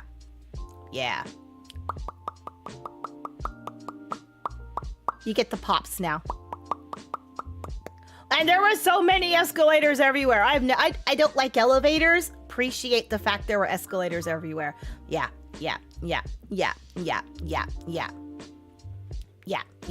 If it wasn't for the fact that I had to get to Bree's house and back, I would have stayed longer in Montreal. But my schedule got, when the emergency happened, my schedule got changed rapidly because she just wanted to make sure that there was somebody else there that could contact her directly in alternative methods if necessary, because she's very professional, very, very, very sincerely professional. So I was like, yeah, and she knew I was going. She goes, do you mind? I'm like, heck yeah, I'm right there, man. Wait, what do we say nowadays? Bet. I'm there. Bet. Let's do this. I took my final exam for my finals because it was on Friday at 4 a.m. Yeah, done. I finished it. It was good. As an IT worker, it pained you to use their Wi-Fi cell service was better. Yeah. Unfortunately. But I also heard someone said that the convention center itself has blockers in it for certain events, and so between the cement and some of the blockers still being activated, that was causing some problems. I don't know if that was true or not, but it kind of sounded reasonable to me. So there you go. Well, I don't know.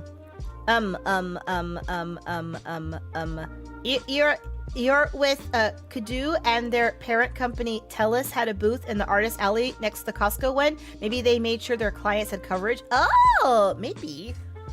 I didn't go to the Costco booth. I walked around it. So I didn't see them there. I wonder. Oh, and the security.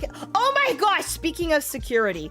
Oh my gosh. Okay, so I was walking around and I saw these two people and they were cosplaying as some kind of medical people. They had these bright green shirts on, uniformy shirts, and they had all this cool gear strapped in all over them.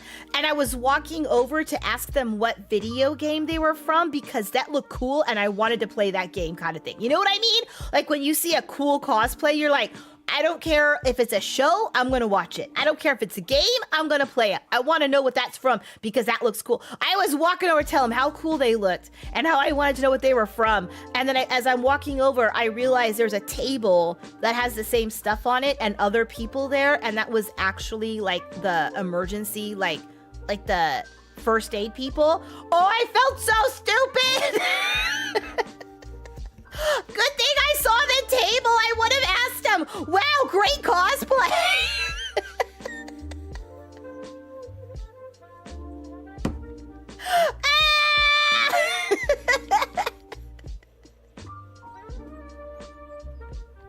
Oh my gosh. I was like, what? Oh, I saved myself at the end. Saved at the final hour.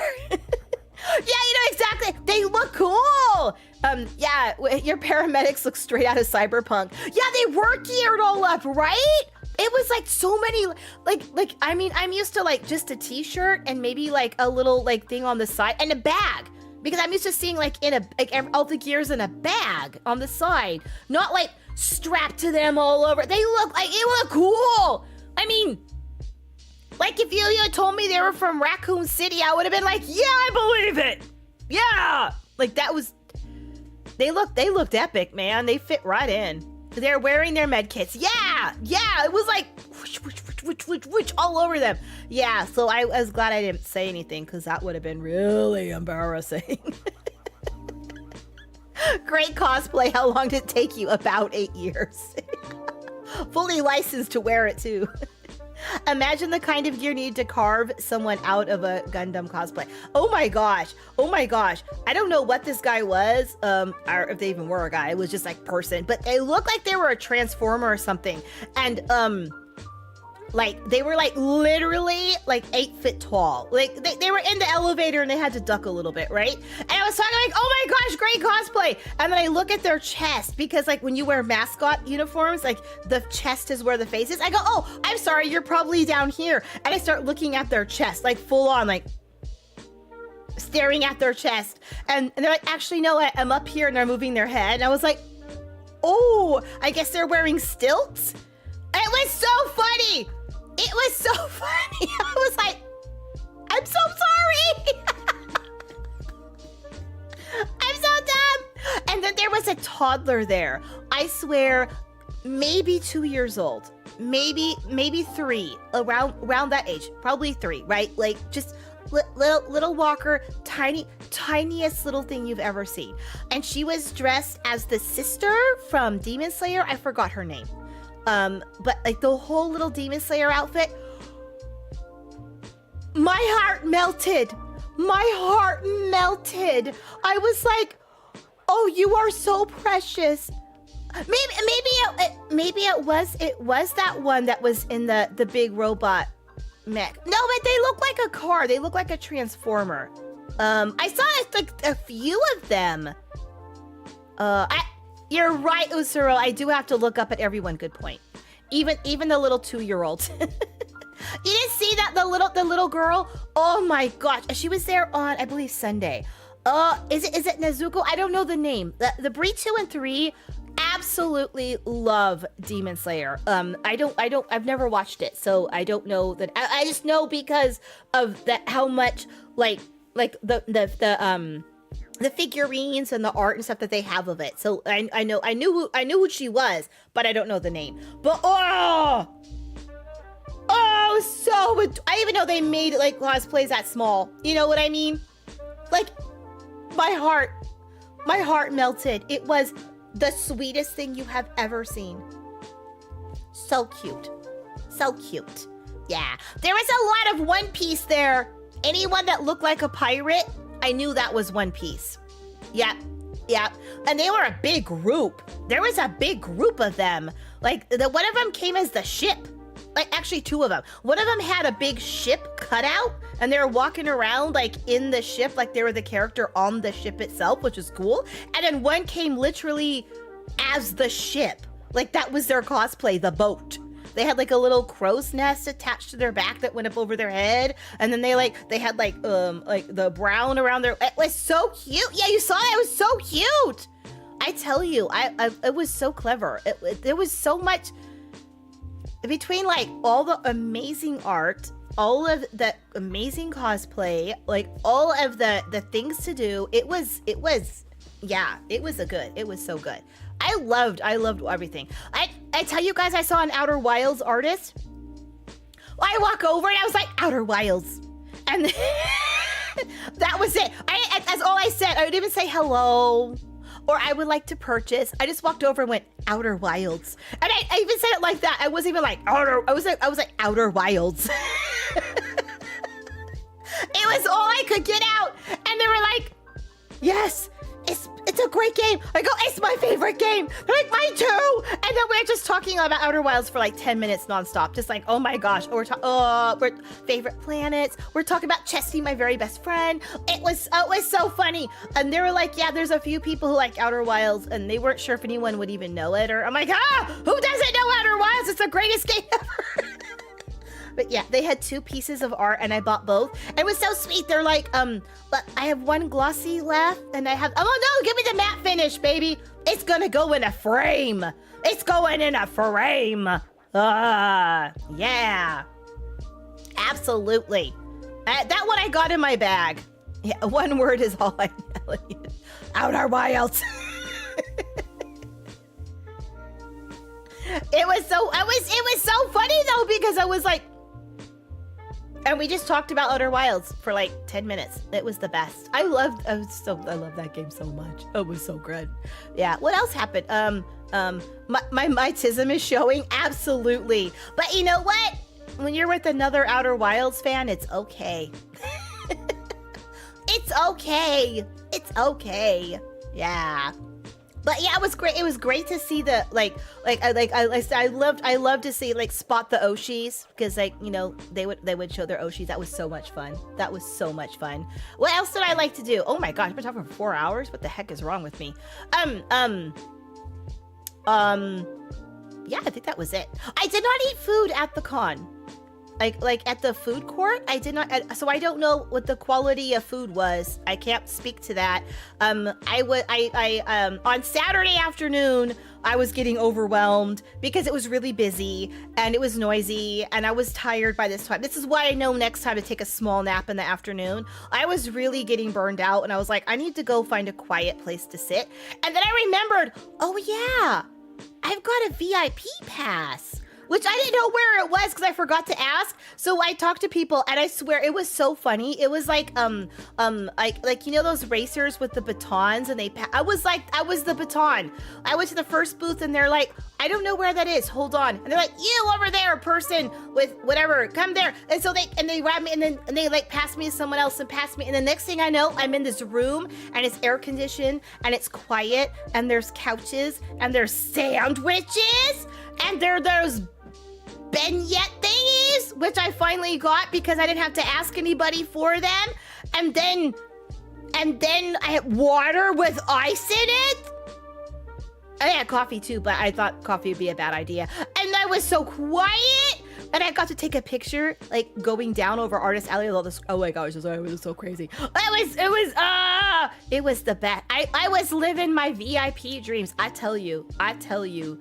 The VIPs are the life, man. My goodness. That was the life. Ice water. Jelly donuts. Quiet place to sit. Oh, the best. That's where I took the picture from. Yeah. It was also, you only ate on the 7th floor food court once, and it was the worst poutine. I'm so sorry. Yeah, it was definitely a backstage. Yeah. It was funny because obviously it's not on the map because it's, you know, private for like there's like staff people and all the people that work there, and so it's like their private rooms. So everybody knew where it was, but it was on the map, and I was afraid to ask. And then finally, I was like, I can't go back after experiencing. I know, right? Next year, I'll just like attack Brie and like steal her VIP pass, and then I'll be like, sucker, you lose. It's mine now. But I tell you, that was. Is it best to buy outside? I'll tell you, the sandwiches there, they look good. I just had the donuts. I just had the donuts, but I was like, next time I'm gonna eat a sandwich here. And the ice water, with ice cubes. It was so cold. It was so refreshing. And I got to sit on a couch. I was like, oh, this is living the life, man. This is living the life. But yeah. And I'll tell you, is that experience that made me realize that I need to take a chill in the afternoon. I need to do that. Take the chill in the afternoon. So yeah, which is good to know for the future. Take the chill, take the nap so you can go all night. I was gonna say so you can do like the after dark things, but after dark is actually a thing, and that's not what I wanted to do. It was like the physical sun goes down. I gotta be careful what I say. But yeah, it was good. It was so much fun, and I met like people I've never met before. Oh, that sounds really stupid, but like just random people, like being able to walk up and just like talking to people, be like, especially people in cosplay, like, oh my gosh, I love your cosplay, and they're like, and they because they're cosplaying as that character, they love that character, so they want to talk about that character. So it was like. It was so good. It's so good. Somebody walked by the couch and was thinking, whose bunny mom is this? Okay, I tell you. I actually overheard people, and a lot of people spoke French. So I don't know what the French speakers were saying, but a couple English, one person said, oh my gosh, I'm glad that's not my mom. not my mom. I thought that was so funny. That was so funny. And of course, I did what anyone should do when someone is, secondhand mortification for this poor person who's a VTuber. I walked right up to them and I handed them Bree's self-cessed ribbon. And said, you should follow briatcookiebox. She's my daughter. She's the best VTuber. She's got a meet and greet today at 1. You should go check it out.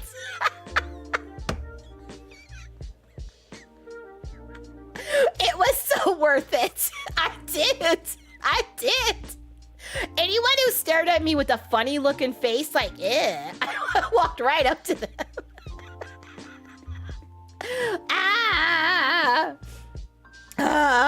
It was funny though. I had at least one person. The wet ribbon. So Bree's badge ribbon is herself kissing herself. So it's herself kissing herself, and it just says self-cessed underneath it, and briatcookiebox, of course, because the look on their face. Okay. I think they were a little embarrassed, to be honest. Cat, you're dying. I was a VVVIP. Heck yeah. I had one person thought I was cosplaying as Mom at Cookiebox, Bree's mother, not realizing I was actually. Oh, does it say I support self? Oh, wait, hold on. I have one over here somewhere. Where is that? It's mine. I think it does say I support self-cess. Oh, you're right. It does. I support self-cess. Yeah, it was so funny. Literally, every person who asked her a question, everybody in line, anybody who mentioned and walked up, are you Bree's mom? Got a ribbon. Passing those babies out, right? You get a ribbon. I was like, Oprah Winfrey, you get a ribbon, and you get a ribbon. I was like passing those ribbons out, and those Bree idiots who knew her and followed her, all of them were like, yeah, like they knew what it was. They knew, they were expecting one. They wanted one. I mean, that's her thing. She that's her thing. So they were definitely like wanting that ribbon, right? And the people who met her at the panel, because some people had just gone to the panel because it was about VTubers and they wanted to go, and they just went, this is really fun. And so so they got to go there, and while they were there, they were like, oh, I want to go to this meet and greet and talk to her. She was really fun. And so I handed them a ribbon at the meet and greet, and they're like, and I was like, you know what though? It's a good message. You should love yourself. You should love yourself. You should be respectful. It's done in a very Bree core manner, but the message is genuine. Better love yourself. So yeah.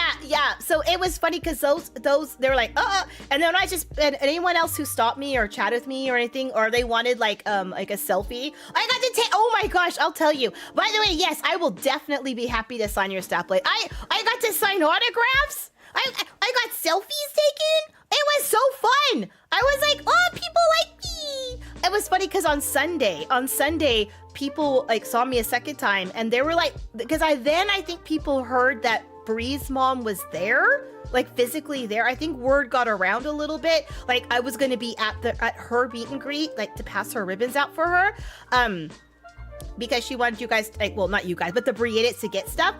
So by then people were not afraid to ask at that point in time, and I got a lot of, are you Bree's mom? You're not Bree's mom, are you? Yeah. That was cool. That was fun.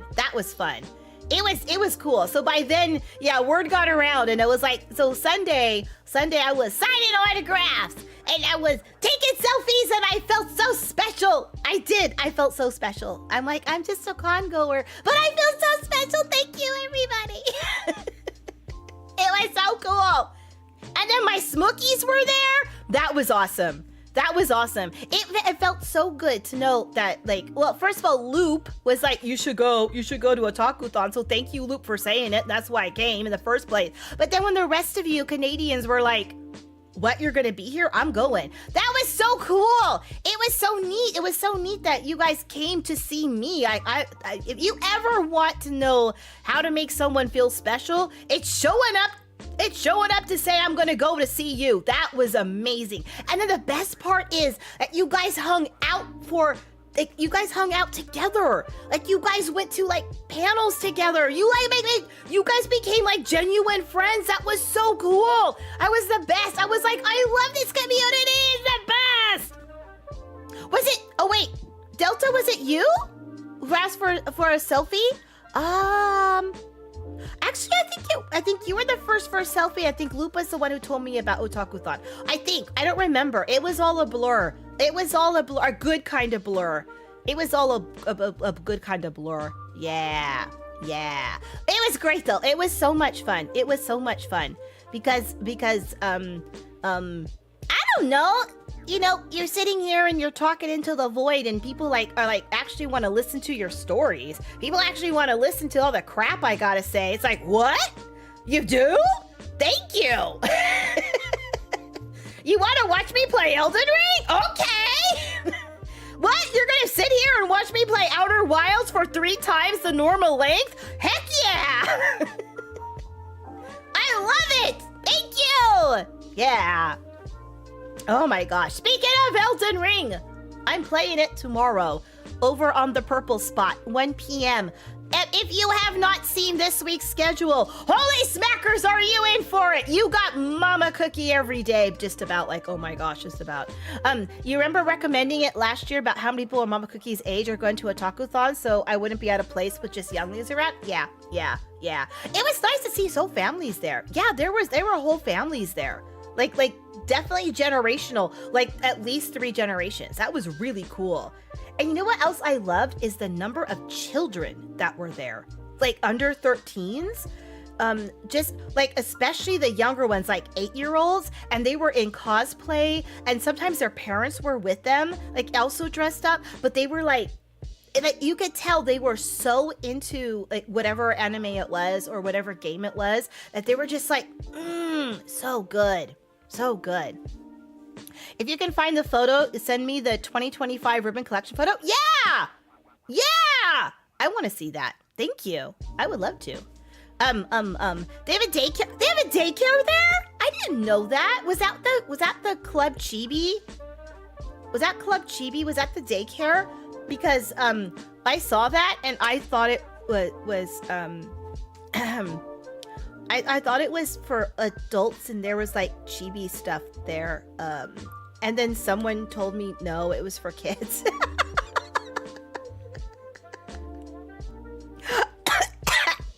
I'm joking.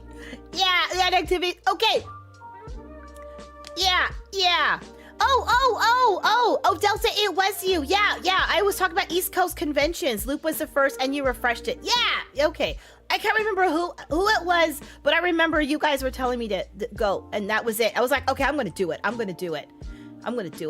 okay, the chibi zone's a little playroom. I was like talking about going, I want to go to the chibi zone. I love chibis. I was assuming it was like, not like chibi doki chibi, but like which would have been cool anyway, but like just general like little chibi stuff, like collectibles, like maybe gacha like stuff with chibis in it, and they're like, yeah, no, that's for kids. And I was like, oh, clever name, get it. Feel kind of dumb. Thank goodness I didn't go over there. Oops. It's so funny and wholesome.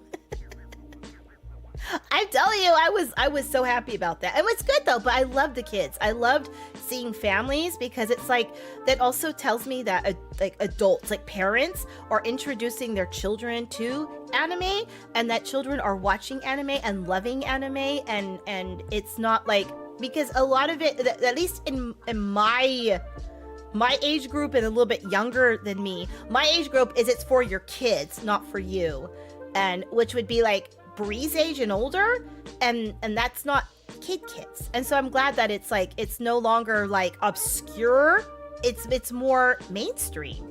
Yeah, I mean, I can turn Netflix on and watch anime. It's like, it's definitely nice that it's like, it's no longer like a tiny little niche thing. It's just like like normal everyday stuff. It's great. I love it. I love it.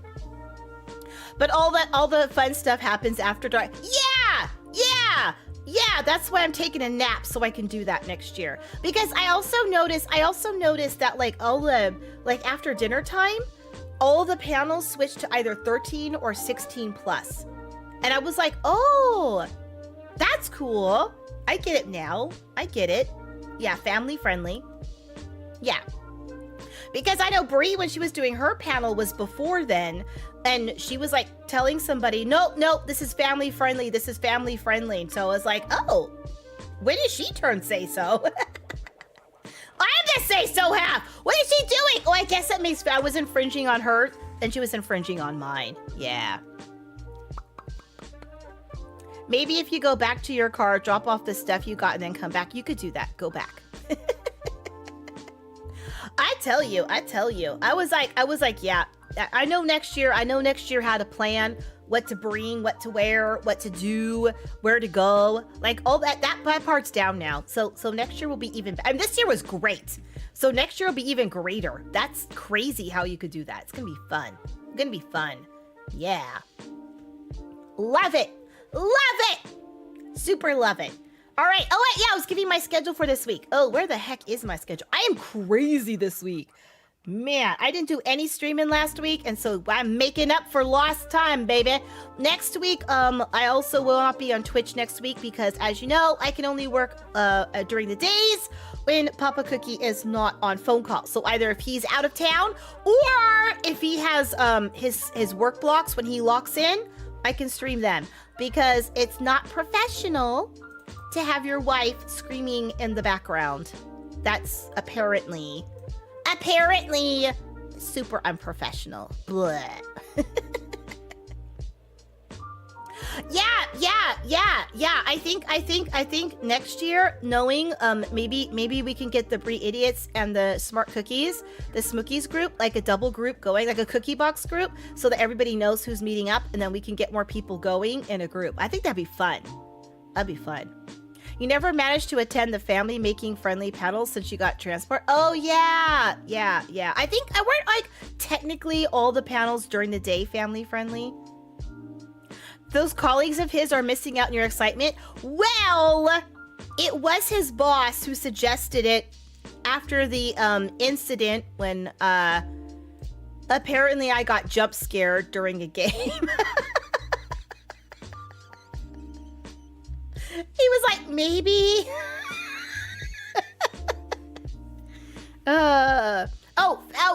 Family making friendly. Oh, yes, after dark.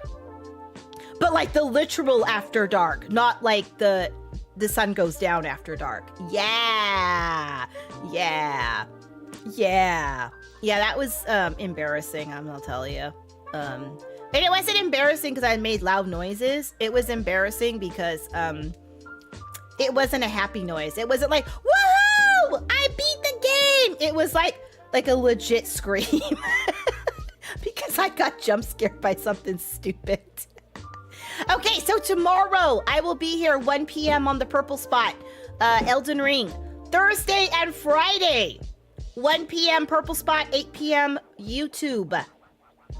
Both those days, dual streams. Not dual stream. 2 streams that day. Two streams that day. Offline Saturday because I play D&D. And Sunday, I will be back Twitch at 1 and Mombers only stream on Sunday night. So there's technically 2 streams there, but for Carrot Cake and above. You'll catch the tail end, you're afraid? No problem. Okay, so thank you for following over on Twitch. Thank you. Yeah, Elden Ring's tomorrow. That's gonna be a blast. I scream a lot. I do apologize. I scream a lot. I'm always getting scared. I'm a big baby. Yeah, there was a bag check spot. You could have checked your bags in at the bag check spot. I feel bad. If I would have known, I would have said something. Yeah. Elden Ringing. It's gonna be so good. It's gonna be so good. Yeah. So, what the heck was I saying? That was my schedule. Please be here. Oh, VODs. Every time I do a Twitch stream, I do upload it to YouTube. However, it's been taking 24 hours to upload, and I thought it was me, but apparently there's other people having issues, and today YouTube posted there was a known problem. So maybe I just got stuck in that known problem, but it takes about 24 hours for them to show up. So I do apologize that if you're watching the Elden Ring stream on Tuesday from Twitch as a VOD, it'll probably be Wednesday, and then I'm playing it on Thursday, so it's like, it's pretty tight, and I'm so sorry about that. Fast forward. Fast forward. Just scream once at yourself in the mirror, and that's pretty much it. So there you go. But yeah, so they will end up there. I don't know why. And then I do apologize for the pink video, the collab going up late. I thought I hit go. It was there. I didn't hit the publish button, and I feel so stupid. I woke up this morning. I was like, oh no. And I hit the button immediately. So I'm sorry that one was late, but yeah. Some people are complaining their YouTube main page was not working. I don't know what's going on. There's weird stuff happening right now. So hopefully it'll be fixed. So yeah. But tomorrow is Twitch only, Purple Spot, 1 p.m. Eastern time. No YouTube tomorrow because I play D&D Tuesday nights. I'm a D&D fan. I play Tuesday and Saturday. That's why I'm always off. Good night, Shay. Thank you, Noble Shay. Thank you so much. All right, so I'm gonna. Oh, let's go see if there's somebody we can raid. Let's go see if there. Oh, maybe we can find Plum. We found Plum. We found Plum there. It was so amazing. So that was fun. Let me go here. Let me go here. Let me scroll down here. Look at this professionalness. Having to say out loud what I'm doing. Okay, I've got these. Let me see who is most likely to stay on for a few minutes. Ba ba ba ba. Ba da ba. Oh, is this one really starting soon? Are we really gonna catch somebody at the beginning? No, it's lying to me. Why? Why does it lie to me like that? I don't know. All right, how long have you been on? You've been on 4 hours. Like me! Why? I wish it would tell you how long people were on. 62 minutes! That seems reasonable, right? We're gonna go to Ariel. Yeah, that's where we're gonna go. Let's click on that one. Boom. Save. There we go. Hi, Lowland! You haven't checked into the stream, so you're late. That's okay. Oh my gosh.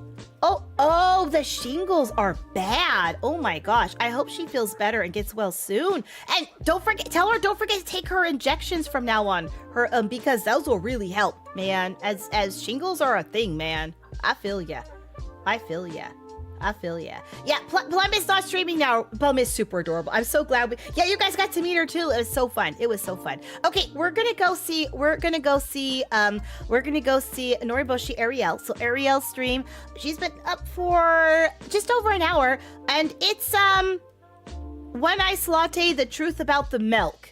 And I can only guess what your guys are in for tonight. Yeah, exactly. Yeah, we're gonna go. It's gonna be awesome. So I want to pop you over to the holding screen, the while I finish pushing all the correct buttons screen.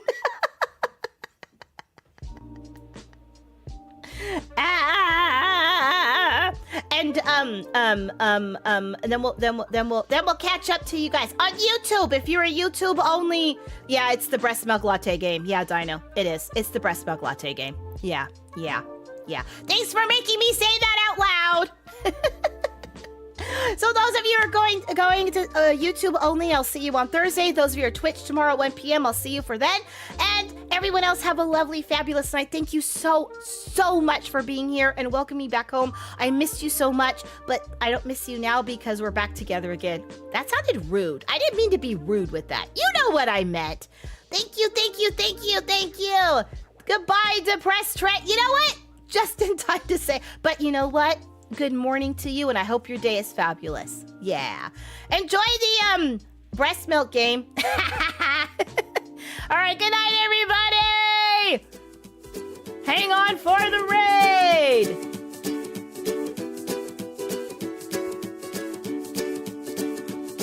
The great yellow sun is reflecting in your deep blue eyes. The day has begun.